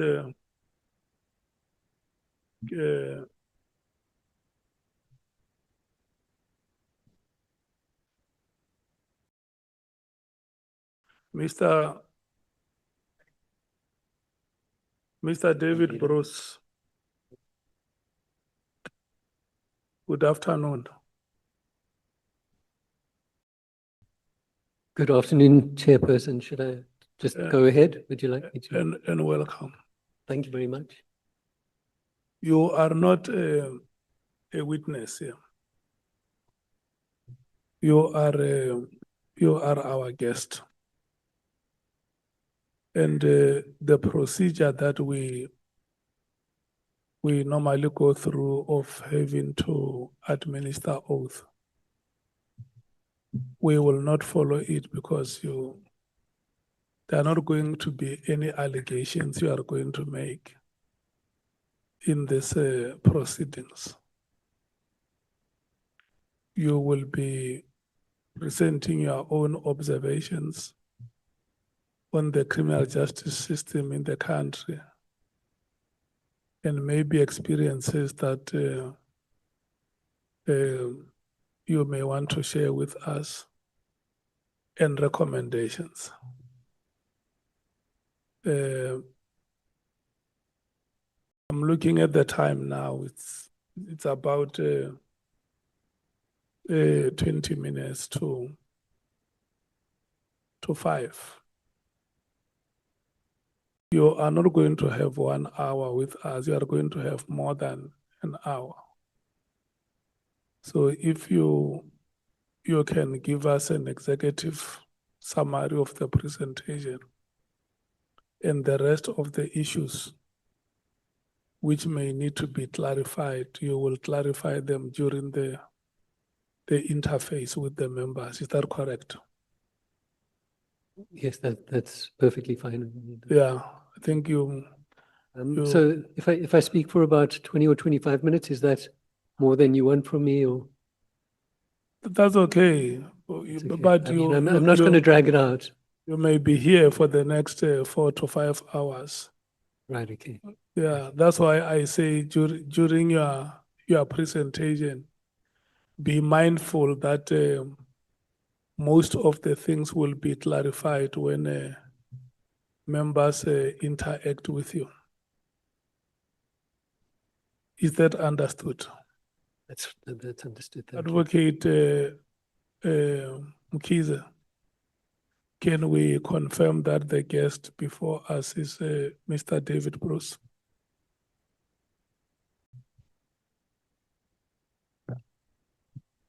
You may state your full names. Okay, well, in fact, my full name is Robert David Bruce, and I'm known as David Bruce. Yes, Chair. And the civil society organization that he represents, is it the ISS? That's right, I'm here on behalf of the Institute for Security Studies. Thank you so much. Thank you, Chair. You can switch that other microphone off next to your Kawaza. Okay, Mr. Bruce, good luck in your presentation. Thank you very much. Okay, thank you, Honorable Chair, and my greetings to the honorable members of the Ad Hoc Committee and to all others who are present here. My name is David Bruce. I'm representing the Institute for Security Studies. I've been working as a consultant with the Institute for Security Studies for a few years. And I've been working as a researcher mainly focused on questions about policing in South Africa for, I'm not sure if it's a good or a bad thing, but for about 30 years. So in the submission which the ISS has made to the Ad Hoc Committee, we've focused exclusively on one of the issues which is a critical issue facing which the Ad Hoc Committee is engaged with, and which is also, of course, an issue facing the Madlanga Commission. And as I think everyone here knows, it's a question which starts with the fact that our Minister of Police, Senzo Mkhunu, issued an instruction on the 31st of December 2024, in which he ordered that the political killings task team be shut down.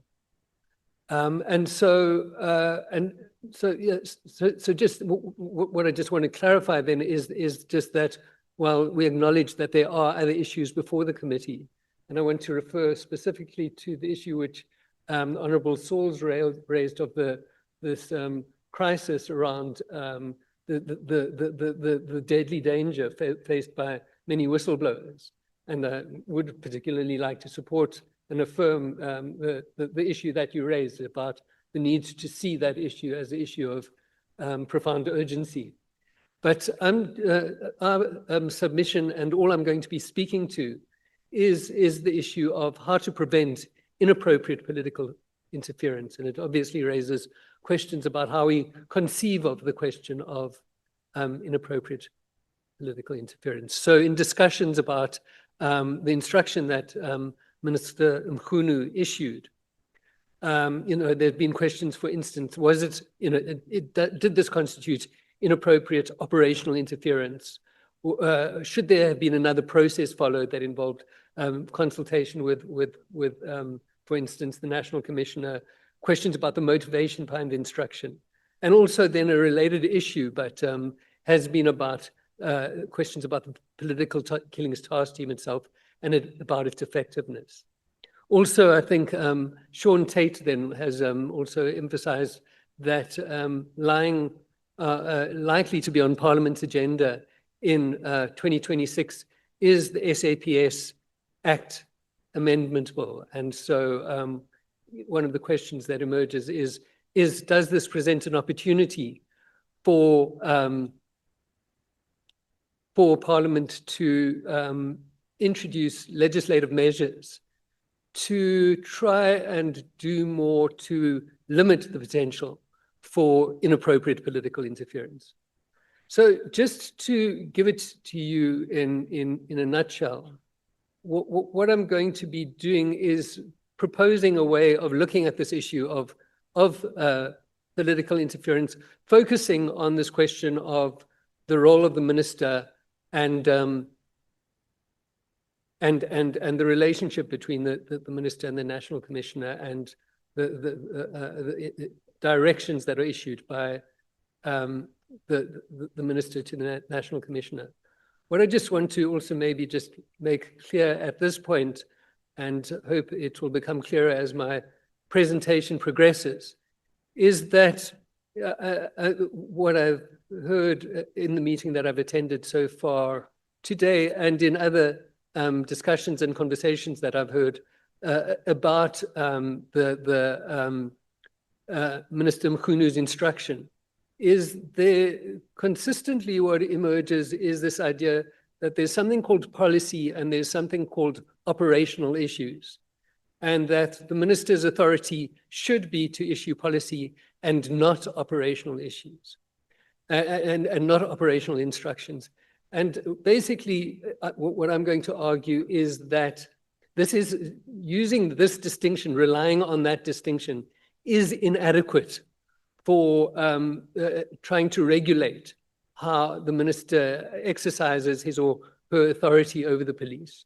And so I'm going to be suggesting an approach to how the minister, how this can be addressed in legislation that has some correspondence with some of the recommendations that were made by AFCOF. So what I would then just like to refer to is, so what are the powers of the minister? And I think what I'm just going to refer to here is just the powers that are conferred on the minister in terms of legislation. In terms of the Constitution. So there are other powers that are conferred on the minister by legislation.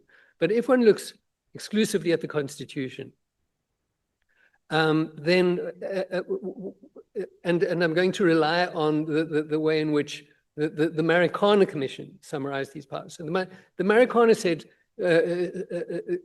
Commission said that the minister's powers can be understood as having three components as articulated in the Constitution. The one is a political responsibility for policing. That's referred to in Section 2061. The one is that the minister must determine national policing policy, and that's provided for in Section 2061 and 2, and there's references to the role of the provinces in contributing to those provinces. But the third thing is that in Section 2072, Section 2072 says that the National Commissioner must exercise control over and manage the police service in accordance with the national policing policy and the directions of the cabinet member responsible for policing. So this provision, Section 2072, at face value, it seems to be saying that the minister has the authority both to issue national policing policy and to issue directions. And by implication, directions are not synonymous with national policing policy. So this something that was an assertion made in the affidavit submitted to the Madlanga Commission by Major General Van Rooyen from the SAPS legal department. And she said that neither Chapter 11 of the Constitution, which is the chapter regulating the policing and the military and so on, neither Chapter 11 of the Constitution nor the SAPS Act provide any clear guidance on the ambit or scope of the police, of the policy or directives that the minister may issue. So what I also just want to, I'm trying to just pay attention to the chairperson's wish that I try and give a sort of high level, a kind of tighter version of my presentation. What I wanted to, I think maybe just highlight is that while the minister has had an authority to to issue national policing policy. That's been embodied in the Constitution since 1996. This, in practice, this authority or responsibility is one that has largely been kind of dormant. So what we've had is a number of ministers of police since 1996, and what we could say is that if we were to compare them with each other, it's clear that they've had different styles of engagement, different levels of engagement with the police. So for instance, if we look at some of our ministers, some of them have been quite heavily occupied with mediating local level upheavals around crime and policing. And sometimes, as it happens in the process of engaging with communities, they often seem to make commitments which are a type of operational commitments on the part of the police. They quite often seem to make commitments that involve promising that greater police resources will be provided to that specific community. So, and so what I would suggest then is that up to this point, we haven't really been able to develop a type of mechanism or machinery which is able to effectively assist the minister in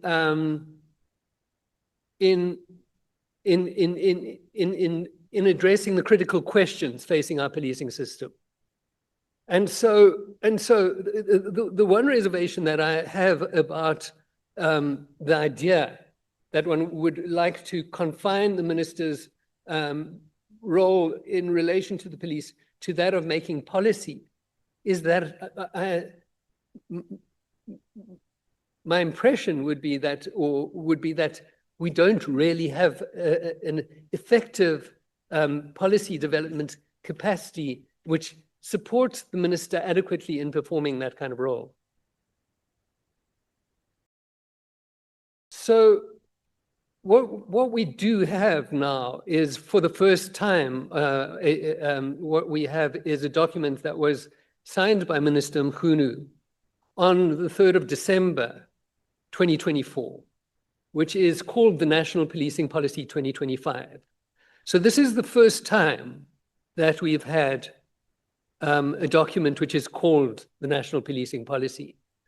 A few things about this policy: the process of developing this document started in 2022, a draft was circulated in 2023, and as I've indicated, it was finally signed off by Minister Mkhwanazi in virtually at the end of 2024. So the process of developing this policy took close to 3 years. But I would also like to, and so also what was involved in this process was quite a high level of consultation with role players within the police, with other personnel within the criminal justice system, and then also with stakeholders and role players outside of the state and in society more broadly. So what we have then is what my observation about this type of process would be that that it is a helpful process in broadly understanding the perceptions of people about the policing system, but it doesn't necessarily lead to enable our policy-making machinery to kind of answer many of the critical questions that are facing our policing system.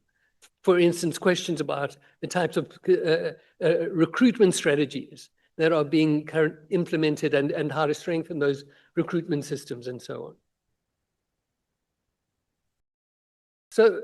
So a further point that I just want to make now is just that moving the focus slightly is if we were to talk about political influence over the police. So now I'm talking about, I'm not talking about inappropriate political interference. I'm talking about how politics operates in South African society and how that influences policing. And so what is clear is that, a lot of political influence that's and expressions of concern and political pressure on police, whether we're talking now about from the minister or from within parliament or from other sources within society, including the media, for instance, focus on questions to do with police priorities and the use of police resources. And so associated with this, there's a tendency to establish task teams or units to focus on specific aspects of the crime problem. So the one concern that one might have is that political influence of this kind neglects broader questions about the impact of such measures on other equally serious types of crime. But the basic point that is most relevant to this presentation is that this type of political influence, which, you know, as I've said, is often the focus of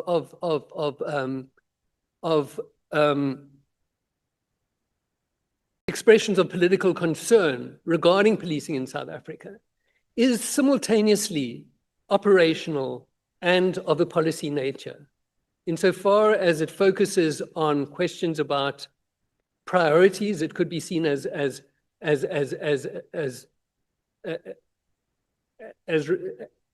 engaging with questions of policy. On the other hand, it is also very directly about how police resources are used and deployed. And so the point that I'm making is merely to illustrate that this idea of a clear distinction between policy and operations is not, doesn't necessarily, isn't necessarily easy to apply. And as I've suggested, on its own particularly, it's not adequate as a way of regulating the manner in which the minister exercises his or her authority over the police.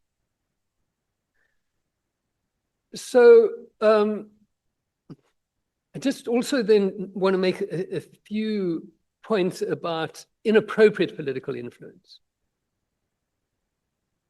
So the one point is, and this comes from studies of policing in African countries and also notably in Australia.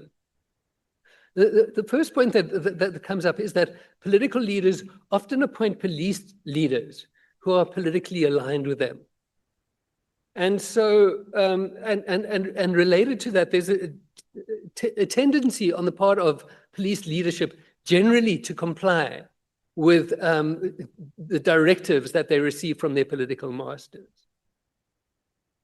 So what, for instance, been observed in Australia is that it's frequently only when there's been a change in political power and a new political party has come into office and a new minister is appointed, that these disputes between the minister and the chief of police emerge as a controversy in the public domain. The further point that just is also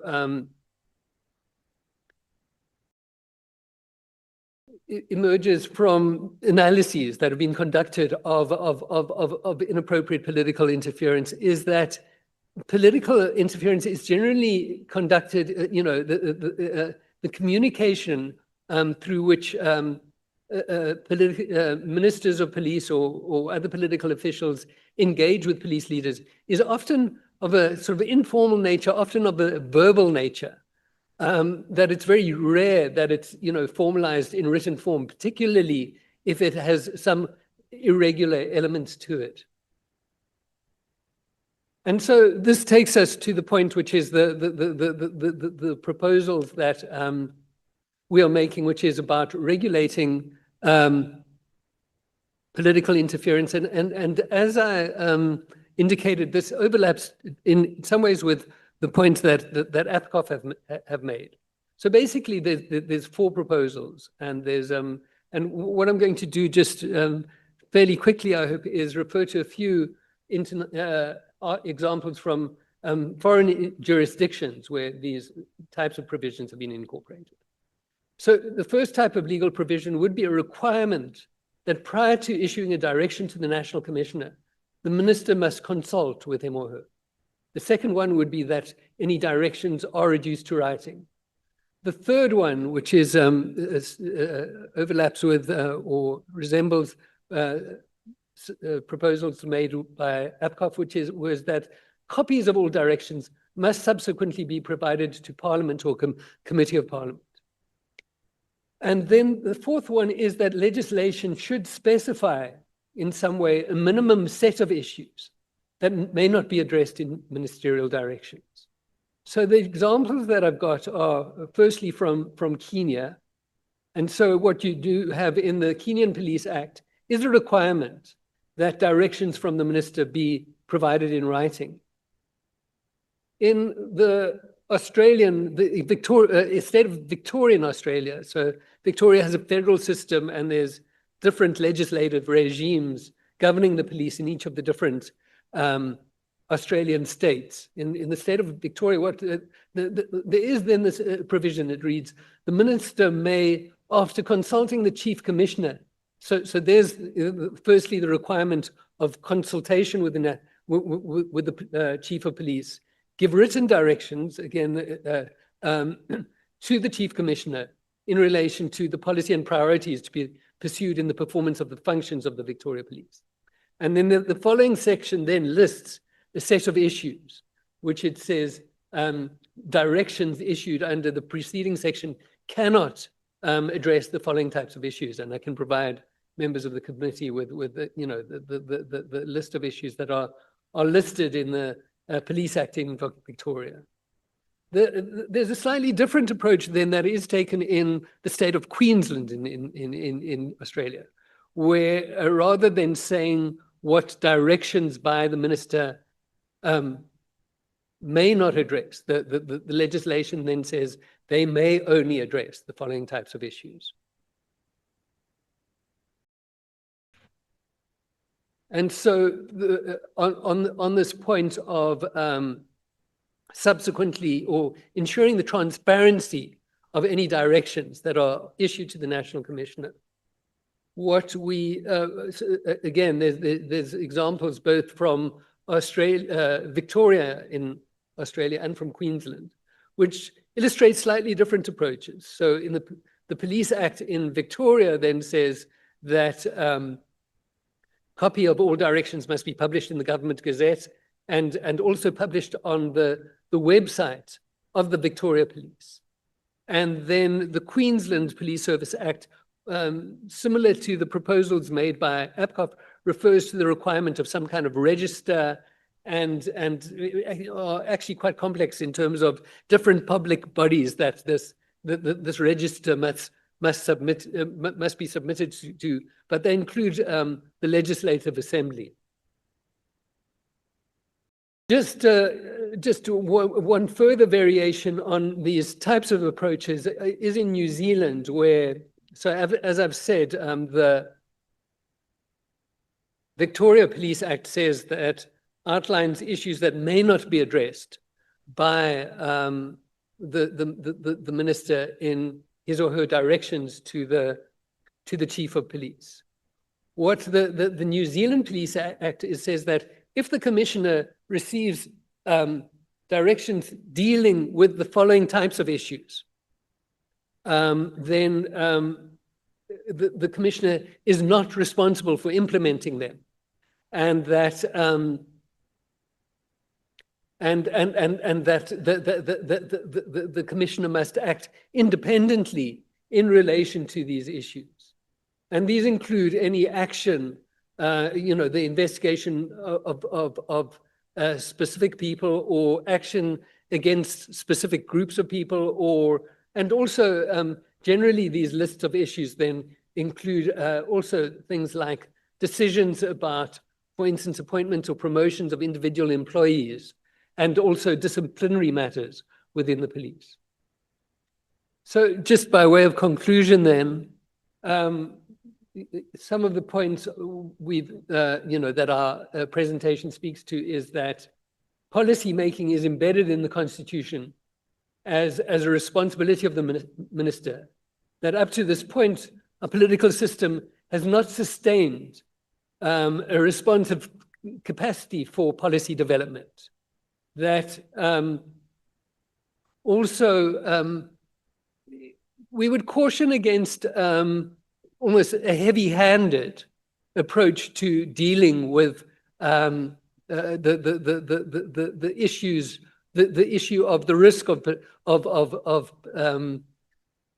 inappropriate political interference, insofar as one does not want to prevent the minister from exercising appropriate executive functions in relation to the police. And a further point, which has been, a key focus of this submission, is that many political interventions regarding police have operational impacts as they focus on setting priorities and ensuring that police resources are focused on specific crime problems.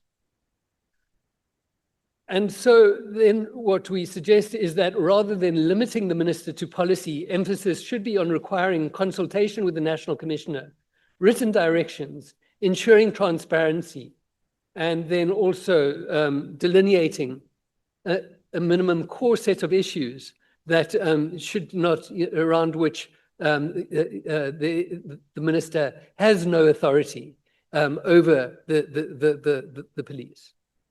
And there's just one final word, which is because I've, in this presentation and in our submission, we focus on the relationship between the minister and the National Commissioner.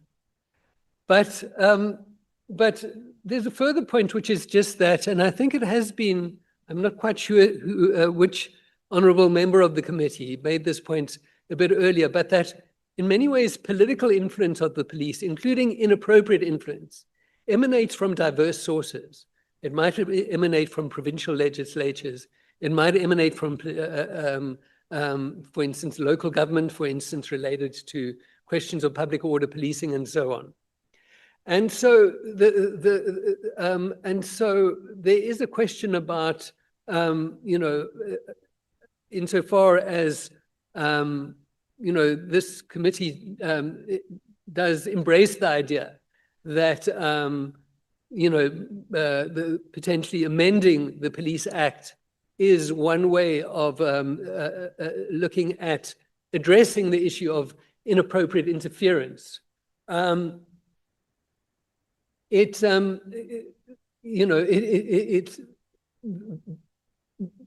The point would be that the problem of inappropriate interference goes beyond, merely a question of the powers and authority of the minister. And so then what I just want to, and this is my final words, is just then flag the fact that there is a report reported, it was submitted to government in 2018 by a body called the Panel of Experts, which was appointed on the recommendations of the Marikana Commission, was appointed by the then Minister of Police, Nathi Nhleko. As it happens, I was a member of that panel, but recommendation 13 in that panel's report then also speaks to this question about the broader issue of political influence of the police and make some suggestions regarding legislative provisions that might be helpful in, let's say, empowering police to resist inappropriate types of political influence. And that's the end of my presentation. So I hope that in some way it will be of help to the members of this committee. Thank you.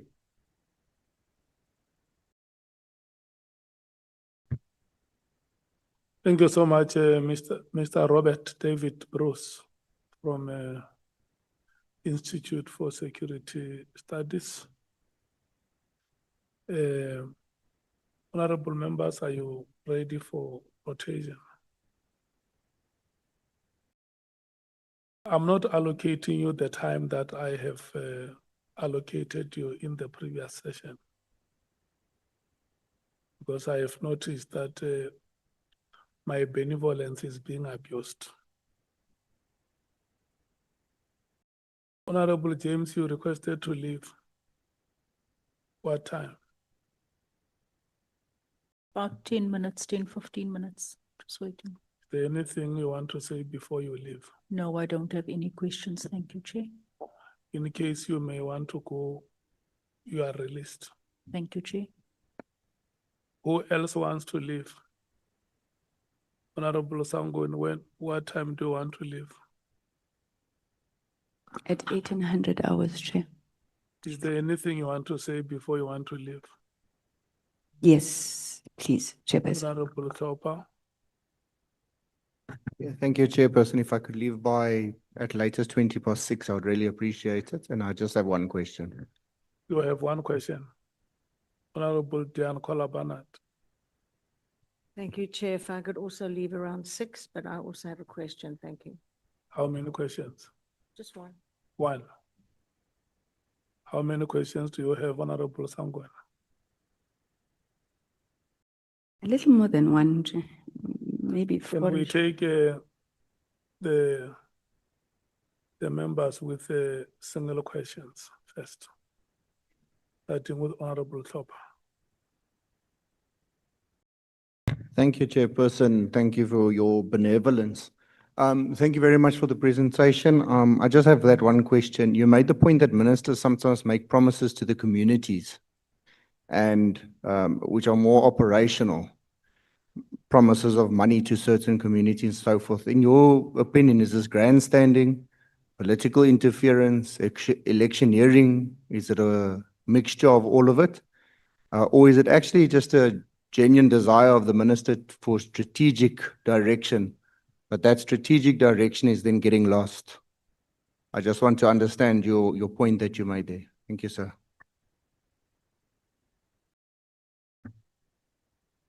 Right, thank you. So I think the one point that I'm making is just, in practice, what type of role have our ministers of police been playing? So my one observation, I mean, as I said, I've been working in this field for 30 years, and I might be seen as someone who's been observing ministers of police for 30 years. And so the one observation would be that some ministers of police are more engaged in the role than others. And I would refer to specific ministers of police who appear to have been very actively engaged in the role. Which I see as being in their favor. But then the style of engagement was through mediating in conflicts. And so my observation would be that they are effectively involving themselves in a type of firefighting. One could have an argument then about that whether that should be their role or not. It's just in some ways where I'm going to is pointing out here that this is one of the situations where one has had ministers who are playing a role which has involves making operational commitments on the part of the police. Whether, to what degree it involves consultation with, for instance, the National Commissioner or police leadership is never entirely clear. So what it, on the one hand, illustrates is that ministers aren't really carrying this role of doing policing policy, but also that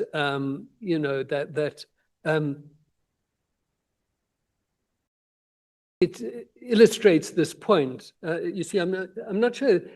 When people have raised this question as to whether this is something that a minister should or shouldn't do, it's not clear to me that it's something that they shouldn't be doing. But all I'm saying is that it illustrates a point where they are effectively becoming engaged in an operational side of policing.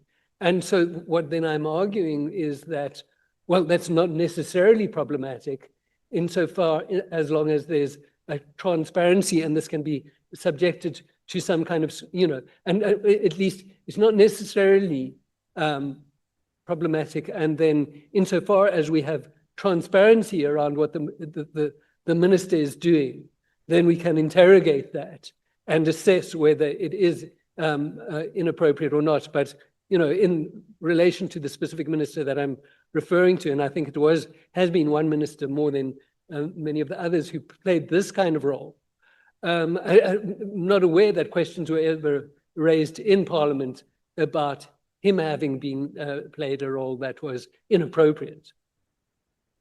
Did I clarify that for you?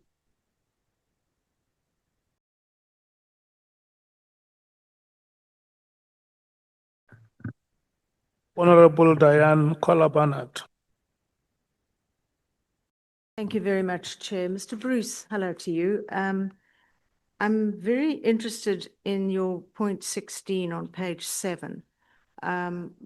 Much of what launched this entire episode, the 2 investigations, etc., was based on whether or not the minister had the right legally to shut down the PKTT. That is one of the core elements, and that's from which came so much more. And that's possibly the entire rationale for what has come out. So you say here that the powers of the minister extend beyond the authority to issue national policing policy, but also has the authority referred to in section 207(2) to issue direction. And you say there's a reasonable interpretation of that section, that directions are distinct from policy. So it's quite different.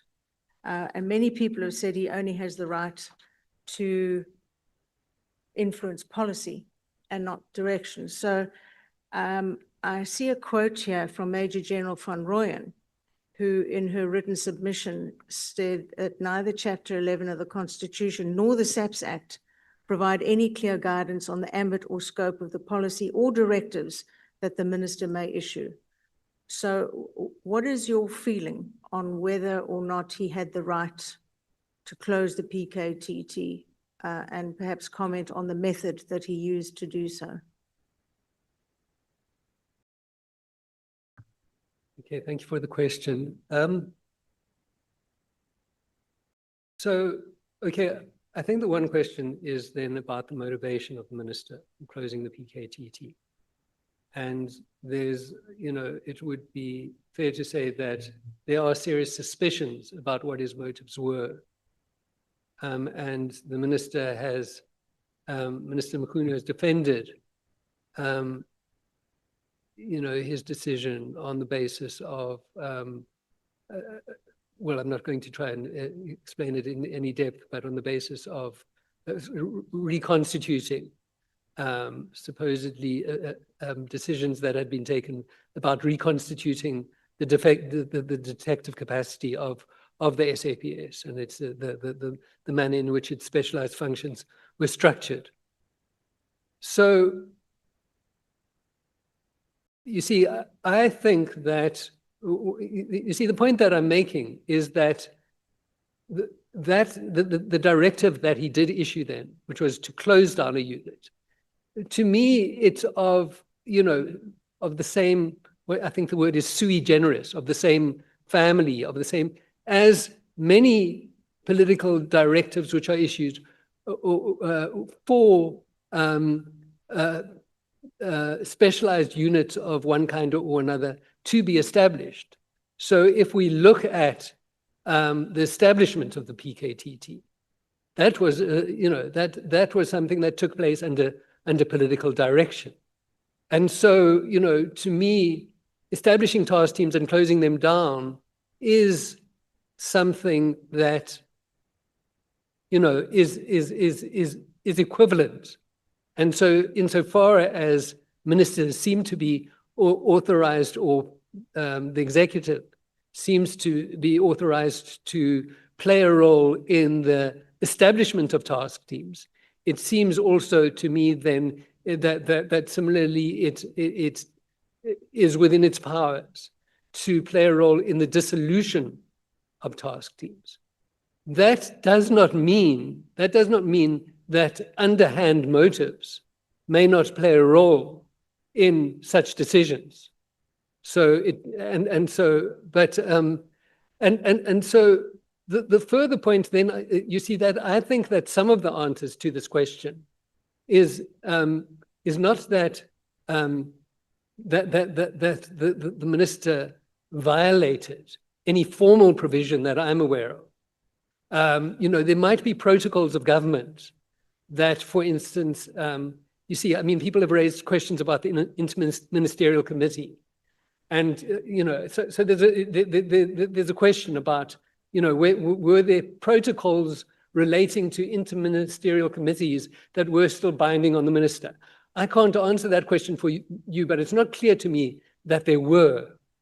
And so, you know, I would say that, you know, my question is that there is not, you know, a clear breach. My understanding is that the minister did not clearly breach any provision that I know about. And so, you know, but I would, you know, then look to measures such as of the kind that are suggested by ourselves in Ad Hoc as a way of, you know, so for instance, you know, it seems fair to say that even if there wasn't a violation of any existing provision, that the process that he followed was lacking in some kind of way. And so, you know, introducing the requirement that you know, any instructions of this kind, directions of this kind, should be preceded by consultation with the National Commissioner would seem to be a reasonable measure to, you know, to try and limit the risk of, you know, what might have been a poorly considered instruction. Thank you. Honorable Sangwe. At any time you may want to be recused, honorable members. My benevolence allows you to do so. Thank you very much, Chairperson. Good afternoon, Mr. Bruce. I never thought I would ever agree with the Institute for Security Studies. But let me say, you know, today I feel like Honorable James, I feel vindicated. Not because, and I want to put this on record, not because it's in defense of Minister Mkhwanazi or anything of that nature. I hold no brief to defend anybody, including Minister Mkhwanazi. But I've always held a view that there is no way, and I mean, a lot of the time it's been a lone view, including in my party, there's no way a political principal can be given authority over a department, exercise oversight, and then is not able to give a direction, you know? And I think your arguments that speak to some of those matters, I agree with you insofar as we don't know the motive. I agree with you on issues of process, but most importantly, I agree with you on recommendations which say that we must be able to delineate what we regard as strategic, what we regard as operational, and people must not just throw those words around, you know, and then they're not able to explain it. So thank you so much for that submission. I just have a few questions, and maybe let me just start with this one, which was just irritating me a little bit because I couldn't make sense of it also in the context of what we've been dealing with. You said at some point that political leaders, please, I'm paraphrasing, so you'll tell me if I'm wrong. Political leaders tend to appoint as police people who are politically aligned with them.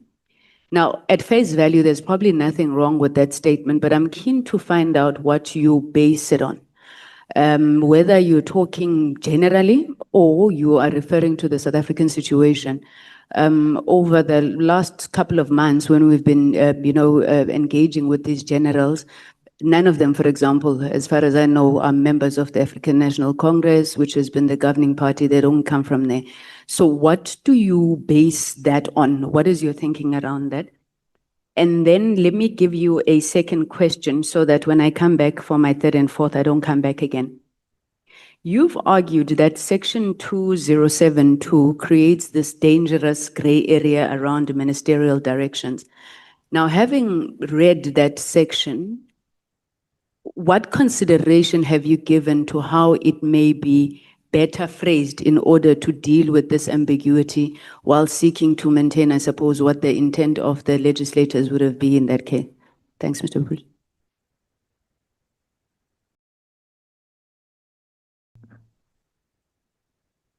Thank you. Right. So in relation to your first question, what I would say, so it's about the assertion that political leaders tend to appoint police leaders who are politically aligned with them. And I wonder if that is entirely correct, but let's say that tends to appoint police leaders who are likely to be willing to do their bidding. So they might not be, of one mind with them politically, but likely to not contest, political type directives which they receive.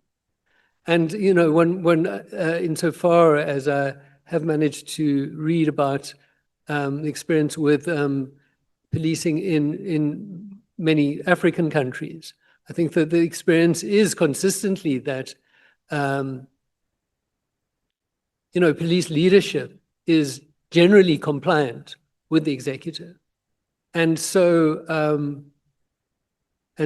this,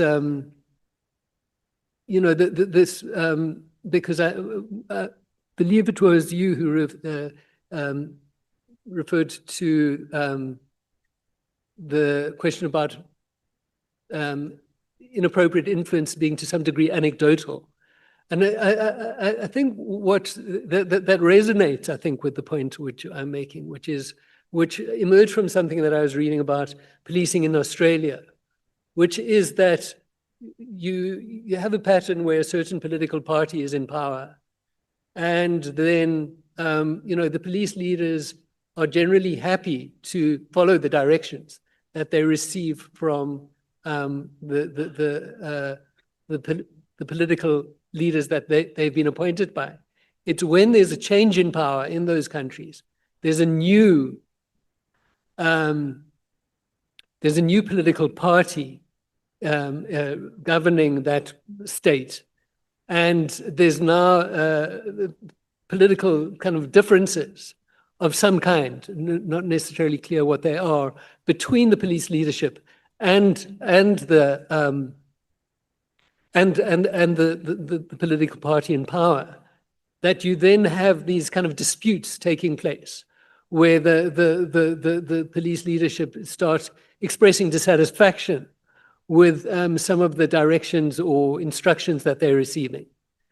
So it's, the absence of, and if we look at this issue in South Africa, does the fact that, in fact, the man whose allegations have been given rise to the creation of this committee is, in my understanding, is that he is extremely exceptional as a police leader in South Africa, insofar as he is virtually the only one, if not the only one, who's been willing to resist political directives. And so it's as a result Sorry, of... Mr. Bruce, I'm also speaking for my colleagues. Let's try and keep the Okay, show because we're running out of time. Thanks, sir. And the second one was on section 2072. Right. Well, you see, I mean, your phrase that this is a dangerous gray area. You see, I'm not sure that it is a dangerous gray area. That wouldn't be my formulation. My formulation is purely that the Constitution does say these two things, and that up to this point, there hasn't really been engagement with what these provisions mean. So my understanding is that it's, it is, from my understanding of how democracy works and should work, it is not necessarily appropriate to confine the minister's authority to one of making policy. That's my impression, subject to someone persuading me otherwise. And so I think my understanding is that it is not necessarily a bad thing that the minister has the authority to issue policy and to issue directions. What it does do is create the potential for that authority to be used in an inappropriate manner. And so the approach that we're taking in our submission is to try and ensure that Parliament is able to scrutinize the manner in which the minister exercises power. And it might also be seen that the national commissioner would be given greater power to be empowered to resist inappropriate interference. Okay. So, I mean, as I indicated that the recommendations that are made here, I believe, are pragmatic. I mean, you're saying directions to be given in writing, made publicly available, specify what matters must be addressed in directions, minimum core issues, require minister to consult the commissioner. Just two quick and last questions on the recommendations itself. Now, if we were to adopt this minimum core model, I think it was New Zealand that you mentioned. In your view, which are the policing functions that you think that constitutionally should be insulated, from this political interference, so to speak? What would those look like? So what would be the core minimum areas? And then finally, I don't have a problem with the notion of a minister consulting the national commissioner, but it doesn't mean that the minister cannot issue a directive after he has consulted. Maybe the phrasing would be after consulting the national commissioner. And similarly, I mean, we've got that example in the communication sector now with the minister and ICASA. Similarly, the commissioner can voice their disagreement with the direction. Minister acts, he issues the directive in writing, and a national commissioner, if they believe that an issue is ultra-virus, it's illegal, they can refuse to implement the instruction. And basically that's what you are recommending. Would that be a correct understanding? So, for instance, I think that this New Zealand example where the legislative says that insofar as directions deal with the following, the national commissioner is not required to comply with them and must act independently. I think that that's a good approach to it. On the question of what those issues should be, there are obvious ones. The obvious ones are specific investigations against specific people. And I think a lot of people would include the conduct of specific public order operations, things like that. There's ones that tend to come up, which are, for instance, decisions regarding individual employees of the police department, including matters of discipline. But, I would say that, so for instance, but in Victoria, they've got a list of about 7 or 8 of these things. So, I mean, I think, there would have to be judgment exercised about what to include and exclude from that kind of thing. Thank you very much, Mr. Bruce. I don't have any further questions. Thank you, Chair. Thank you so much, Honorable Nomvalo.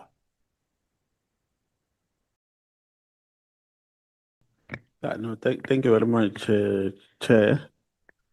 No, let me start by saying that we are vehemently opposed to the content of this presentation. We don't agree with it. There's no point that we agree with. So in its totality, doesn't make sense to us in its totality. One, it doesn't make sense in terms of the legal framework, but secondly, in terms of a problem that we're currently faced with here in this committee, because our firm view is that, one, the minister does not have powers in terms of the current constitution and in terms of the South African Police Service Act to enter into operational issues. And if he does so, he is violating the constitution. The South African Police Service Act operationalizes Section 207 of the Constitution, and it does not give powers, consciously so, to the minister to enter into operational affairs. Section 11 of the Policy Service Act gives powers to the National Commissioner. And I think the reason behind this is that in most instances, in fact, in all instances, people who are appointed as national commissioners are people who are career policemen, people who have experience in the police. They were constables, detectives, brigadiers, and so on and so forth. That is why they are given powers, because a police institution is not an institution that you can gamble with. It's a very critical institution in governance. And to have a person who's the national commissioner, you require skills and expertise. And the minister is a politician, and there's no requirement for you to be a minister of police. If I love Honorable Skosana and I'm the president, and if I want him to protect me for my future shenanigans, I can simply appoint him because I know that he's my puppet. He will take all instructions that I'm giving to him. Whereas a commissioner is a well-qualified person in terms of experience, who understands better how to run an institution or a department called SAPS. So I think there is no issue here with the current legal framework. There's absolutely no issue. And if anything, the current legal framework was violated on the 30th of December 2024, when we were busy at home celebrating New Year. So to suggest that more powers must be given to the minister and the minister must be protected and so on and so forth is to want to exacerbate the situation. That is my comment. We don't agree with what you have said, and we think that your proposition can exacerbate the current quagmires that we are faced with. Number two, you have also spoken about a tendency to establish task teams. And my reading of your tone is that you seem to be against that. My understanding, my simple understanding, I've never been a police, but with the little experience that I have with regards to the running of the affairs in the police, is that a task team is appointed for a specific purpose and to address a particular problem. And that has worked because a unit is a unit that is established to deal with general issues of crime. And then when there is a specific problem which is rife, or when there is a specific scourge which is growing uninterrupted, and the police can't in their current form address that issue, there is a need to establish a task team. And practically, that has worked for the people of South Africa. It has worked in KZN. I'm speaking now as a citizen of KZN. Before 2018, there was no task team in KZN, and people were dying like flies. And evidence is tendered here that there was a collaboration of criminals and people who are in the police. Because what criminals do, they identify role players in the current setup of the police and want to capture them and use them for their criminal activities. And when there is a task team, it's not easy to do that because various people are deployed in terms of their expertise and experience to deal with a particular problem.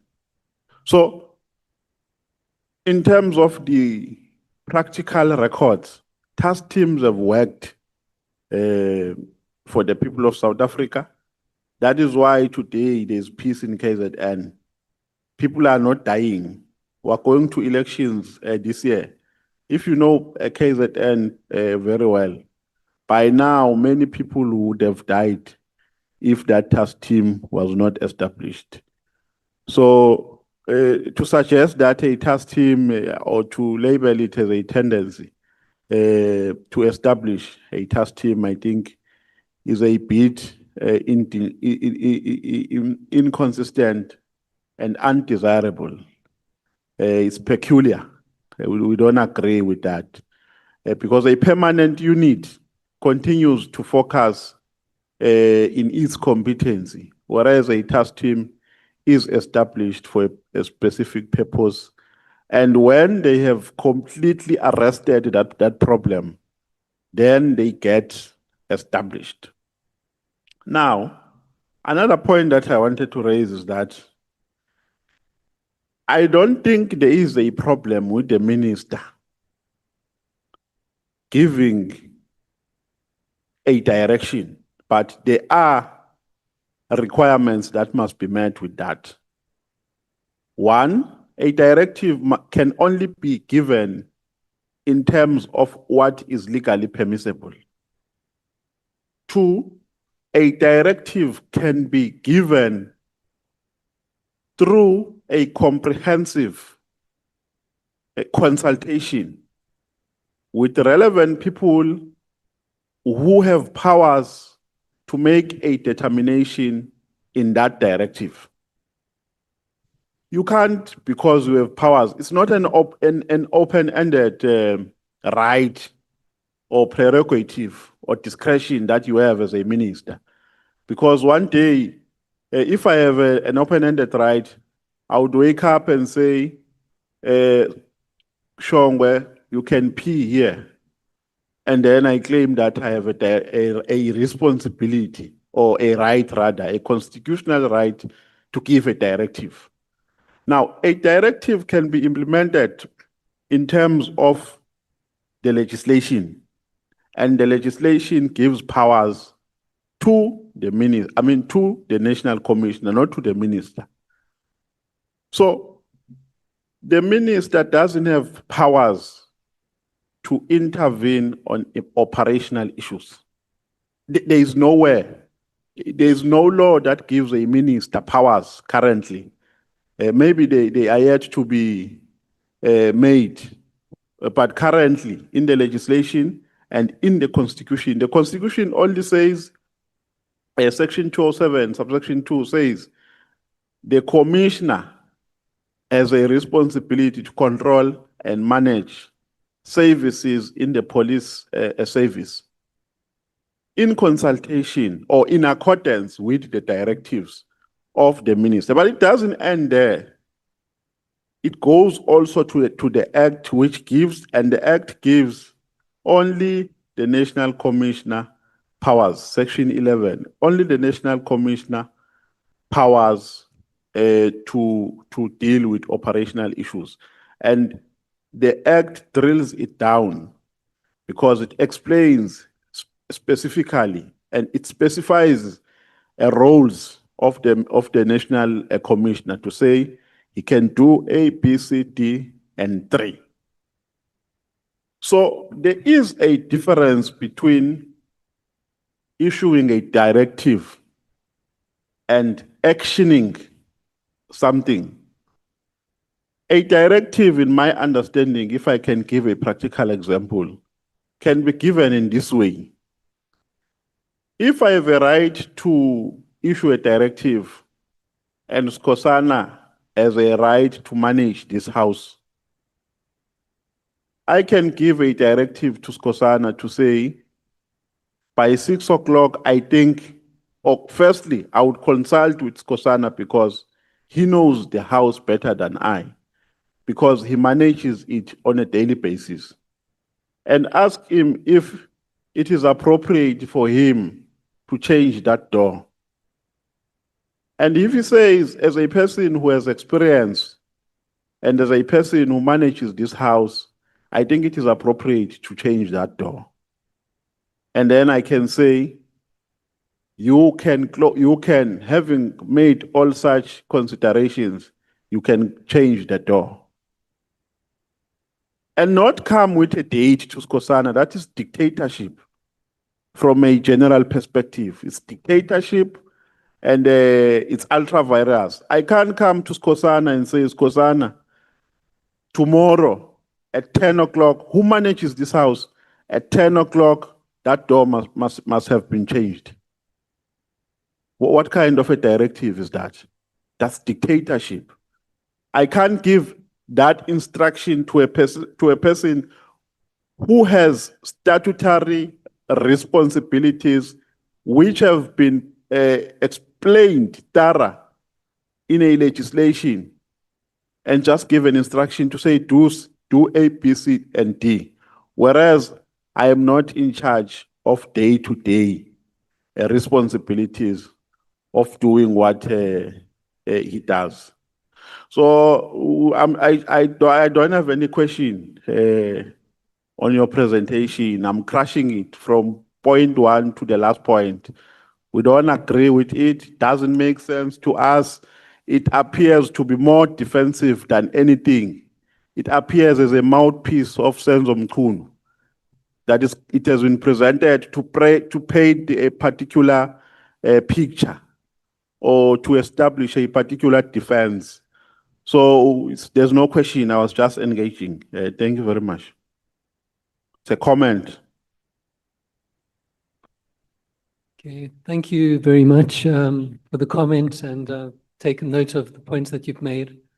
I think just my responsibility would be just to obviously reply to the last, was it a dig or a jibe or what? I'm not quite sure what you would call it, but that the submission was made in some ways in a way which was intended to favor one person or another person. And, you know, I can state very clearly and without any hesitation that, you know, that's just entirely not true. And the work forms part of work which is intended to support Parliament and support the government of South Africa in building an effective and sustainable democratic system. And that, yeah, and that is the spirit and the motivation behind it. But thank you.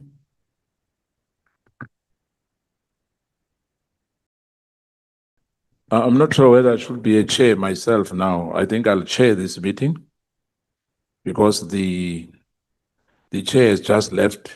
He left. The chair just spoke to you and indicated you must continue. Please, hands off the chair. Thank you.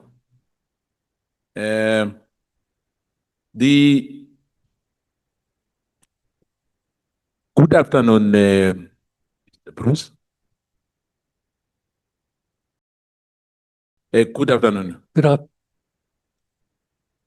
One, this security studies, this Institute of Security Studies is the one which was being led by then George Fivers, am I right?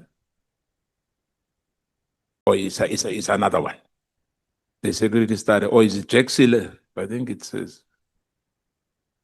Established by Yaki Siliers. Okay. Who's funding it?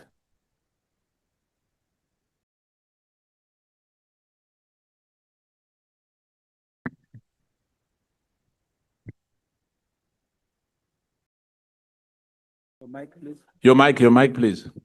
You're asking me, because I would refer you to the website of the, I mean, I work with a specific program of the ISS. So you don't know who's funding it? No, I do know him by name. As it happened, there was just an announcement that was issued by the ISS, I think yesterday or today, regarding the resignation of the current director. So the director's post is currently in No, trial. I'm aware of that, Mr. Bruce. My question again, it's who's funding the Institute for running it? Security Studies? Okay, well, can I refer you to a specific section of the website which deals with the governance system of the Institute for Security Studies, because I would have to consult that if I was to be able to provide you with a comprehensive answer to your question. Oh, well, I'm not answered, but I thought that you are here. You know exactly who are the funders of this Institute No, for I Security work with Studies. the ISS as a research on policing, and my work is very much focused on. So if it's funded by drug dealers, you'll never know. You'll just say you are working there. No, but I have confidence that it's not funded by. No, you don't know. Illicit sources of money. No, you don't know. No, I do You know. don't know. Let's leave it like that. I do know. I'll check the website. No, you no, don't know. I do know that. Then it is- give me the answer if you know. Okay, so I'm going to refer you to the website. You see now, as I was saying, I'll look later on the website because you don't know for now. Okay, no, but I have read the provisions of the website. I just can't. Okay, no, let's leave it, Mr. Bruce, because of time. Major, you spoke about Major General Nhlanhla van Rooyen, who heads the legal department at SAPS. Am I right? And you didn't say all what he said in the last when he appeared at Madlanga Commission. In your submission, there's nothing about that.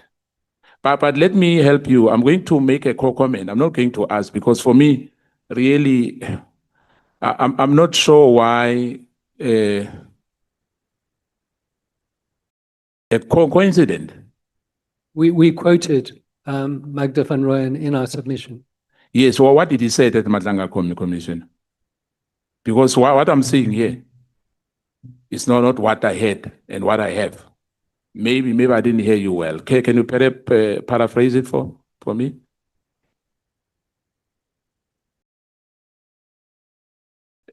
Mike, please say.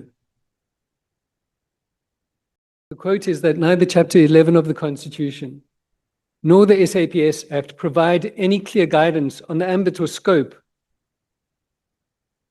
of the policy or directives that the minister may issue. So Major General van Rooyen was referring to particularly to Section 207(2) of the Constitution, as far as I understand, but also to 206(1) and 2, which authorize the minister to, on the one hand, issue national policing policy, and on the other hand, issue directives to the police. And her observation was that there's broadly a lack of clarity as to what the scope of these powers is. Let me just contextualize it for you and with my comment now. Major General Petronel Nhlanhla van Rooyen, SAPS head of legal service, testified that the police minister Senzo Mkhunu acted outside the authority and the legal mandate by ordering the political killing of a task team to be disbanded. She was very clear on that. I'm not sure how did you miss that in your submission. She argued it was an operational matter, not a political decision, and that the action severely hindered the investigation, suppressed cases, and ignored proper legal process. Do you remember that? Key points from her testimony at the Madlanga Commission of Inquiry. Overreaching of power. Van Rooyen stated clearly that the minister lacked the authority to disband the specialized unit, which are operational functions. Now, she testified that the rapid disbanding of the case at base PKTT had a negative consequences for the police work. And I think my colleague, Honorable Nomvalo, was arguing on that to say, he has nothing to ask, because as far as Umkhonto we are concerned, here was a tick box exercise, in our view. And I'm saying this to you, Mr. Bruce. Someone who reads this will say that we are defending something here, because hence I'm saying to you, in your submission, what I've read to you, you haven't said anything about that. And Mkhwana, the legal head, was very, very clear on that. I'm not going to quote sections you've been, the section 2077, I serve in the police portfolio committee, by the way. The section which you being emphasizing on here might be misleading, and I'm saying this to you with due respect. Mkhwana said it all. We don't have to revisit that. By the way, he's the head of legal service in that department, and highly qualified for that matter. He's a PhD holder. And I read about the issue of New Zealand, you know, Queensland, what they do, in Kenya, what they do. You know, our history in this country, as you know, if you've been here for a very long time, because some of Europeans arrived not earlier, you know, some are born here, some they've got dual citizenship, some, you know, but our historical background, it's of such a nature that it's not easy to forget what happened in the past. Hence, my colleague gave you an example of KwaZulu-Natal, that the PKTT work wonders. If it was not the PKTT, hence we are saying it was really premature to have disbanded that PKTT. And others, which are, some of them are not disbanded. In particular, we're worried about this PKTT. Hence, we are sitting here today at the Ad Hoc Committee. This could have been prevented, you know, if there was no interference at all. We will find ourselves in here. So we know we've got dynamics as compared to these other countries. Other countries, they might not have what we have here. There's a lot of issues in this country which we need to be attended to. And we think that in terms of the constitution which earlier when Advocate Hoffman was here, the Roman Dutch law, as far as we are concerned as well, we still have to, as lawmakers, you know, you need a majority to amend this constitution. We are not happy. There's a lot of gaps which have to be closed in this so-called the best constitution, which is misleading, by the way, you know, but that's politically, that's not for you. But indeed, there's a lot to be done. But in terms of what I was saying to you, that I'm making a comment, I think you left what I've said deliberately about what Mkhwana said about the issue of interference, you know, and the issue of the PKTT. I thank you, Chair. Thank you so much, Mr. Bruce. Thank you. Any comment? Yeah, well, just a couple of points. One thing is that obviously you and Honorable Nhlanhla have raised a question about the utility of task teams. You know, I don't agree with you that it's clear or straightforward that they have played a particularly useful role.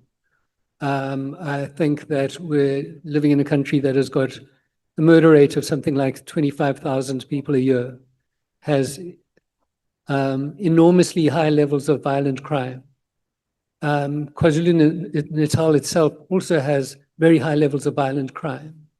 The PKTT itself has, you know, have looked at discussions of the effectiveness of the PKTT. And, I think that's a complex question. I think that it's never straightforward to evaluate investigative units. Now, are you saying Makhna is wrong? Because I don't want to waste some people's time. Okay. Are you saying Makhna is wrong? And yeah, I would also just say that I wasn't sure, I wasn't clear. I was, I had read the report that you were, I think the same one that you were reading from. Yes. And had been through parts of her testimony, but I didn't see any clear reference to an explicit provision that had been violated by the minister. And as I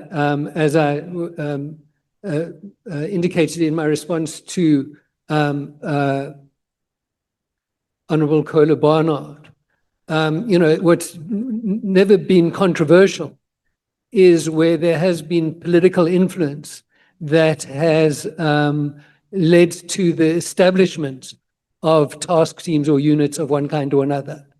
So to me, it's not entirely clear, or not at all clear, let's put it that way.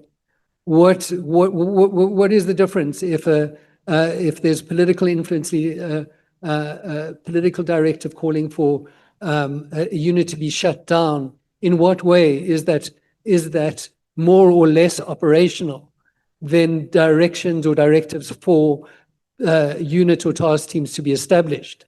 So to me, I remain unconvinced.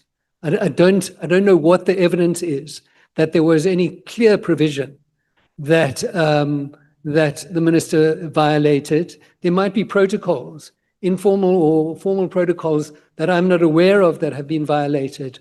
But as I said, I'm not aware of them.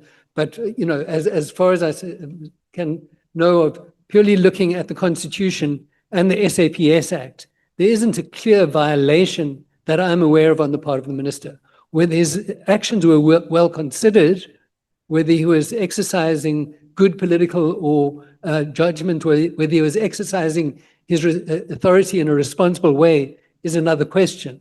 But I'm not aware that he clearly violated or was in breach of his powers. Through you, Chair, I think Mr. Bruce came with a mandate. I'm going to put it clear to you. He's not convinced about anything. We are talking about something in KwaZulu-Natal, where our honorable member comes from. He says the killings have subsided because of the PKTT. PKTT. You said no, you are not convinced. I'm saying to you, Makhna, the head of legality department, she said that in the Madlanga Commission, that the minister was wrong to disband that. We are saying there's nothing wrong with that. In fact, we are the first person who ever said that here. I'm even shocked. I don't think you're accurately representing what I've said. What I've said is that he wasn't in clear breach of any legal provision. I'm saying, irrespective whether clear or not clear, Nomvalo made it very clear in terms of the Police Act. I don't want to go there. But we said, in total, what you presented to us here, you are trying to convince us to say nothing, there's nothing wrong with what happened, the disbandment of the PKTT. And that the PKTT has worked wonders. We are not convinced of anything. That's not what I said. What are you saying, really? Because the submission is here. What you submitted to us here, and we are still arguing to say there's nothing wrong, there's nothing clear about it, and we are saying to you, there's a difference. The people of KwaZulu-Natal are better off today. And we are talking about the lives of our people there. People were being killed in that province. And we are saying it was wrong for the minister to disband the PKTT. You said, no, there's nothing wrong with that. And I'm saying to you, I'm putting it to you that... But I didn't say that. So why are you saying that I've said that? Because I did not say there was nothing wrong with it. I said it was not in breach of a legal provision. Yeah, so in other ways, if there's no breach, there's nothing wrong. Whether people are dying or not dying. I said it might have been poorly considered or ill-judged decision? No. No, we are playing with words here. Okay, I'm saying to you, Mr. Can Bruce. With words. Can I'm we not playing with proceed, words. I'm responding Honorable to Member your assertions. Mr. Bruce, the time of Mr. Skosana had expired, so Yeah, thank you. he was asking you questions on borrowed time from the chair. Can we afford Honorable Cameron? Chair, I actually don't have many questions rather than a comment on the submission process. We're not here to oppose people that come and submit something. We listen to their opinion. We invited them. They are our guests. If we don't like what they say, that's fair enough. We can debate that later on when it comes to the report. Mr. Bruce is not a witness. He is an absolute expert in his field. If anyone did their own research, they would know that. And I think it would be fair to say that we need to give him a fair chance to speak. And once that is done, the committee can deliberate further whether we agree or not. Thank you, Chair. Honorable Matthews. Thank you, Chair. Mr. Bruce, good afternoon. I don't have many questions. I just wanted. Chair, my hand is up. Honorable Matthews. Okay. Yeah, but Chair, are you going to recognize me?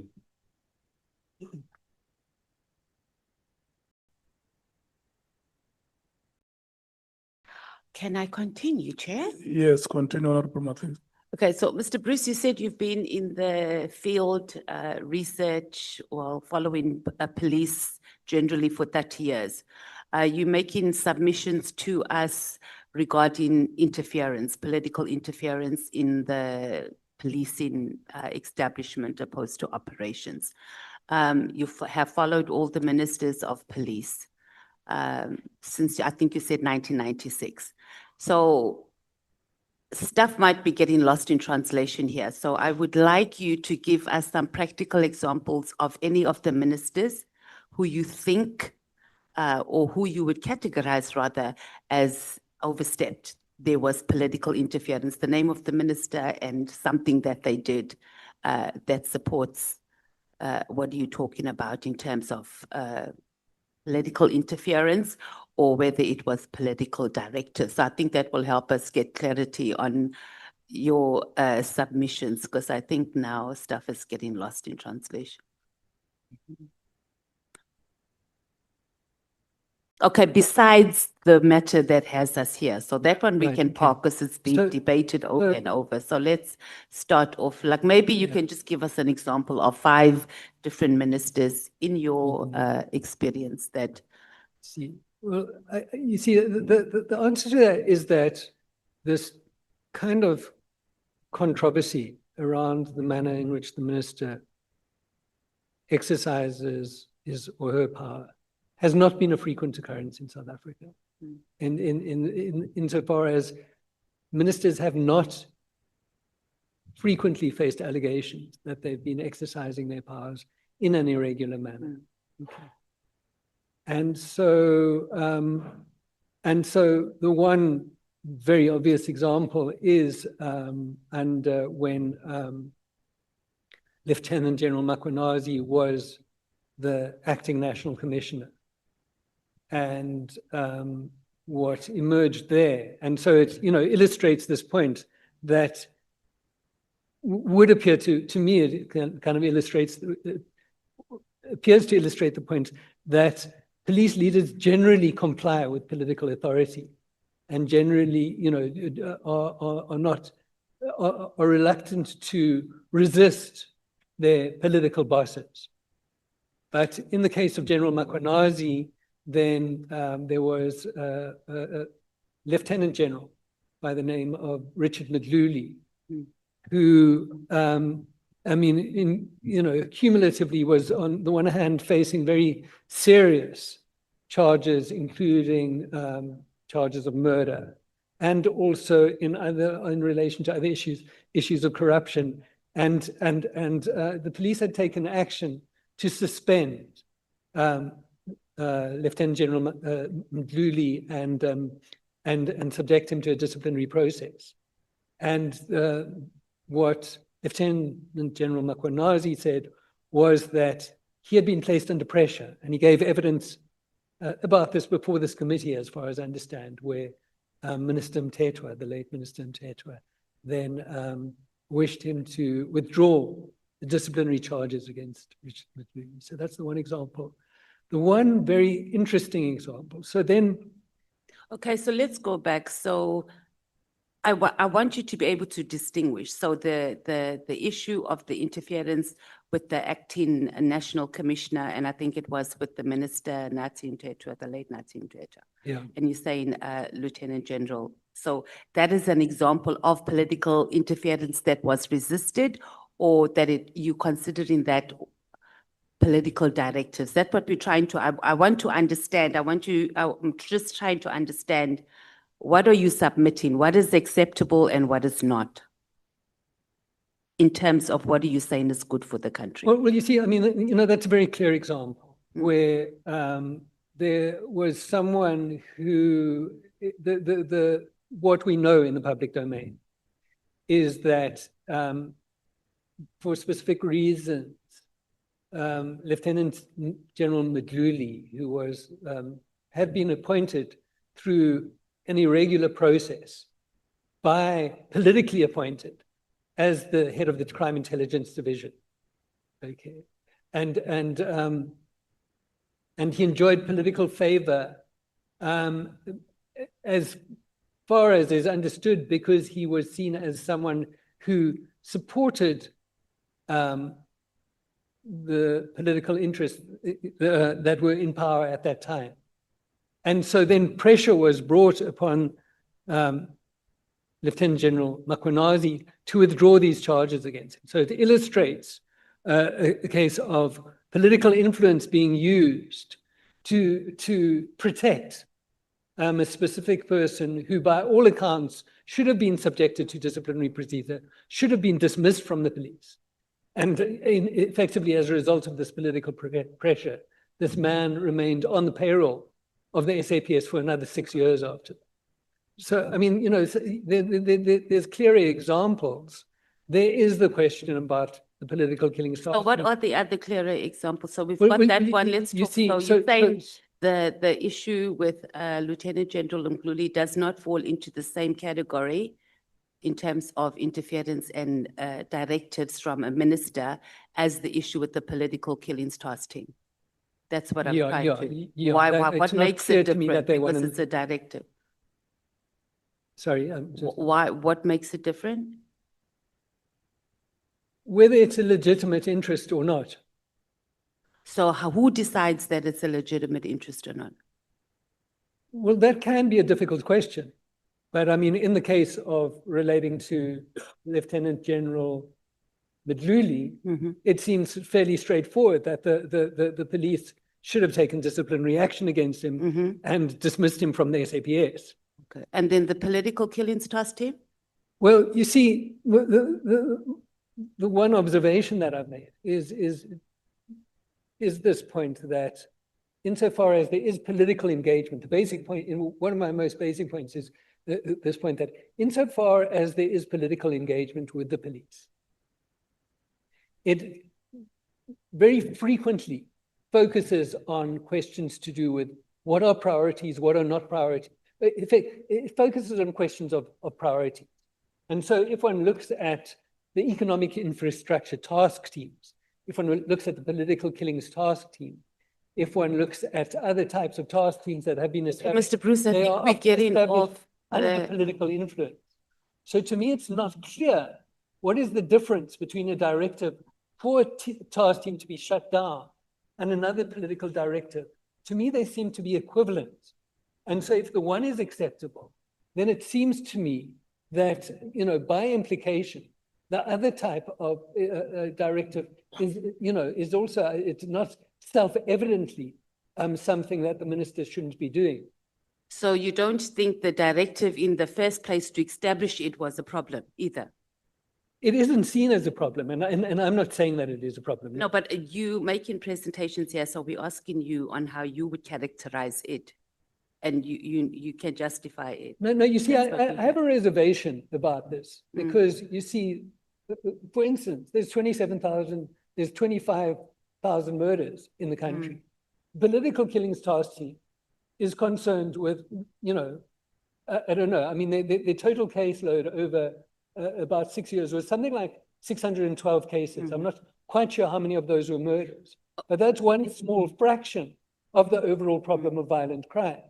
So, Okay, you know, but there's we're a going question off, about. yeah, my question, Mr. Bruce, was perhaps the initial instruction to establish it, because it was given by the president to deal, the president of the ANC was the president of the country at that time, because the ANC members and some other political parties were killing each other.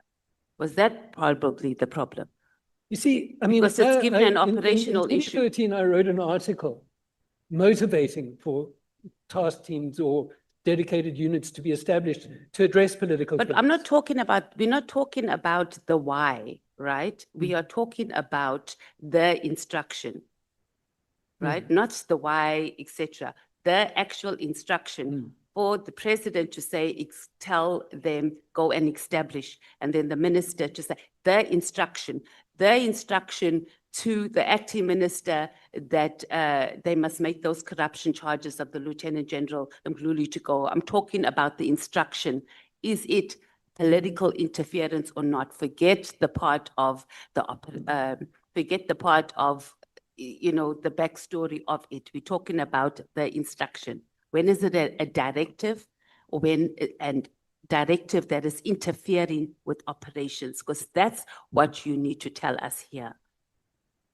Well, because you are arguing the point on the substance, on whether the point is political killings it is task team. operational in nature. It is operational. So we can even argue that the initial instruction to establish it was political interference.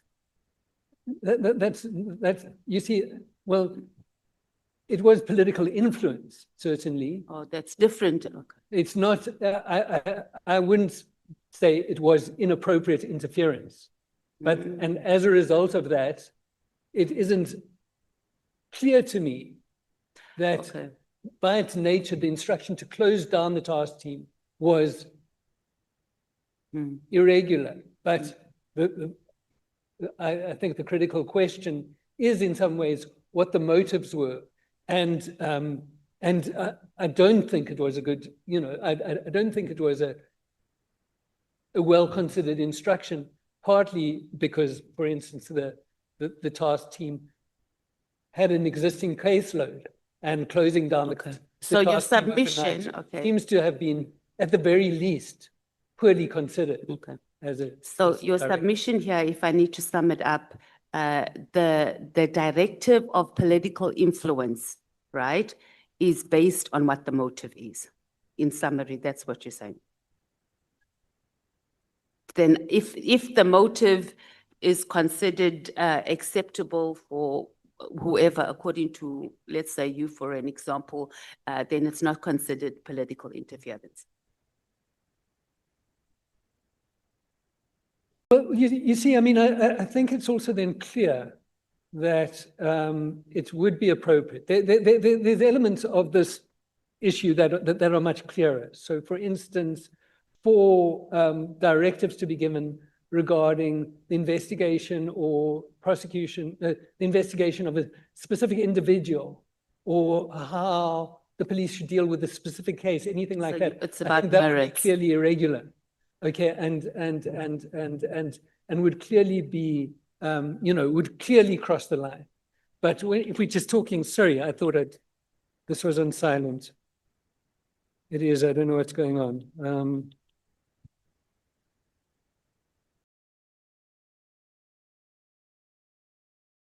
I've got a phone that just isn't. I throw it at the wall or something. Sorry. Okay.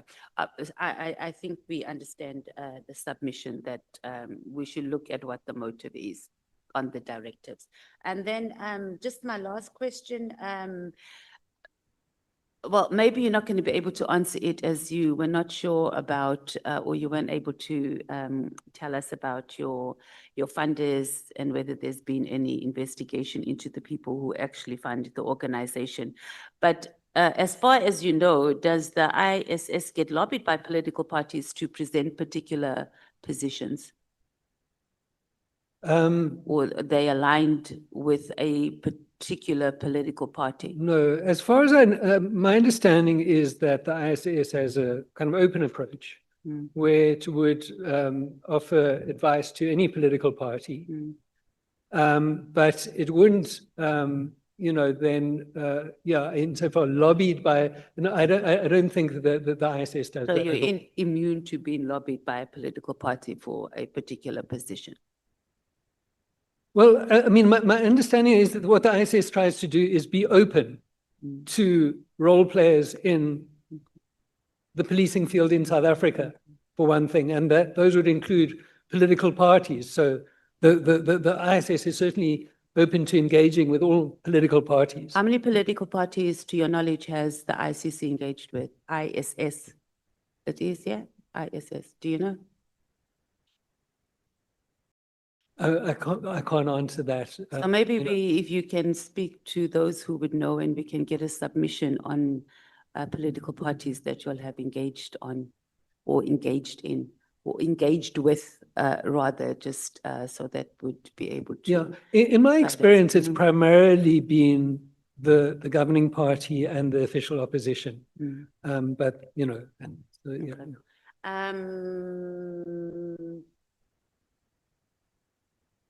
I'm done. Thank you, Chair. Thank you, Mr. Bruce. Thank you. Honorable Nongwaro. Yeah, no, thanks, Chair. I almost forgot what I wanted to say, but I have not forgotten. Chair, we must not live with a wrong impression and a wrong information here. Our understanding is that when presentations have been made before us as members of this committee, we are duty bound to engage them. We've not come here to peruse or listen and go home. We've come here to listen to presentations and engage. And engagement does not necessarily mean you must always agree. Where we disagree, and hear the views of the people who have been making presentations. So there is nothing peculiar with disagreeing, because people who are making presentations must be confident in what they have presented. If our disagreements are wrong, then they must prove us wrong. So we're not here to come and receive information. We have not at least drove from our provinces to come and do that here. We've driven from our provinces to come and listen and engage Tara. And engaging Tara means we can disagree when there's a need to do so. So that's our understanding. I've been tempted to raise this by what Honorable Cameron has said. It's completely wrong. Thank you. Honorable Mnwango. Thank you, Honorable Chairperson. I have no question. Thank you. Thank you, Honorable Sauls. Thank you, Chairperson. Mr. Bruce, good afternoon.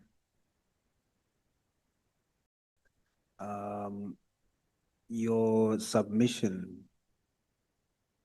cites a large gray area between policy and operations.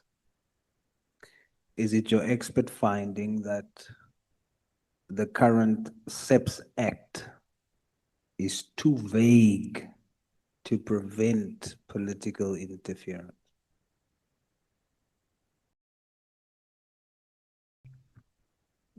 Thanks for the question. I would say it's not a question of vagueness. I would say it simply doesn't address the issue. So in my experience, what seems to me to be a positive source of reference for engaging with this issue is this experience, which happens in so far as I've, read about the issue. It's been something that's come up it's for one reason or another in these states of Australia and has been addressed by legislation in, these states in Australia and New Zealand, and it seems to me to be, a kind of sensible kind of approach that's taken in many of these jurisdictions. So I'm still just being mild when I say vague. You are saying it totally doesn't address. That's right. Yes. All right. In your expert opinion, the SAPS Act in its current form, are you saying that it is a problem because it doesn't address or protect clearly against political interference? You're saying the act is the problem. It doesn't matter which minister is there. The act is the problem. So that no matter who comes, no matter who occupies the office, as we sit here now, if the act is in its current form, the current minister that's there, if he does the same thing, then the act has not adequately addressed it, and so also anybody else that comes. Is that your submission? Well, you see, I mean, again, it's this point that my impression is that police leaders are often disposed to comply with political authority. The willingness to resist political authority is often not there. And so whether it's irregular or not, their orientation is to see it as something that they must do. And I think one could say that this is illustrated in this case by the manner in which, for instance, the National Commissioner responded. That the National Commissioner seemed, if it wasn't for the press conference in July, this wouldn't be on our table. It isn't something that the National Commissioner himself would have gone public about necessarily. And so it's more like when there is the will on the part of a chief of police, National Commissioner, whoever might be, where the chief of police feels unhappy, doesn't want to comply. These types of provisions may empower them to do so. And they may also inform the manner in which ministers exercise their authority. So, but the nature of the minister, if I'm understanding your question, one obviously has some ministers who might be more disposed to exercising their authority in an irregular manner than others are. Okay, now let me rephrase the question.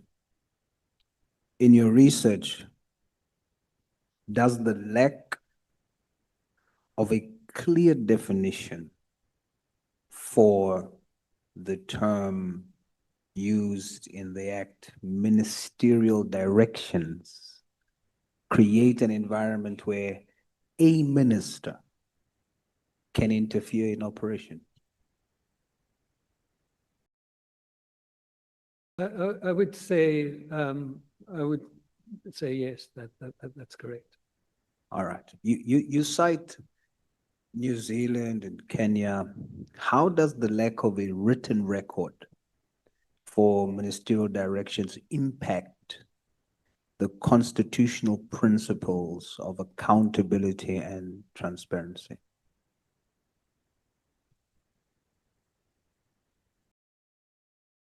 Yeah, well, I mean, I think the short answer to that is that it enables them to be entirely absent if they, if these types of directions are not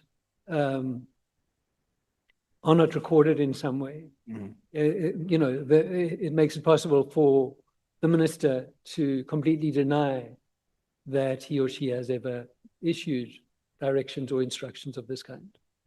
And to support that position, would I be correct in saying that the reason why we're sitting here now is because the directive was given in writing? That's entirely correct. I completely agree with that. It was because it was in writing. If it hadn't been given in writing, it could have simply been denied, and there would be, you know. So your proposal is it should be a standard rule that all ministerial directives must be in writing. Yeah, that's right. That's right. The Marikana Commission you mentioned recommended clarifying these powers over 10 years ago. In your expert opinion, has the failure to amend the SAPS Act since then been a failure of legislative oversight?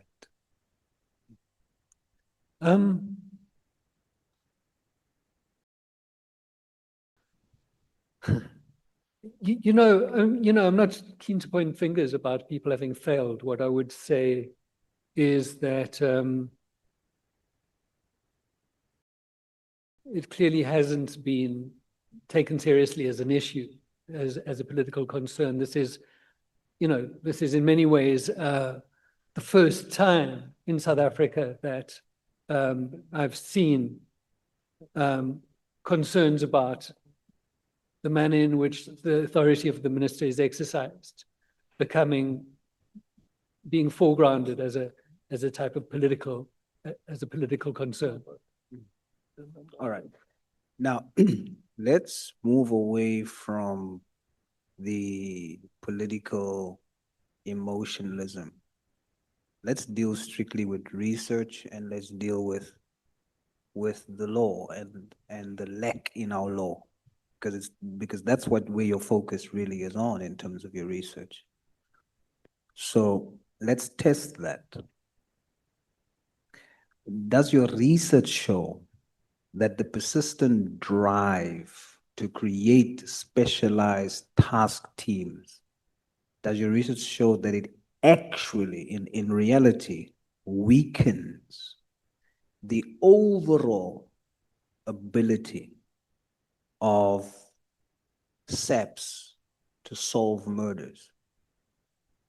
Well, the one answer to that is merely to point out that the SAPS itself has repeatedly raised points of that kind, and I can refer you to at least one or two, I think maybe 3 presentations which have been given by the SAPS, where you can see there's this concern expressed about this tendency to establish task teams without consideration on the impact that it has on other units. I would think that you are referring to what you mentioned in your submission to us, that your research showed that the detection rate for murder is exceptionally low. It's currently reported by SAPS at only 11%. Is that correct? Yes, that's right. And so, sorry, there's a point that I wanted to make here that's just escaping me. Yeah, but the point that I would make, you see, is that I see the creation of task teams as in many ways a stopgap measure, that what's needed is an overall approach to strengthening the detective function within the SAPS, and that's been absent. And so instead what we have is this thing of the available resources being directed in one way or another to deal with what is inevitably a very small aspect of the overall problem of serious crime in South Africa.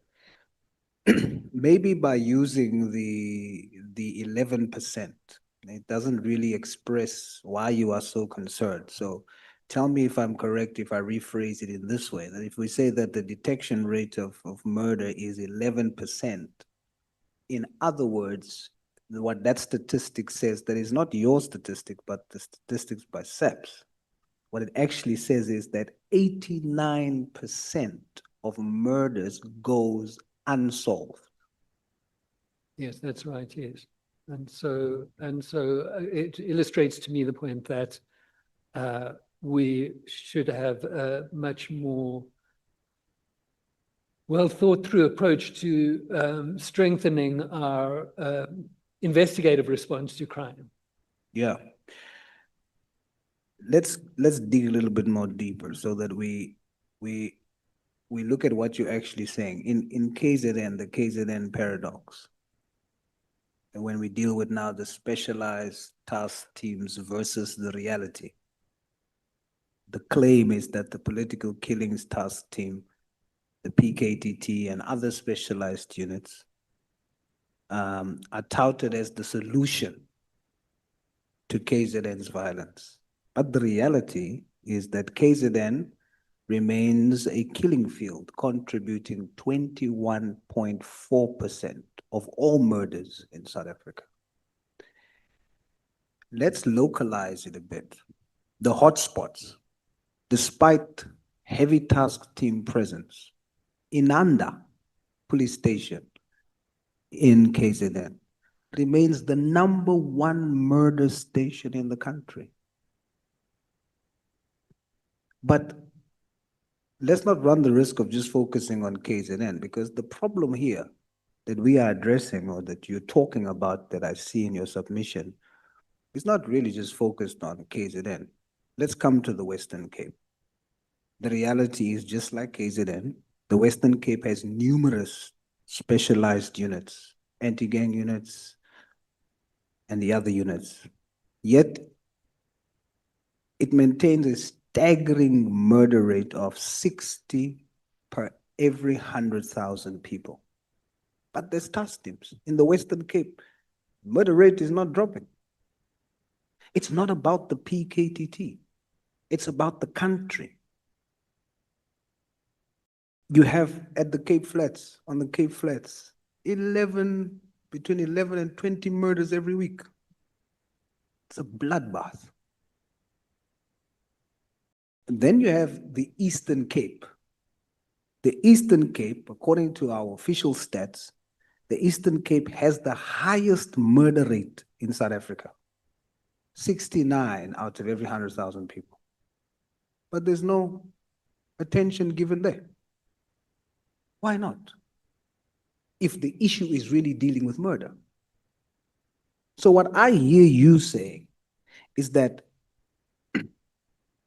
resources are captured for elite specialized task teams, leaving the average detective at a local station overwhelmed with work and underfunded. You are saying, correct me if I'm wrong, but why take so much money and we put it into specialized units of between 30 and 60 people, where every station in our country, the detectives are struggling, no money to solve the actual murder rates that is increasing within our country. That is really why you are saying there should be a refocus and invest our money on detective work overall in the country rather than on units. Am I correct?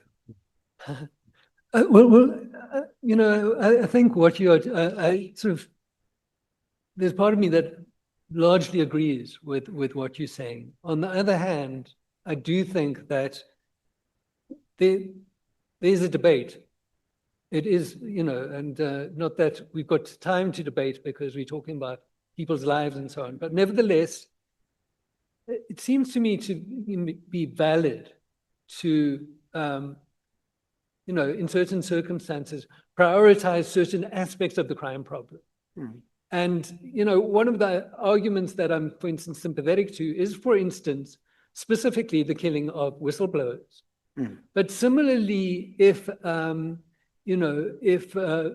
we're trying to maintain a democratic political system and political office bearers, their lives are in jeopardy. Particularly, I think it has often happened that those who have been killed have been those who've stood up against corruption.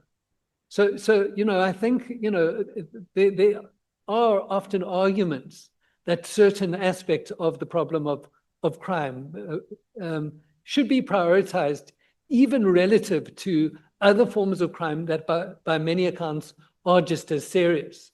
So, it's not that, I accept that there are different approaches to this problem that are both valid, and it is an issue of decision making. So, it's not that I necessarily condemn these decisions to establish these task teams, but I don't think that the consequences of, the impact on other units are ever really properly taken into account. And the second point that I would make is that they have effectively been used as a stopgap measure, that what we need is a much more comprehensive approach to how to strengthen, firstly, our detective service and the policing system more broadly. Where I come from, El Dorado Park, born in Kliptown, raised in Klipspruit West, there's a saying that summarizes what you just said. Goedes moet balance. You are saying it's not either or. Yeah. It's both, but there must be a focus on balance. But the biggest priority should be, once the specialized unit or task team is created for a particular crime issue, once that issue is managed, controlled, stop, close, and ensure that there's not local police stations and detective work all over the country is not negatively impacted by this focus on the units. There must be balance and prioritize. For what's the use you have strong task teams, but weak detectives, detective units at stations all across the country. And you have general murder rates increasing, but that specialized issue is decreasing, but the overall problem is just getting bigger and bigger. Goedes met balance. Is my understanding correct? Yeah, that's a good way of putting it. So, ISS and yourself as a researcher there, you have confirmed what the people already feel. Our security strategy appears to be a performance, not a strategic, clear and decisive action plan. We have task teams in KZN, in the Western Cape, yet both provinces remain hotspots of blood. Meanwhile, the Eastern Cape, which is the deadliest province in the Republic at 69 murders for every 100,000 people. In the Eastern Cape, being murdered is no longer a rare tragedy. It is a statistical probability. You're talking about a society where almost every single family is either mourning a victim or living in immediate fear of becoming one. It is the deadliest place to exist in the Republic according to statistics. Yet, it is left to rot because it doesn't offer the right optics for a task team launch. We are chasing 100% headlines while only solving 11% of the murders. This must end now. And I join you in that call. We must stop the political capture of police resources for specialized units and task teams and return to the constitutional mandate of a professional, independent, and effective detective service that protects every single South African, whether they live in a high-profile metro or a neglected rural village. I thank you, sir. Thank you. For your time. Chairperson, thank you so much. Mkhwanazi.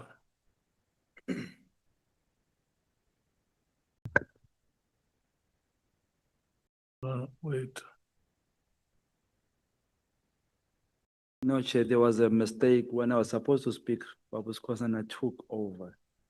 And when you came back, you thought I'm not speaking, so I just didn't want to phazamisa izinto sekhuluma buskosana. Yes. Okay, you can go ahead. Now, I won't take long, it's just clarity of certain questions, Chair. Nginenhlanhla yabantu abathanda ukuphuza amanzi. Nale nsizwa iphuza amanzi nayo, Chair. Evening, sir. Oh, it's afternoon actually. Sawubona. Ebusuku. How are you, sir? You can press there. Thank you. How are you? I'm fine, I'm fine. I take it you don't speak Afrikaans. I don't have good Afrikaans. I read a bit. Oh, I noticed when Honorable Souls was speaking Afrikaans to you, a surprise.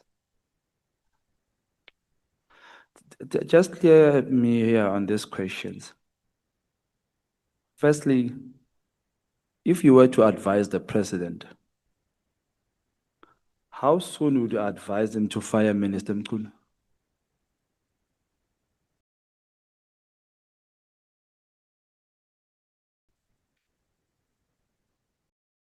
It's a question. Chair, may I be excused from answering this question if you don't mind? I don't think it's sort of really within my mandate here at this committee. Are you really sure?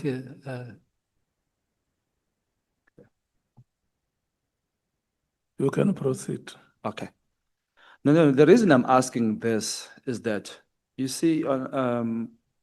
Hofmeyer, when he left here, he said he's proud of the 7th administration, that we are the protectors of South Africa. So as you come here with your proposal, which we appreciate, and also thank you for your time that you put on your proposal, we must really scrutinize what you are telling us here.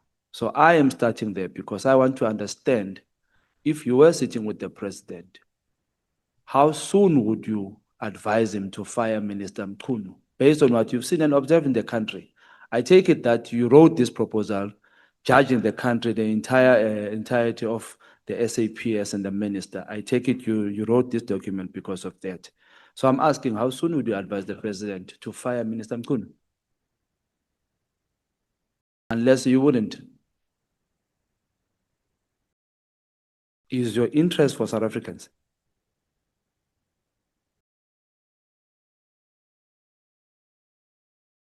Sorry, I'm just, I'm not in a position of advising the president. If you were? And I'm not clear whether Minister Mkhwanazi is currently the minister or not. I'm just, it's a bit unclear to me as to exactly what the current position is. What are the chances that your proposal is not fully researched? Because I noticed that most of your staff here speaks of international relationships. We should learn from other countries, Australia and all that. So are you well vested in South Africa? So are you, I'm not quite sure where your questions are going to. Do you want to? I'm just trying to establish. I'm a researcher. I've worked here for 30 years. Yes. What do you mean by fully researched, if I can ask you that? Because, the level of information that's available out there is enormous. And I never engage with all of it. Okay. So try and, work in a responsible way and, do my best, but I'm not, I could never be claimed to be the best, on top of everything that's been written or published about any particular topic. Okay. The thing is, you said that the minister might have not breached. So I'm thinking you are well vested of the topic you are talking about, which is the minister. So you should know whether he's fired, he's suspended, or he's still acting, or whatever he's doing. I take it you should be knowledgeable on that note, on that subject. Okay, that's okay. If you do take that, that's, Now I'm I asking. accept that. Okay, do you know the current status of Minister Mkhwanazi regarding his employment? You know, my understanding, when I've tried to clarify it, is that I've got various different answers. So not entirely clear what the current status is. You're okay. Therefore, how did you come to think that he has not breached anything in terms of this PKTT disbanding?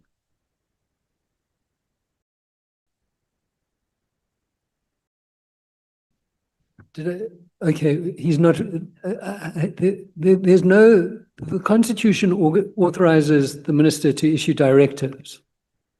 As pointed out by Major General Van Rooyen, neither the Constitution itself nor legislation provide clarity as to what the ambit of that power is.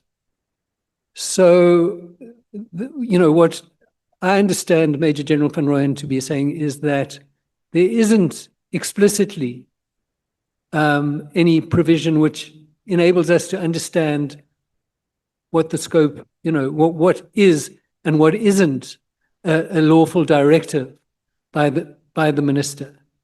And as I've in my responses to other questions, I've also what I've also drawn attention to is this fact that consistently task teams have been established under political direction.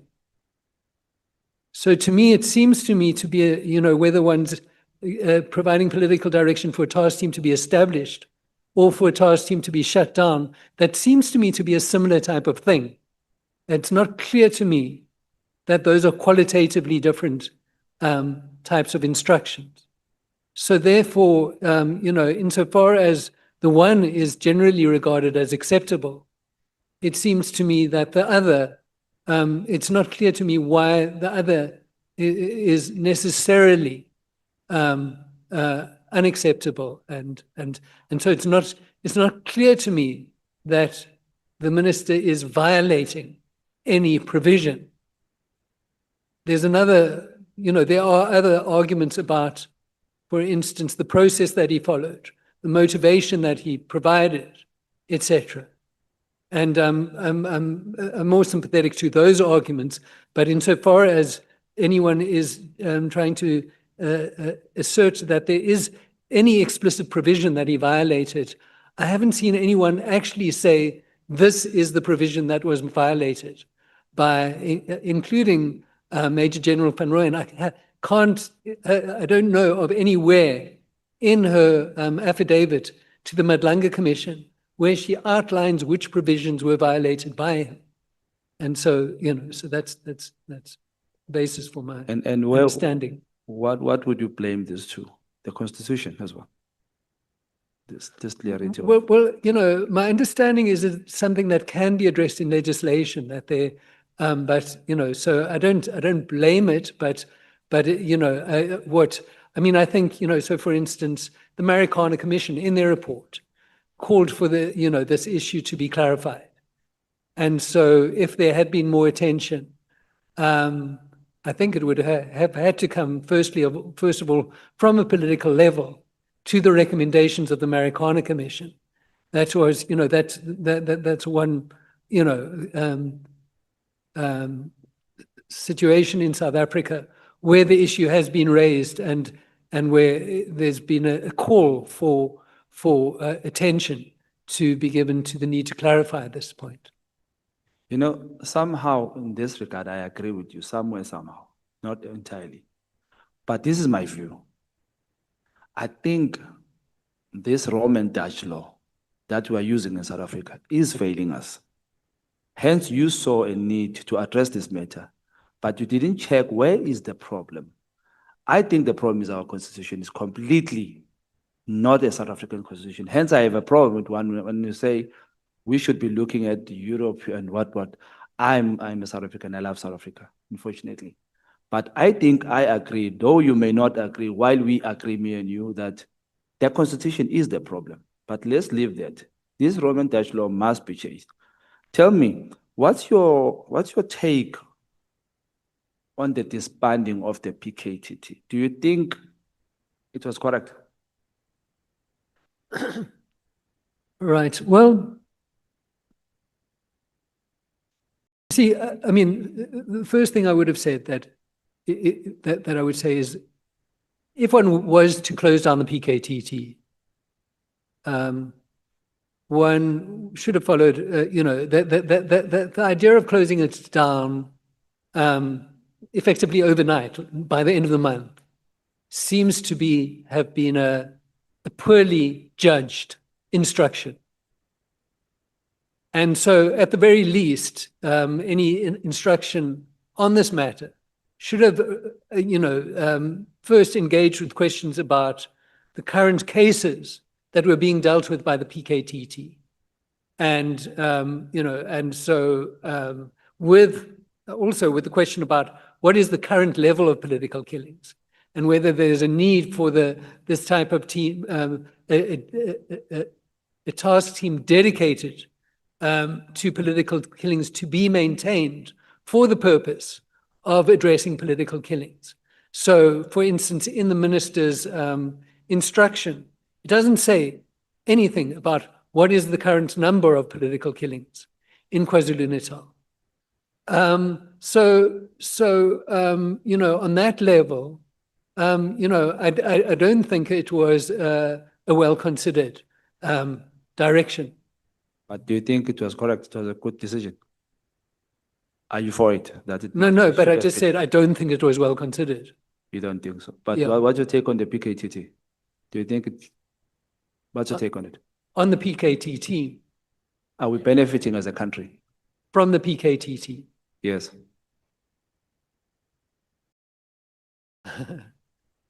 You see, I mean, I would say that's a complicated question, to which I don't have a simple answer. But I would refer back to the questions and the exchange that I had with Honourable Saul. Stars, yes. Yeah, okay. And Did you hear Honourable Stars when I was speaking about the money and the money spent on PKTT? I kind of disagree with him there. I think we should complain about the money of national dialogue because it bears no benefit for us. I should complain about that. I think you should complain about that as well, rather than complaining about the money for PKTT, which bears benefit to us, some of us who are coming from such townships and stuff like that. But let's pass there. Have you met with any political parties on the subject you have here on the table? No, I haven't. You haven't? No, Have you met with Minister Mkhwanazi? no, I haven't. I kind of found some similarities because I was kind of disturbed on your proposal. That's why I had to ask a lot of questions so that I really understand what you were saying. I feel like you have been lobbied. Instead of proposing, you more of went for protecting Minister Mkhwanazi and trying to prove that he is correct and right. That's why I lost the proposal. But since we have now had it, we've spoken, I now understand that what's your proposal. But tell me, what is South Africa going to benefit from your proposal? Well, you see, I mean, I think what we would like to have is a policing system where the police are professionals and are able to exercise independent judgment about the policing issues that they're faced with. And so insofar as political influence prevents them from exercising independent judgment and responding to the crime situation which they're dealing with in the best possible way, I think measures to prevent political interference might empower them or support them to, to better be able to implement what one could call professional policing. All right, no, thank you, sir. Thank you for coming. Chair, I would like to propose something, Chair, if you can. I think this time allocation in terms of today was beneficial to South Africans. So in the remainder of the witnesses that are about to come, I think if you can allow such interaction and more time, South Africans will benefit because we missed a lot of opportunities with the last witnesses where we asked 15 minutes and 10 minutes and we never got to get to the gist of the issues. So I'll propose to you and plead with you, Chair, that if possible, kindly allow this kind of system. It's proper. Thank you, Chair. Yeah, only on condition that alternate members will not speak. Honorable Vessels. No, thank you, Chair. No questions from me, and let me just also welcome the presentation and the submission, but no questions from me. Thank you. Thank you. Kawazel. I'm going to have an online engagement now in case you finish before I come back.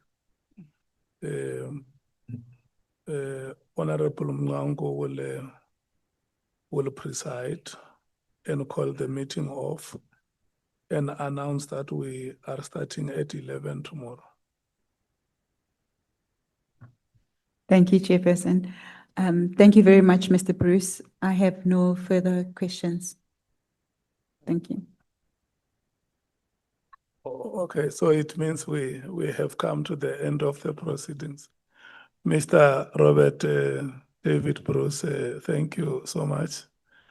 Thank you, honorable members.